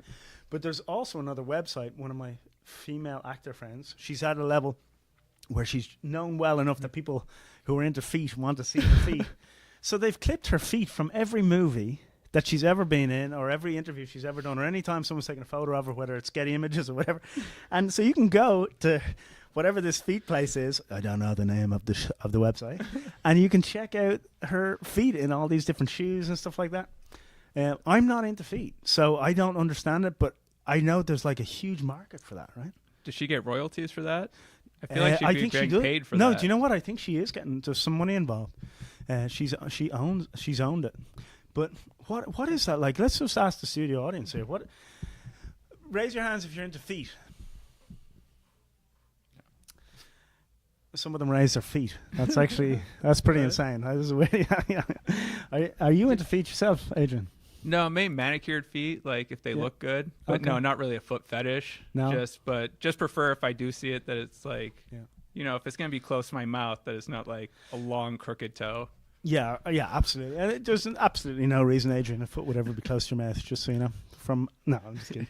Everyone to each their own. Americans are interesting, though. You guys, Americans push the boundaries of speaking openly about their private lives. I'm still like a little reserved. Like I keep my private life to myself. But I do notice Americans are like, you're more outgoing and more open about stuff like that. It's part of that neurodivergent oversharing. Oh, is it? Right? Yeah, all ADHD people are like, oh, here, let me tell you a little something that's probably too personal about myself. Oh, really? You think that's what it is? Yeah. And then another thing you'll notice, too, like ADHD or autistic people, tend to be in groups, right? So all of your friends are probably neurodivergent. Oh, really? Or at least your closest friends, like the ones that'd be your tight circle. Yeah. I think I'm just coming to terms with the fact that I may be neurodivergent. But who knows? Who knows? What is the norm and what is abnormal at this point, right? Right. Especially when, if you think about it, the world is kind of upside down. So the biggest influencers in the world are generally promulgating and pushing strange or content that would have been considered bottom of the barrel years ago, right? And now it's become the norm. So now a lot of people coming up in the world, growing up, coming of age in the world, are influenced by people who are, wouldn't have been role models years ago. So society's literally turning itself upside down. I find myself scrolling on Instagram going, what am I looking at? This is normal now. Why is everybody in a bikini on my Instagram feed? Because apparently I like the ladies. Right, you got the the algorithm? Yeah, the algorithm has figured me out. Right. Apparently, I like bikinis and feet. What's that? Are we wrapping up? Yeah, we have comics. Oh, brilliant! I'm ready at any point. But Adrian, thanks for spitting and holding the fort here with me while we tried to find comedians. It was fun. Appreciate it. Adrian, where can they follow you again on Instagram? So it's AJ Devecha Comedy. Devecha is DIVECHA. And then I'll also be doing a 5-minute set next Saturday, 5 p.m. in the Yoo-Hoo Room, the volunteer showcase. So if you're around, come check it out. Yoo-Hoo Room is one of the best rooms in the whole of Hollywood, in Los Angeles. Come check him out. He's the man. Thanks, man. Appreciate it, man. Right, now he's going back behind the screen to take control of everything. He decides who blows up, who doesn't. He decides, Sarah, pop back in. I'll just pop back in. I like, Sarah, you're very welcome, my dear. Oh, thank you. I brought this torch because I figure when I'm beside such a bright light, I should really bring me on. Do you like that? Like these jokes? That. Yeah, it makes me see really well. It makes me think of the sun. Yeah, well, we could do it a little different lighting in here, but have you noticed the overhead lighting is not very flattering? No. Oh. Unless you look like you. Oh, thank you. And then I just realized I didn't say my Instagram handle. Yeah, let's get your Instagram. Yeah, we're just doing. We'll chat until you guys are ready. Okay. No worries. No worries. I think Bill Burr's coming in next, guys. So if you're on the stream, just hold in. Bill Burr's about to walk in. Yeah, my Instagram is just one Square. It's spelled like square, but instead of the E, just put another A in there. One. How do you spell it? One. one and then SQUARA. Wow. It's one Square. If you want to see some comedy or I post a lot of my big butt on there. If you're interested. Did you say big butt? Yes. I'll be. You've got a new follower. Okay, great. Thank you. Hey, how are you? Pleasure, Sarah, and nice to see you again. Nice to see you. Keep in touch. Yes, I will. Sarah's regulating the room. There's a bit of argy-bargy here today, but she's been able to quell any uprisings. One sec. How are you? Good. How are you? Welcome back. Thank you. I'm Frank. Hi. And can I check your resume? Yeah, sure. My God. The Lauren Friedman? Yes. My handle is prepared for when there'll be copycat Lauren Friedman. Now, here, look, I might be going out on a limb here, but if I remember correctly, did I meet you in Scottsdale, Arizona? Yes, probably. Is that where you're from? That is where I'm from. I went cheating. to high school out there. My family's there, so. Yeah. It's very warm there today, I imagine. It is very warm. It's like 110. My family is always jealous of the LA weather. Yeah. Yeah, and not today though, right? It's what is it, 100 here? Yeah. Maybe not. It's really hot here, but we still got a good 10 degrees on them. Mm-hmm. We can't fry eggs on the sidewalk like they can. Did you, no, that's true. It's for somebody from Ireland, it's very impressive the temperatures you guys can withstand over here. I'm always amazed you don't combust and go into some sort of nuclear reaction with the heat. And so, as somebody who grew up in Arizona, when did you come here first, or are you just here for the festival? I came here for college, and then I just stayed. Oh, where did you go to college? I went to USC. Ooh. Trojans, fight on. That's their Dang. Did you join a sorority? I did join a sorority, and then I quit like very soon into it. Not cool. Not cool enough for me. Really? This Yeah, is just not your vibe. I know you're It was not my about. vibe, but it was more like a challenge because people from my high school were like, "It's very selective. You'll never get into one of the sororities." So you just wanted to prove them wrong? Yeah, and I got it, and then I was like, "All right, this isn't really my thing." This is the Peace hero's. out. This is the hero's journey, anarchist vibe that I like to see in a comedian. you. You And wanted to get in. You proved you could get in. I'm out. Yeah, and not only did I get in, it was the sorority from Legally Blonde, so it's like Oh, really? pinnacle sorority. Yeah, but I can see why you got in there. Oh, you thank got you. that vibe. You got that. You could hang with the best of them. Thanks so or the much. worst of them. What was the? Do we want to call them out? Kappa Oh, Phi Psi. it's, I can't even think. Something pi. Alpha Delta Pi. 80 Pi. 80 Pi. 80 Pi. Yeah. Nice. They were cool. It's nothing against them. I just. The only pi It's I very like. prissy for me, and that's not my style. Right. Yeah, and I think that goes for a lot of comedians, right? We like to see ourselves as observing the group, not in the group, right? Yeah. Some sort of rebel underworld. Yes. That's what I like to see. The only, well, sororities. Obviously, we get your media in Ireland. We get your movies from made here in Hollywood, and so we were all fascinated growing up by cheerleading, sororities, university life, and university parties and all that stuff. And you guys live up to it. It's pretty intense. I remember in my 20s, it's a pretty exciting life. University or college in America is pretty exciting. Yeah, not to plug a college, but USC has all that stuff: sororities, Yeah. parties, football games. Yeah, and people burning money over there too, right? They just got there's a lot of wealth. Yeah, and also people that are on scholarship or whatever. Yeah. No, if you don't have the money, just get intelligent. I can't burn money, unfortunately. Oh no. Well, if you burn money, I'm a comedian, so. No, you're into self-sacrifice. I can tell.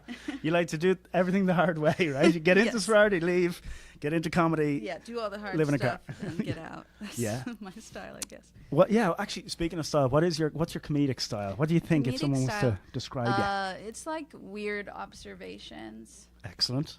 Yeah, a little bit awkward, offbeat, I'd say. Yes. Would you? Do you know why I believe that to be a perfect description of your comedic style is because on your resume I see salsa, dinosaurs, and Antarctica. Now to put those three words together, historically, it's never been done. So I'm curious. Curious about any of that. Do you salsa dance? No, it's actually about how it's really hard to open jars of salsa. Oh, it is. That's partially the only way. The only way I've been able to hold on to a woman is because I turn the jars really tight, and she needs to call me every now and Yeah, then. I mean, it's really the best purpose for men. I'm sorry. It is. Okay, I'm out. And what's the story? Why do they make it so impossible? I don't know. That's the whole bit. I'm like, people without strong upper arms want salsa too. Yeah, it's actually part of their regimen to get stronger upper arms is opening the salsa jar so that they can digest the salsa and thus load up on calories and build that muscle. Yes. Learn here. Sure. We're learning. We're learning. Yeah. Salsa. One of the great things about America is it's very different to Ireland in many ways and Europe in many ways, but also it's very similar. Like in Ireland, we believe in dinosaurs. In America, you guys believe in dinosaurs. Clean segue? Sure. I believe that dinosaurs are lazy and they should have just got jobs. That's pretty much. That's probably why they went extinct, right? Yeah, they went extinct. They should have seen the meteor coming. It was probably pretty big. A big meteor coming in. What's that? Well, it's not the sun. The sun's over there. Yeah. Get out of the way. Come on, No, I'm dinosaurs, lazy. Get it together. If they were busy, if they had jobs, they would have been indoors and fine. Air Well, I conditioning. think they just would have been a little less destructive in movies like Jurassic Park if they had more activities. And Exactly. More of a sense of purpose, really. I honestly think you're onto something there because when I get idle, when I don't have something to do, Especially, idle hand. But if you're like idle hands at the worst of times, at the worst of times, they're kind of like you're like I'm having a great time because you can't do anything, you know what I mean? But if they're idle as well as you can't, have a good time. Yeah. If I was a dinosaur, I would have peaced out as well all those years ago. Now, do you believe that? I mean, these are the hard-hitting questions I'm paid to ask. So, if I go too hard on you just let me know. Okay. But I'm very interested in your thoughts on Antarctica. Yes, my thoughts on Antarctica. Well, I went to Antarctica recently. Okay, wait. Which is amazing because you can just go there. Is this real? This is real. Okay, we are about to have an epic conversation. This is good. Well, a lot of people think you have to be a scientist to go there, Mhm. but you don't. You can just show up. I mean, it's hard to get there, but if you can get there, it's fine. You can just... You went to Antarctica? I went to Antarctica. That's one of my dreams. It's like 15 grand to get there, though, right? It's very expensive, yeah. Do you know that only one person has ever crossed the whole of Antarctica longitudinally? I didn't know that. No. Who is it? It's conspiracy laden because it's related to the English monarch, but only one person's ever done it. And so that's what a lot of flat earthers are saying, that Antarctica is the edge of the world as a result. Got it. So, because more people should have been able to walk across the whole thing? Well, yeah. Would you do it yourself? No. It's very cold. I did sleep overnight, though, in a sleeping bag. Really? Yeah, which also, in the brochure, they made it look like there was a tent and like a fireplace and stuff, so probably would not have done it had I known ahead of time that it was just a sleeping bag on ice. Oh, epic. That's good. All the penguins watching you? Yes, all the penguins watching. There were like whales and walruses and stuff. Oh, brilliant. Seals, big seals. Is it beautiful with all the icebergs and everything? It really is. Yeah, I was like, I better go check it out before it's gone-ish. Did you see the big wall? The big wall of like the edge of the Antarctic? The Antarctic ice sheet? Yes, isn't it all over? I didn't see like a specific wall. Oh no, I mean you're the one saw that big ice sheets. Was it cool? Yeah. Yeah, it was very cool. We saw an avalanche, which was super cool. Amazing. A whale went like under our kayak, which was cool but scary. Oh, you got into kayaks. You got out of the big boat. Kayaks, yeah. Did you fly there or go via plane? I went in a boat, and it was the worst because I don't know if our viewers all know about the Drake Passage, but it's like the roughest. Who doesn't know about the Drake Passage? Right? It's the roughest part of ocean. Mainly, the whole moral of the story is my friend planned the trip, and I was just like, cool. Yeah. I'll go. And then I didn't know about the Drake Passage. I didn't know we were going to be in sleeping bags. Yeah. I jumped into the water, which was... Oh, you got into the cold water? Yeah, I got into the cold water. Even colder than you can imagine. It's below freezing because it's salt water. Yes, and it's salinated, and that's the only reason it doesn't freeze, right? Exactly. Isn't that fantastic? Yeah. Perfect torture device for tourists. Right, you go in and it's like your whole body just clenches up. Time went so slow. Like it was like in a movie where your life flashes before your eyes. Yeah. And I thought I was underwater for so long because it was so cold. And then I watched the video and it's like a second. Okay, and how cold was it outside the water? Because I know I've been studying the Antarctic for quite a number of years, but the lowest wind temperature ever recorded there was minus 85 degrees Celsius, which is like super close. Which is terrible. No, it wasn't that cold. It was their summer. Yeah. So it's probably like Midwestern cold at the time. But the wind chill was really bad. And it was snowing when we jumped in the water. Mm-hmm. Yeah, and I think it's the highest... Oh, it was snowing? That's beautiful. That's beautiful. It's also, I believe, the highest landmass in the world. Did you hear that too? So it goes right to the pole. It's like 15 kilometers deep of compact snow.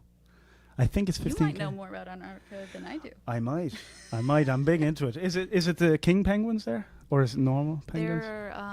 They're the emperor penguins, but we didn't go to that area. It's actually a little bit further north than we went. Okay. There's Gentoo penguins and chinstrap penguins. Oh, amazing. The chinstrap, they look like they have a chinstrap. Also, I hope everyone loves Antarctica on this live stream. No, well, here, put it this way. This many years from now, when Antarctica is revealed to be the edge of the world, this will come up. But no, Lauren, the main thing is you got shows coming up. You got Tuesday 9:30 p.m. main room. Correct. And how are you feeling about that? I'm feeling good about it. I love the main room. I've performed there before, last year in the same festival, and it's got a great energy. Yeah. It's really fun and cool. One of the hottest rooms in this part of the world, I would say. Yes. 200 seats, baby.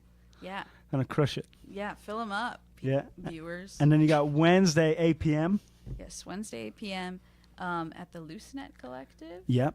Which is, like, I believe a cool jewelry store. So if you also need jewelry, especially come to this show. Fantastic. Okay, well, yeah, I hope to cross paths. Hope to see one of your shows live. And thanks for sharing your stories. I was interested in Antarctica. It was on the card, so I have to ask you about it. Yeah, sure. But I'm also curious. Just highlight your Instagram there so people can follow you. Okay, my Instagram is @TheLaurenFriedman, and Friedman has 2 E's. A lot of people sometimes want to throw an I in there. Weirdos. Not for me. Yeah. If you want to see pictures of Antarctica, they're on there. I'll be there. Videos of penguins. Directly after this interview. If you like comedy and penguins, go to my Instagram. Yeah. The Lauren Friedman, 2 E's, and that's on Instagram. Okay, Lauren, an absolute pleasure.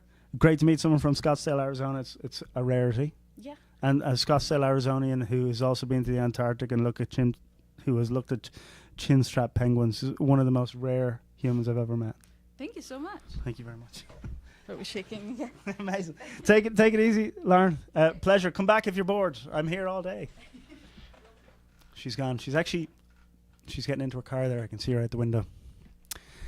Oh, she's putting on the chin strap. She's now dressed as a penguin. I wasn't expecting that. No, she's still in the room. Oh, hey, we got a new guest. Hey, pleasure. Come on in. Make yourself home. Thank you, man. We got this pillow for you. Okay, I've been having back problems all fucking week, so. Back problems? Yeah. Oh, dude. I probably need to go to a doctor. Have you managed to stay off the painkillers? That's the number one question I ask people with back problems. Oh, I just smoke a bunch of weed, so I should Oh, do be you? fine. Yeah. Do you? Yeah, just weed, and then I try to do yoga, but that never really works. It's just me awkwardly bending, so. Yeah, yoga is an acquired taste. I find it good though. I always say I'm going to do it forever, and then I stop. I know you like watch like a tutorial on YouTube first, thinking, I can definitely do this like every morning, 15 minutes, and then you wake up at like 10 a.m. You're like, I'm not doing yoga. Yeah. Have you tried the hot yoga? No, I'm not. I'm not up there yet in like fame and celebrity. No. I'm in East LA, so I'm very much like my hot yoga is just me going outside in the summer and doing yoga. Yeah, tying your shoelace in the heat. Tying my shoelace in the heat. Basically, me attempting to like bend down or grab something off the ground is my version of hot yoga. So. Well, dude, you're ahead of most of us. I'll give you that. Appreciate it. Now, Rob Fultz, Fultz. Yep. Is that how they would find you on Instagram? Rob no, Fultz? it's at the Royal Fultz on Instagram. At the Royal Fultz. Yep. Excellent. Good to get that in early because sometimes I forget. This could blow up, dude. This interview, you know, the way some of these interviews have been so eclectic that I would say Joe Rogan, Theo Vaughn, they might struggle to keep up. Yeah, you know, I'm all full of hot takes. So whatever, like if it's for a not serious issue, I'm all for hot takes. So nice. Otherwise, like I'm from New Jersey, so like it's called pork roll. It's not called Taylor ham. I just want to make that clear. What? It's very. Talk to me here. You're from New Jersey? Yeah, from the New Jersey Shore. Okay. I was born and raised in New Jersey. Yeah. And I'm very passionate about the key 2 issues facing New Jersey right now that has divided the state. Yeah. One of them is literally about state divides, which is if there's a central Jersey, if it exists or not. And this is how like crazy the state is. We get in fights of whether certain parts of our state exist. I can't blame you. Other state, country. I mean, maybe unless it's like a serious geopolitical issue, there's something like that. But like we will argue over if there's a central part of the state, which there is. Yeah. It's a different like culture than the South and the North. Okay. Yeah. And do you just got kind of? Is it like a pitch battle in Hoboken? Is that where does the war? Where is the battle going to take place over these issues? Hoboken. It's maybe on the main right line. Outside of a deli, preferably. Okay. Maybe outside on the boardwalk, there'll be a little bit of a scuffle. Yeah. But mostly out of some deli, there will be a heated, possible threats of physical hands. But like a lot of this, maybe. Oh, chef's kiss. Yeah. Yeah, a lot of this, but not a lot of actual fighting. And just a lot of yelling very loudly. And then it's if you watch The Sopranos. I have. Yeah, it's going to be a lot of yelling, but not a lot of actual killing. Like this is not something you kill somebody over, but this is somebody you scream at. Well, this is important. These are the details that people tune in for. Yeah. And so I was curious. I'm just kidding. I was curious. Now you're on Dorky Dudes, that show. How does that feel to be put on that show? It made me take a good hard look in the mirror and realize, I am kind of a dorky dude. Like I've been like a dude. You like an alpha. I wouldn't mess with you. Based on sheer size and mass to alone. My ego, I am willing to accept. So thank you. But no, I recently actually got cast as a serial killer. In a music video. Okay, now I'm more credible. Honestly, I didn't believe Dorky Dudes, but serial killer, I'm 100% in, 110% believer. If they just had a show called Guys That Might Murder You, I'd definitely be on it somehow. Dude, have you? I think. Here, look. Honestly, central casting. Oh, dude, beautiful. I'm already part of central casting. I already got booked on a couple. How long are you in LA? I've been in LA for like 2 years. I originally moved out here for a different job, Mhm. and then I left that job. And I was like, well, I need another job. So I heard on Joe Rogan's podcast that they were comedy clubs were hiring. So I walked into the first comedy club that showed up on Google search. Yeah. And I was like, do you need people? And Yeah. they're like, kinda. Great. And then was it Flappers Comedy Club? If it's not, say no more. Unfortunately, it wasn't Flappers. Even though I do love performing at Flappers. We don't mention any other brands on here. And I mentioned Only that Liquid when they Death. don't have a camera in my face, by the way. I want to make that clear. That it's a general opinion of mine. I do enjoy this club. It's great, isn't it? Yeah, it's nice. One of the things it's a classy enough place you can take your mother. Yes. Yeah, like if I take her to like. You only take her once. You can only take her once. You can't take her to any other comedy club. You know, because then she's going to get worried about you and might stop talking to you after. No, my mum loves the food here. My mum, Oh, yeah. mum and It's dad good. came. They're in their 70s. They came. The comedians were great. They curate the shows great. Yeah. The food is good. The beer is good. You can wear a suit to Flappers and nobody will question you for it. Yep. You wear a suit to any other comedy club, maybe like some of the smaller clubs, like maybe this goes for like the smaller clubs. Yep. They're going to question why are you in a suit. But if you show up in a suit Yep. and Flappers, you already look good. No, 100%. Flappers also has this great community vibe. Yeah, For example, we're having a festival. I imagine you feel welcome. You know, it's wonderful. they're putting on all this extra stuff for us. Yeah. So we have interviews, we have headshots, we have the opportunity to get on stage in front of the industry, the showcases. There's education available. Yep. And I'm not even a proponent. I don't work for Flappers, but I understand in a desert in LA. Flappers Burbank is an oasis for good stuff for comedians who are trying to get their foot in the door. And it's not always easy to get in the door. Yeah. But at Flappers, at least there's a process and there's a way, and there's some coaching along the way, right? Yep, good coaching. And then also classes are great here too. Yeah. I had a lot of friends who could do the classes. I took the MC class myself and I enjoyed it. Sweet, dude. I did that years ago. Nice. Yeah, it's fantastic. Shout out to Peter Murphy, by the way. Shout out to Richie Leese. Shout out to he's that guy. So now, I've noticed that you started comedy not too long ago, right? No, I started about 2 years ago-ish. Basically, started picking it up. Because again, I started at I started looking for a job, and then after watching a couple open mics, I was like, "Oh, I can definitely do this."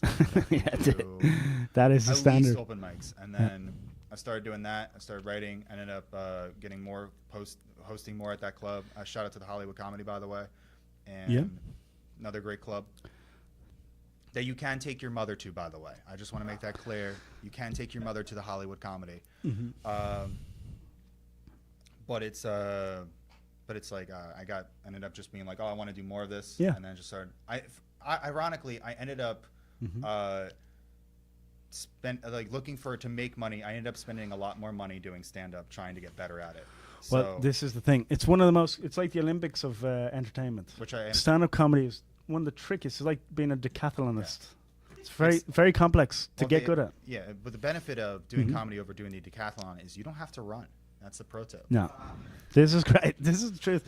Topical at this moment as well with the Olympics on. Oh, dude, I'm loving the Olympics. I just finished watching the breakdancing finals. It's like I was watching an anime fight. I thought it was a Special Olympics, to be honest.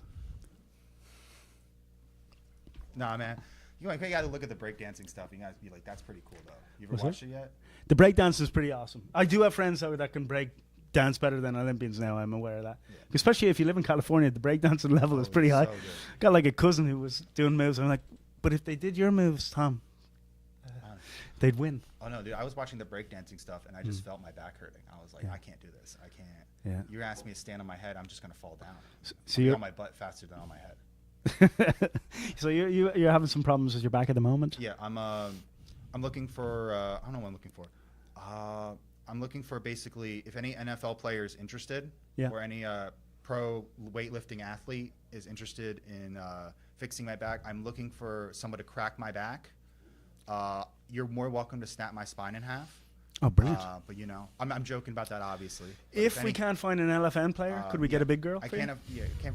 Look, I'm looking for anybody who is able to Could we? lift heavy weights, willing to crack my back, so I can finally fix these back problems. Most of you are probably saying you should probably go to a doctor. I'm not doing that. No, my friend Shelly will do it for you. She's a big girl. She can crack She's your back. fantastic, yeah. All right, look, again, anybody, all you got to do is just message me on Instagram, and then I'll meet. Preferably, we'll meet somewhere neutral, like a Walmart parking lot, where all great deals go down. A Walmart parking lot. I mean, that's where they do most of the they catch a predator fucking interventions. Well, they usually rent No, out just a kidding. house, yeah. Yeah. No, it's hey, dude. I can already tell you're a good vibe. I'm excited to see your shows. Your Instagram is _royal_fultz FULTZ. Yeah, I'm gonna follow you. Appreciate you, my man. Thank you. And I really your first show, Dorky Dudes, August 11th.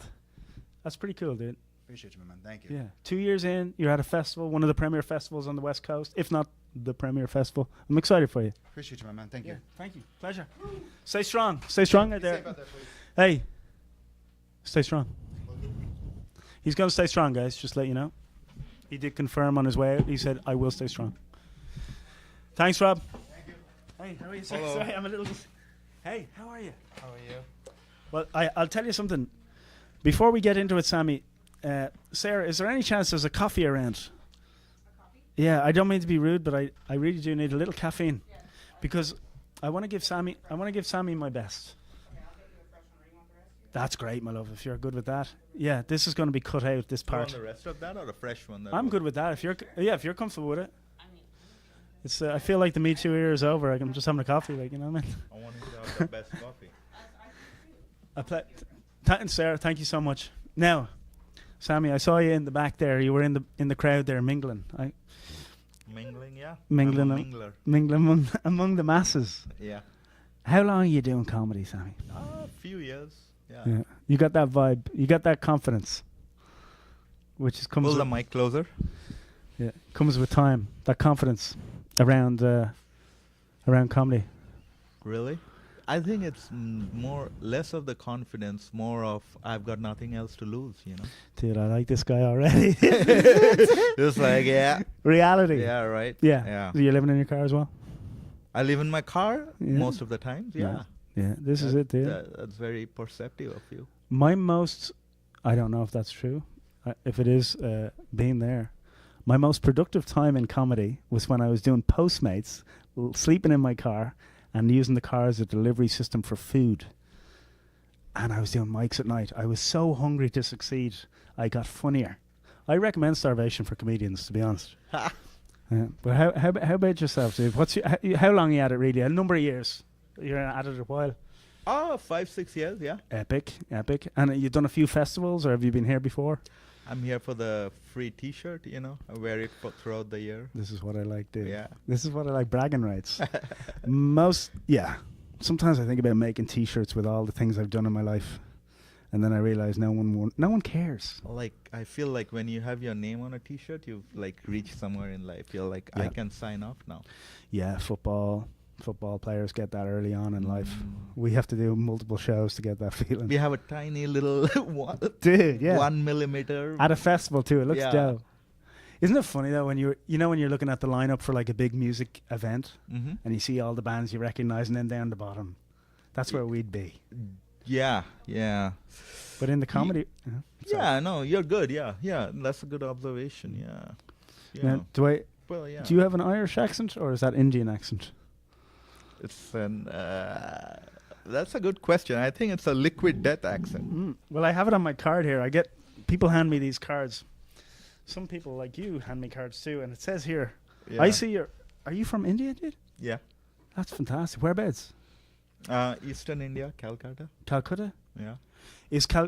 Just to relate, I've been to Rajasthan. Okay. Which I really enjoyed. And my friend is from Bhopal, Mohit Srivastav. He's from Bhopal. Had a good time. Bhopal, yeah. Is Calcutta as epic as it looks? Is it exciting over there? Yeah, I mean, you know, way I say it is Calcutta is a city of repressed intellectuals. Yeah. I'm not an intellectual. I'm just repressed. Dude. Yeah. That's high level. Yeah. Because to come up with that, you had to be intellectual to come up with that joke. Well, so that means you're playing inside baseball on that joke. It's heavy, dude. Wow. But you're not. Well, we in Calcutta, like when there's like like here when the two cars collide, like there's a traffic snarl, like people take photos and all that. Yeah. We just get out of the car and tram the other person. That's then we start talking. Really? Then other people come in and we are all hitting each other and we don't know why. That's how we get the conversation started. Dude, I gotta be honest, man. India, it was. I've traveled a good bit in terms of like I've been around the world a bit. India is the most exciting, stimulating, mentally stimulating place I've ever been. There's so much going on everywhere at all times. Would that be fair? There's so many people, like you get stimulated physically or it's unreal. Yeah. I mean, I like you. Yeah. I hope you don't say that about every country you visit, but no, I would say Mexico probably second, Singapore third, Ireland pretty cool. How's life in Ireland, man? It's up there. You see, I already feel an affinity to Indians and Iranians because every time I go on Google search, I see India, Iran, Ireland. We're all right there. We have the eyes, dude. So I feel like I know you more than I should, just based on Google search alone. Whenever I'm booking a flight, I'm like, dude, where's my boy Sammy? Thank you. What do you like to talk about on stage, Sammy? I just say I'm not a comic. It's just that I'm married. I have no one to talk to. I was gonna say, dude, with your delivery, I almost believe it, dude. I feel like this is epic. There's the fact, like I've spoken to people who give free samples at Costco, the checkout person at Ralph's. Yeah. So you're out here socializing. This is my opportunity. I'm like, I get to speak to another person and like forget about my Go ahead. No, but totally, dude. I feel like you're about connection. You just happen to be very funny every time you do it.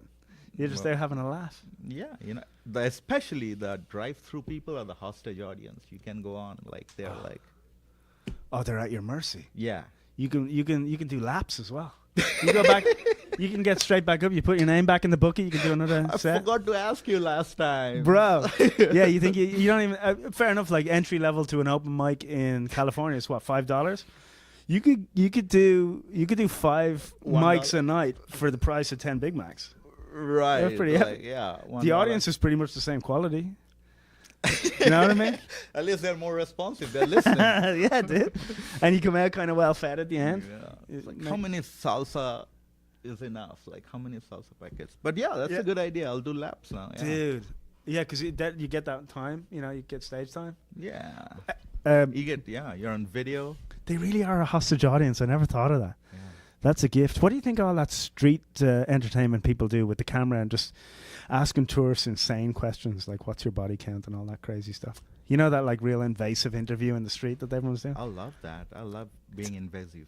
Do you? Yeah. I mean, do you not like it? Do you know what's funny? I couldn't do it myself because I have some like, I don't know what I am, but I would find that awkward to do. But I consume all that stuff like brain, what do they call it? Brain rot. Yeah. Just like, look at these people's lives getting destroyed live in real time in an interview. You don't have to tell the truth, like if they ask you. And then also, they mostly show the hot people. So you're like, Dude, I want to see you with a street interview, just going out there, microphone, somebody holding the camera. I feel like you'd do very well. They wouldn't see you coming. They wouldn't. I'll probably get edited out, but I'll enjoy another 5 minutes of conversation. No, but you conducting them. You. That's a good idea. Yeah. Maybe I should. Man, you're full of ideas. You gave me 2 good ideas now. Well, if only I could implement one of them myself, I might have a career. But instead, I like this interview the most because it doesn't feel like an interview. It feels like just 2 guys waiting on the next interview. Which is him. He's there. Huh? He's there. Yeah. I can, like sometimes, it's not a subtle hint, but that's the best subtle he could, like, dude, I'm done. No. Like, I'll be honest, no, dude, because it's fun to play with this energy, right? Right. As you know what you're doing, I can tell. Mhm. So, my friend from India, who was my roommate for a while, Mohit Srivastav, from Bhopal in India. You know, we all know each other, so the name. I didn't want to say it, but the way you act is the exact fucking same. You could be sisters. Right. He's that's a joke, but he's he's very relaxed energy too. I've noticed that there's I'd say per capita, some of the most relaxed people in the world are from India, in terms of how they, like this, just level of calm. Yeah. You can't get this from an Irishman. You just can't. Guys This is are having next too level. much fun, you know. You're drinking. Yeah. And like partying. And I don't know. I don't want to name the rest, but yeah. Yeah, fighting, drinking, fighting, looking for trouble. Potatoes. Any other racial slurs from the? Anybody else want to hit a racial slur from the back? Anyone? Yeah. Have you been in a street fight in Ireland? Have I been in a street fight in Ireland? I'm an Irish. I grew up in the 90s, so yes, I happen to. We don't have weapons, so yes is the answer. I was in. Yeah, so you don't have to worry. No, because you try and think like, why was I in so many street fights? But I grew up in the suburbs of the city, and I was a young male. Yeah. So 14 to 17 was pretty rough. I didn't live in a particularly bad area. It was actually quite a nice area, but as a result, people from all the surrounding areas used to come in to like to wage war. Yeah. And so it was like weird territorial stuff at a young age. But we didn't have weapons, so it never really escalated. So you could get in a fight and then be friends with them later that day. That's how I think all this conflict going on in the war should be resolved. Like, get Netanyahu and the Hamas leader in a wrestling match. Whoever wins, gets the land, you know? Right, yeah, send in the best of the best on each side. Zelensky, right? Yeah. Yeah, that's how fights should be resolved, not through weapons. Weapons is for cowards, you know? Yeah, well, at some point, the world is going to have to wake up to what's going on, which is just, culling humans en masse under the guise of unnecessary war. Right? But we're not allowed to realize that for another 2 decades. Imagine having an Olympics with all world leaders wrestling with each other. Right? Put them in there. Yeah, put the lads in there. Put them in the ring. Put wagers on them. Just make them the bitches. Now you know what a fight. Instead of us being there, bitches going off the war, we make them just throw Right. money at them, put them in the middle, and let them dance. Yeah. Right. Yeah, pussies. They're just pussies using Yeah. young men to put them. Killing off thousands and thousands of people at a time under the guise of a necessary war. But they're greedy, power-hungry psychopaths in disguise as leaders. They're probably also... Yeah, they have their moral. Everyone can justify everything, but it's not justifiable. But that is the intellect. They want us to pick a side, don't they, Sammy?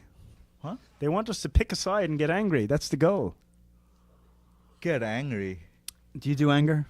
You look like you maybe saw it once, but you never. I was just going to say, they must be very sad with their personal lives. That's why they kind of try to fill that void by, Right, yeah. Daddy wasn't around. Or That's just like comics. We got into comedy because we thought our parents didn't love us. And that's a gift, we realize. Whenever someone says that, I'm like, is that me? But maybe.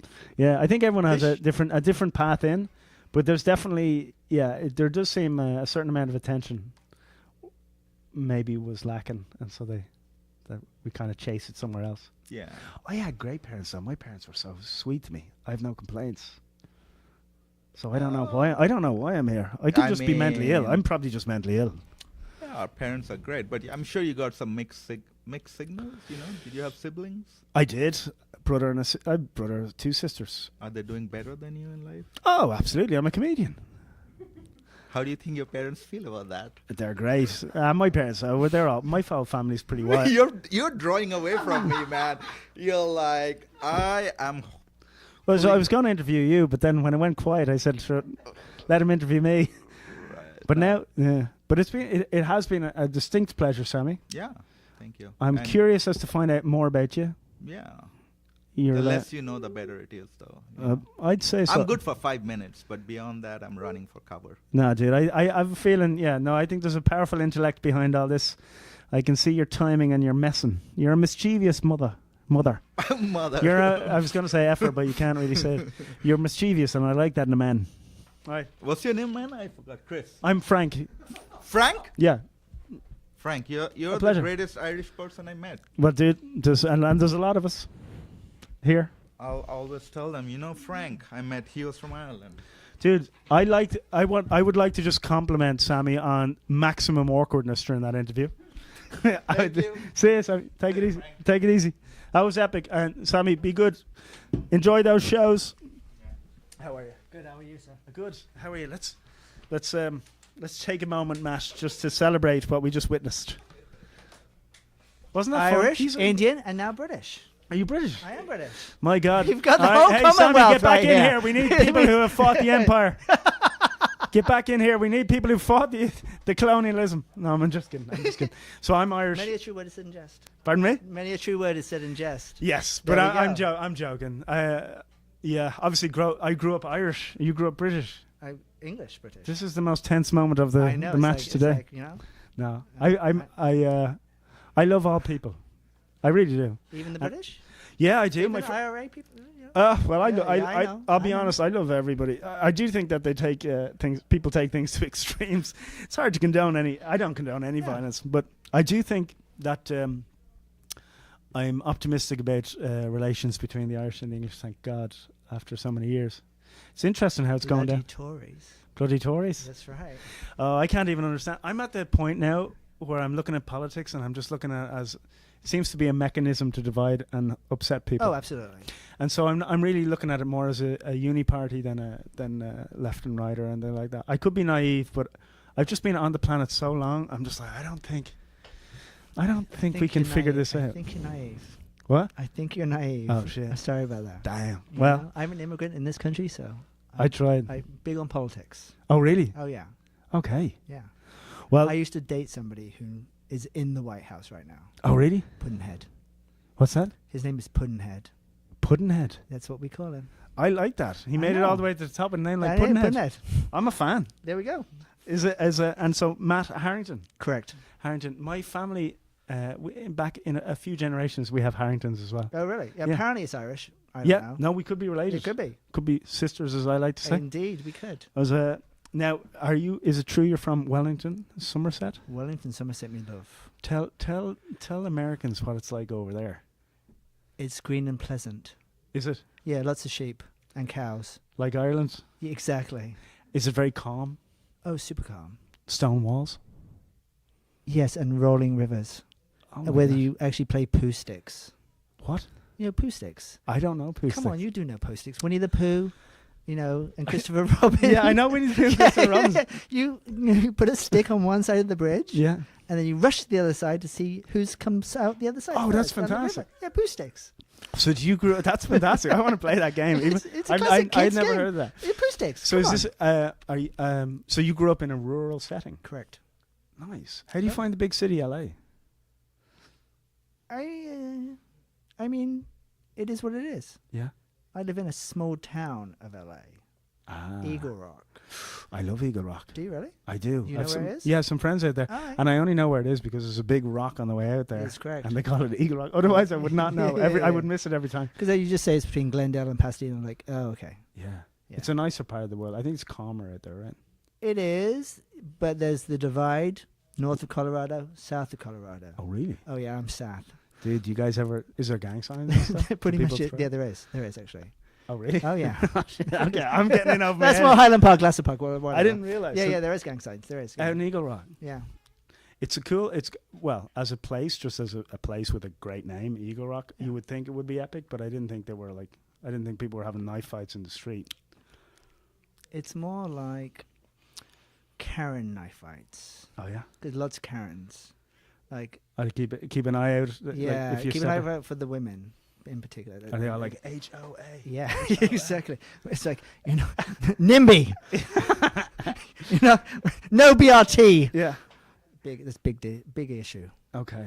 Bus, rapid transit, coming into Eagle Rock. Oh, really? It's divided families. It's worse than Republican versus. Oh man. Yeah, You the world. know? Yeah, and Yeah. we're at least we're doing comedy, so we're going to unite people. We're gonna try. We're uniting. What is it? Unite the clans. Unite everybody. Unite the Right. I think. I don't know what that is. I don't want to unite the right. Well, Unite the left. Finally, this is where I take a sip of coffee and pretend. Go, Kamala. Kamala. Yeah. Politics is an interesting one for over here. Hard to know. True. It's best not to talk to in pleasant company. Yeah, I avoided like the plague right now. Yeah, but I am curious. Mainly, I hear there's a comedy festival going on in Burbank. How long have you been coming here? I'm a Flappers U student. Yes. Yes. So I've actually just been doing comedy less than a year. Brilliant. Because I did a intro to comedy class here. Yeah. And I got sucked in. Fantastic. So for anyone just watching at home, Flappers University, or FU for short, correct, is one of the premier schools for learning how to do stand-up comedy. And the Intro to Comedy Intensive, they give away tickets some nights at shows. Correct, they do. And is that how you got yours? No, I paid. Oh, cool. Yeah, I know. Great. You knew you wanted to try it. So I was like, I'd been laid off from 2 jobs in 2 years, and I was my own boss. I was like, people told me I was funny. Yeah. And let's try it out. No, dude, you got the energy. You got the mischief. I was only talking to the last fella. Mischievous energy is good in comedy. Just like you're not exactly sure where anyone sits. It's good. I prefer to think of myself as snarky and smarmy. Oh, yeah, okay. Well, I didn't want to. The joke, I guess, would be I didn't want to say it. But no, I think you seem lovely, dude. So, have you any pets or anything like that? I have 3 dogs. Do you? Yeah, all rescues. Epic. I know. I'm one of those good people. Oh, right. Yeah, do you make sure everyone knows? Yeah. When they're petting your dog, you go, it's a fucking rescue! I was like, but they will bite, because I have a pit bull. Okay. Only we don't call him a pit bull. He's an SBT. Not to his face. Staffordshire Bull Terrier. He doesn't want to be misbred, does he? No. No. I wouldn't put up with And he's a bit of a licker. Okay. Maybe I would put up with it. Yeah, but he licks his phantom balls. Oh, really? Yeah, he licks his feet. I never thought of that. He still goes back. Yeah, phantom's balls. Yeah. Yeah. Worst of it is whipped cream. Now, do they come off his other dad's balls? Oh, really? Oh, yeah. Okay, so this is a little bit of a issue confession between us. Issue between us. Yeah. I just wish. Yeah. I just took time. I was like, I'm fine with it. It's a fetish. We all have our fetishes. Yeah. Just don't use chocolate whipped cream. No, here, look, to each. The dogs allergic to chocolate, but American chocolate doesn't really count anyway. So now, I like. So you're. Would this be emblematic of your style, your observations, what you might chat about on stage if people came to see you at the festival? If people came to see me at the festival, which I'm not in the festival because I'm just a volunteer because I didn't feel I was good enough compared to some of the people I've met here. But now you've met them, you're like, oh, I should have been in the festival. Oh, I am on the volunteer show. Yeah, he's going live. It's fantastic. Yeah, so I talk about me being not gay. Okay. Sort of. Because people they look at me and like, oh, he's a white guy who's probably went to January 6th. Right. And I'm like, no. Yeah. I just want to get pounded by one of those ex-military CrossFitter types that I look like and call them my daddy. Did you just call out 2 people in the room? Because I feel well, personally... there's certainly one of them, but I know he's not. Hey. I know. It's getting busy out there on the Colorado and Eagle Rock. So put it out where I gotta put it out. Well, I'm interested in this. The classic. This is the kind of. I'm more excited, I think, about this interview than even the last one. The last interview was epic, in terms of a gentleman from India. We related over Google search engines, stuff like that. You were there for that, I think. I was. But found it sort of funny. Yeah. Sort of. Did you ever, when you, how long have you been here, by the way? Oh, long time. Did you ever live towards West Hollywood? That's where I started. Oh, yeah, I did. I lived near the Laugh Factory. Oh, great. Yeah. So but it took I never went. Did it take you a few years to decide you wanted to be a comedian? It took my conversations with my buddy when I would go over to his house and he would basically just sit me there. Yeah. And they would just laugh at whatever I said. Yeah. And, I think I was funny in my day-to-day life. Yeah. Being a boss, I was a little bit inappropriately funny. Yeah. Well, you've already got a few laughs of us out here tonight. I can see. I like the edge, dude. It's interesting. I know. So I'm curious to see where you go, especially with your just first year in. You're at the festival. You got a show. We've just learned, and you're doing an interview, and you seem like a very affable guy. Apparently, that's what people tell me, but then you meet me in person. You're like, nah, can't Oh stand shit. this guy. Yeah. Well, what business were you in before doing comedy? I did special events. Yeah. For a major restaurant in LA. Okay. And then I worked for American Film Institute. Yeah. And I got laid off from both of those, and now I'm in pest control. Pest control. Yes. Orkin? No. Mosquito Squad. Yeah, no, it's competitive out there. It's competitive. It's Yeah. competitive in pest control. There's fights. Dude. There's fights. We get into it. Dude. I'm the one liberal gay Democrat in the entire company. I thought everyone was liberal gay No, 'cause Democrat in they're all over- California.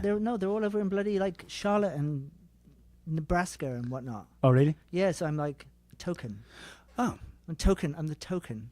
Token white. I feel guy. like I'm Token living. white I guy. feel like I'm living in a.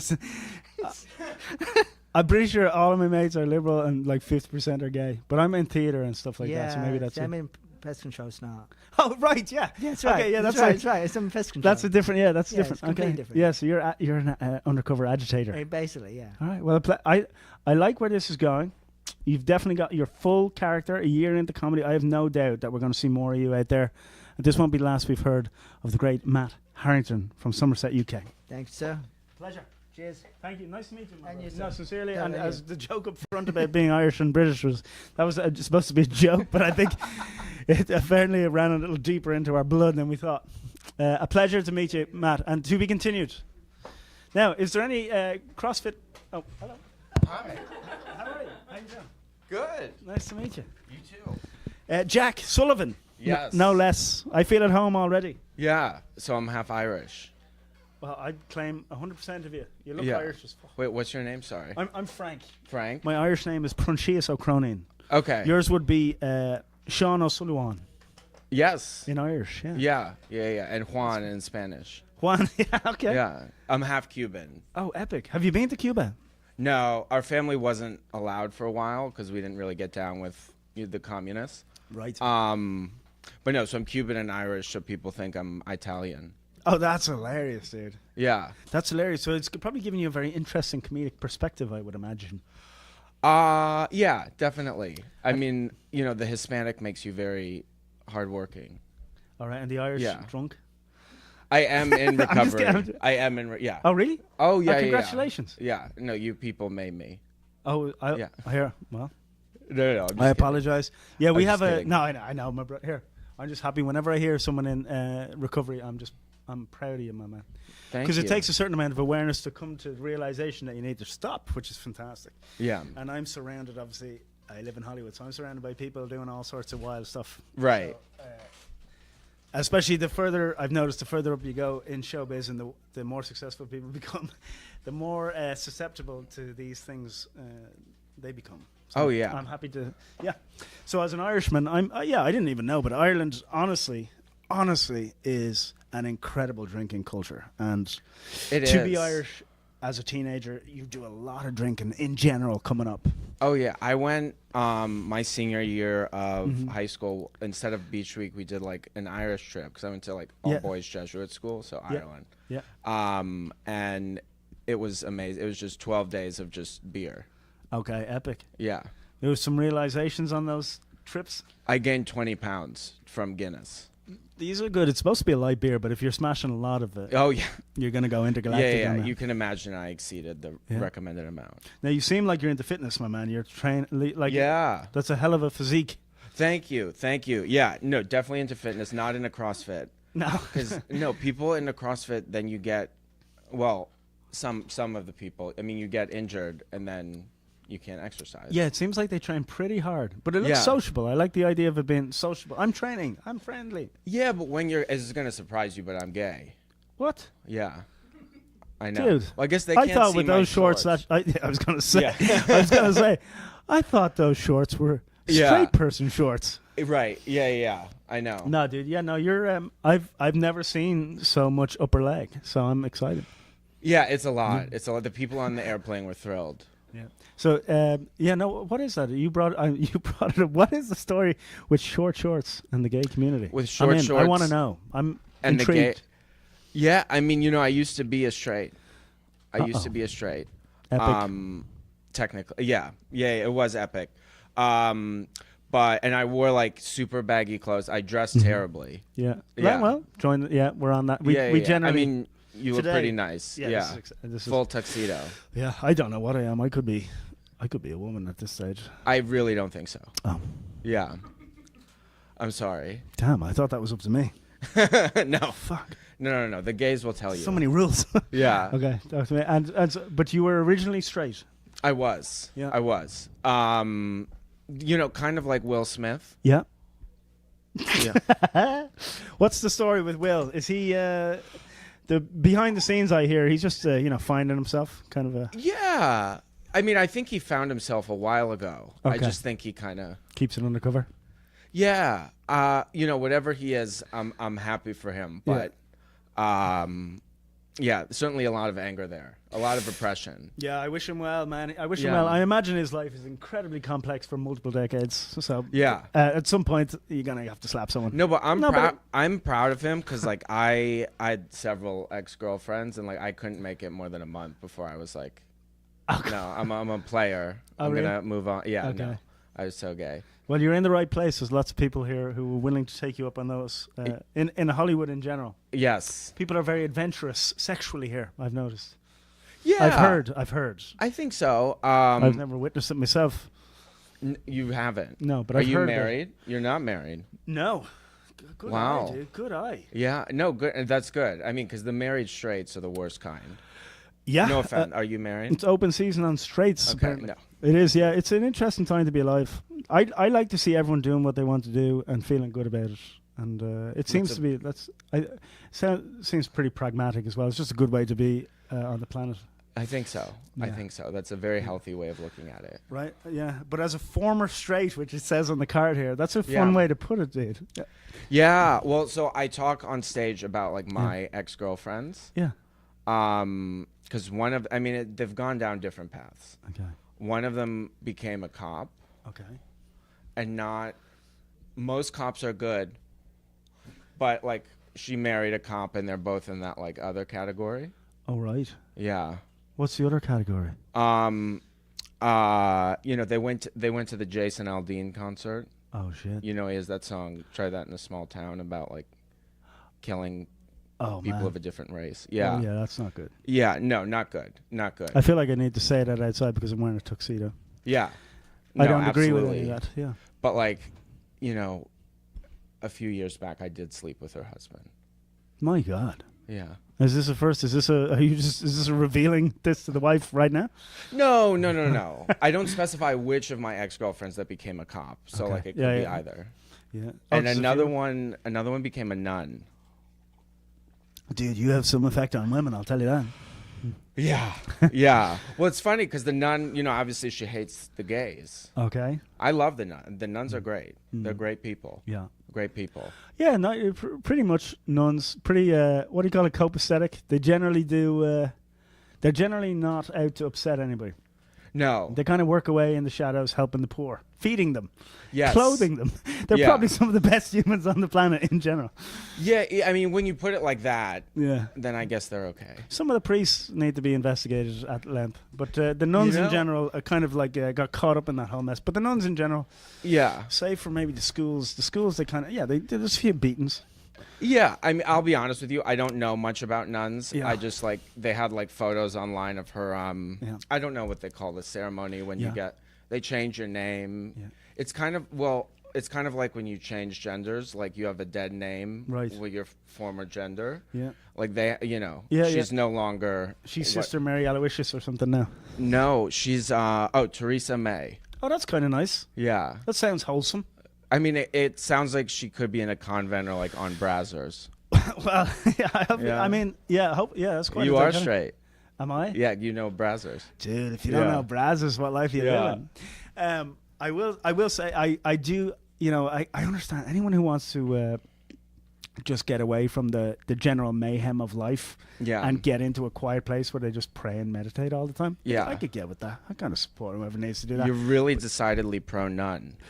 I'm pro everybody. Like I haven't said anything negative about anybody. Yeah, same.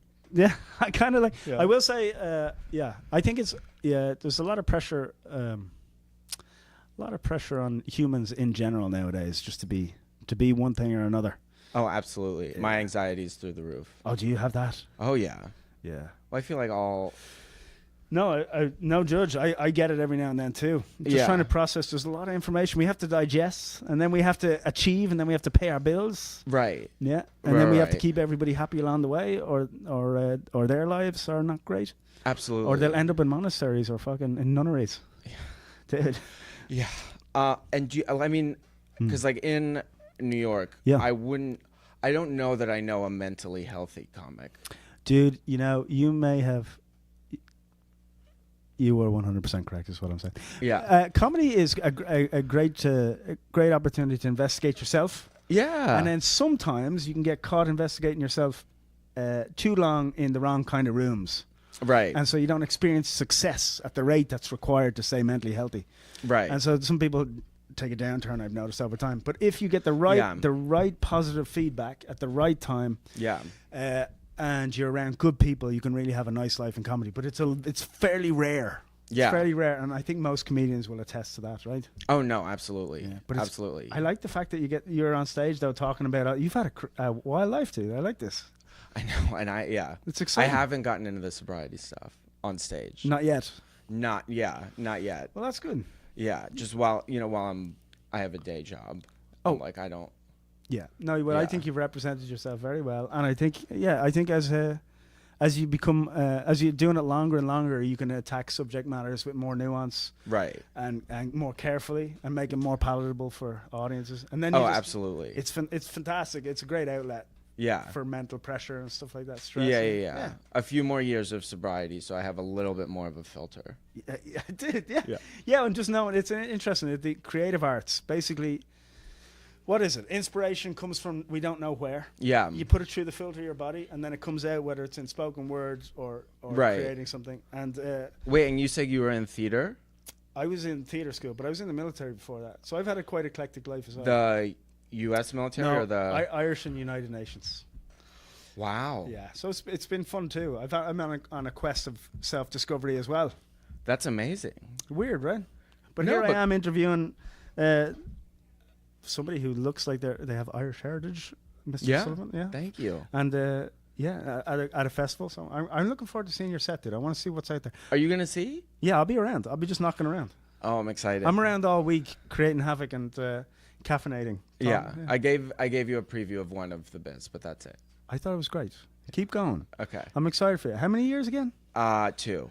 Okay. So 2 years. Yeah. Just keep going and stay positive. Keep positive people about you, because that's the number one, to stay sane in this game. Yeah. And you seem like you have your wits about you. You're gonna crush it. Yeah. Thank you. Yeah. I hope I can be as put together as you are in a few years. I mean, I'm slowly falling apart at the seams. You're wearing a tuxedo. It's all a mirage. Yeah. It's a mirage. Well, you have me fooled. Yeah. Well, thank you very much. Of course. Jack, a pleasure. Yes. Yes. Oh, yes, please. I'd love to get your social media. If you want to follow Jack Sullivan, please go to Jack Sullivan Comedy on Instagram and TikTok and YouTube. Epic. I'm making a YouTube. Sweet, dude. Looking forward to following you. Looking forward to supporting and seeing you out there. Yes. Hey, thank you. Thank you so much. Yeah, we went deep there for a second, but we're back. We're back in the land. Thank you. Hello. How are you? Welcome. Hello. Hey, how are you, my dear? Welcome, Good. welcome. Yeah, make yourself at home. All right. Oh, brilliant. A resume. This is very stout. There's no gaps in your resume. You've been at it for a while. Now, you've been at comedy a number of years, have you? Writing comedy, yeah. Stand up a little less than writing comedy. Yeah. And are you enjoying yourself? We're here at the festival. It's a big deal. The Burbank Festival, California. Life is good. Life is great. Have you met all the team? You feeling settling in? Yeah. So I came last year, so I met some of the people here, and so. Are you from Massachusetts? I am. Yeah. I have a few people from Massachusetts so far today. It's pretty cool. Awesome. Yeah. There's always a couple. Do you know any of the everywhere. comics here? Or? I haven't seen anyone that I know yet, but I also have there was only a couple people here when I got here to check in. So. Well, I was going to say, not to be past remarkable, but I see on the card now you're the picture of health. You've been training. You've been getting into fitness a lot. Is that right? Yeah, somewhat. Yeah. Yeah, you seem. Am I making you nervous? No, it's just like one of those things where, yeah, that was like a lead-in for one of my jokes, and like I have an exercise app, like, but I don't have any of the equipment because I'm like, I just like the Peloton stuff. Yeah. That's like big, and I'm just like, I'm kind of cheap, like with some stuff. I'm like, I'm not, like I bought a treadmill, but it's not it's like a one from Amazon. Yeah. And stuff, and I try to do like the app stuff, like you can like track everything now on your phone. Yeah. And I do good for like a week, But- and then I'm just like, I'm like, you know what? Like I lost like 2 pounds. I should be good for 2 weeks. There you go. Take it. And then I gain it back, and then it's like, yeah. So it's like off and on. It's a wild ride. It's a wild ride. That's a one. It's a constant struggle. I'm into when I really need to cut weight for, say, a part or something. If I'm acting or something, I do intermittent fasting, and I cut all sugar. And with that and normal training, it gets really easy, right, to get fit.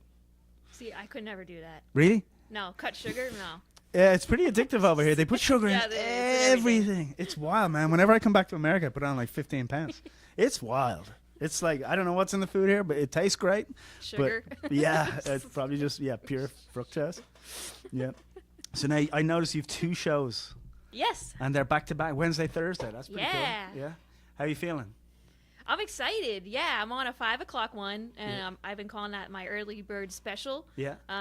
It's called Generation Gap, and I've been trying to figure out what exactly that means. And I'm Okay. like, I think it means like I can connect with older generations. Like that's how I took it. Yeah. No, but I think you seem very relatable, very palatable for different markets, is how they look at it here.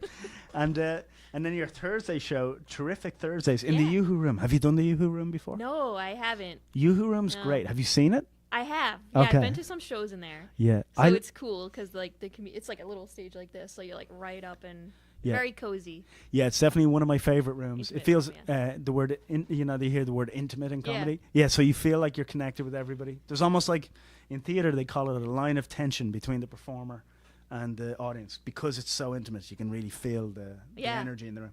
So if you can make eye contact and it's great. So you'll crush in there. I have a good feeling for you. Yeah, I'm excited to do that room. So. Now, if in your prep for coming up to these shows, what have you been up to? My prep. Yeah, like writing, rewriting, thinking, getting on stage. Yeah, I'm always writing. I do like satire writing, so I'm always like kind of like writing ideas. Like every day, I kind of just write ideas, and I'm like, oh, maybe this will work better in stand. I try to do my stand up with stuff from like my life, so I'll like, try to like write down like what's funny, like what that I do during the day or stuff. And I did not a festival, a competition last week in Long Island. Oh, really? So I kind of used that as an opportunity to kind of like get ready for this weekend. Well done. Yeah. And so, you submitted online, I imagine. Would that be right, to do the festival? I did. And then you got the call? I got the email. Yeah, that's fantastic. Because they had to, I think like hundreds and hundreds of people applied and you got selected. So that's really cool. Yeah, I'm excited. Quite an achievement, I my love, dear. Burbank is a really cute town, too. It is. Well, it's like a city, I don't know, I guess. Are you staying somewhere nice while you're here? Yeah, like up the street, Airbnb. Brilliant. Brilliant. Oh, you got nice. an Airbnb? Yeah. Lovely. Lovely. Yeah, I'm an Airbnb person, yeah, for and sure. then will you be making the most of it and attending the after parties? Oh, yeah. Yeah, that's I going to be already cool. made my RSVPs on them and stuff. Fantastic. Yeah. Yeah. Well, just as somebody who's been here for a little while, you're very welcome, and we're lucky to have you. And thank you for dropping by for the interview today. Are you gonna make the most of it and come in and get headshots and stuff tomorrow? Yeah, I think I signed up for like everything pretty much. Isn't that cool that they It's put a all lot the because I've been to some other festivals and like they actually do like there's a ton of stuff. yeah, signed up, so you get a lot of value at this festival, and I don't have to say that. I'm aware of it because I've been around a while. They really put a lot of effort into getting everybody like value. They know people are coming, and so they try and get you lots of stage time. They try and get you environments where you can meet and have fun with people. And then there's also a lot of industry in the crowd who can see your work and stuff like that. And then there's also the social aspect and networking aspect, which is a huge part, as you know. Oh of yeah, I stand-up, figured right? that out in comedy. I'm like, it's awesome to meet people from like all over the place. Yes. And like, yeah, I was like Boston. New England could be kind of like sheltered in its own way. Yeah. So I'm like to meet comedians from like all over the place, like and Yeah. network is great to like know people in other cities. Yeah. Yeah. And now it's Brisa? Yes. Brisa? Yes. That's a great name. Where's that from? It's it's actually I'm actually like named after the restaurant Las Brisas in Laguna Beach. Yeah. My mom like went there, like we had like family out here. They lived in like Southern California, and she went there and like she liked it so much that like she was like, I'm gonna name my daughter Brisa. That's so cool. yeah, that's really where the name comes from. Sylvestre. Sylvestre. So, That's my Brisa married Sylvestre. name. Yeah. That's a great name. Yeah, thanks. What was your original before the marriage? Shaw. Shaw? Yes. That would have been easier for me. Yeah, I'm Irish, so. Oh, yeah? Yeah. Oh, you know George Bernard Shaw and all that? You've heard of him. He's anyway. No relation. No? No.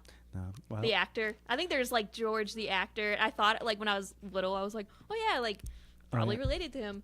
a great creative, George Bernard Shaw. Yeah. Well, an absolute pleasure to have you, Brisa Sylvestre. Shaw Sylvestre. How can we follow you on socials? At Brisa_Sylvestre. So at BRISA _ SYLVESTRE. Give her a follow, guys. She's going places, and it's a privilege to have you here at the Burbank Comedy Festival. Awesome. Yeah. Thank you. Pleasure, It's nice talking to you. Nice to meet you. You too. Mind your step, as they say. We lost 2 people to that step there not long ago. Well, guys, it's been an absolute pleasure here to host some of the interviews for the Burbank Comedy Festival. There'll be more interviews tomorrow. Obviously, guys, check out flapperscomedy.com and also check out Flappers University for any courses you might want to do. I'm joined here now in the last segment of the show with the great Joshua Snyder. Joshua Snyder. So we said that the live stream was going to stop at 3, and it's way past 3. Who's going to pay for the difference? Well, I'll definitely pay for the data. Liquid Death! Liquid Death's going to pay. What time is it? I don't. It's like what, I didn't 4? know. I just went on you guys. I thought I was going to be cut. I didn't know. Yeah.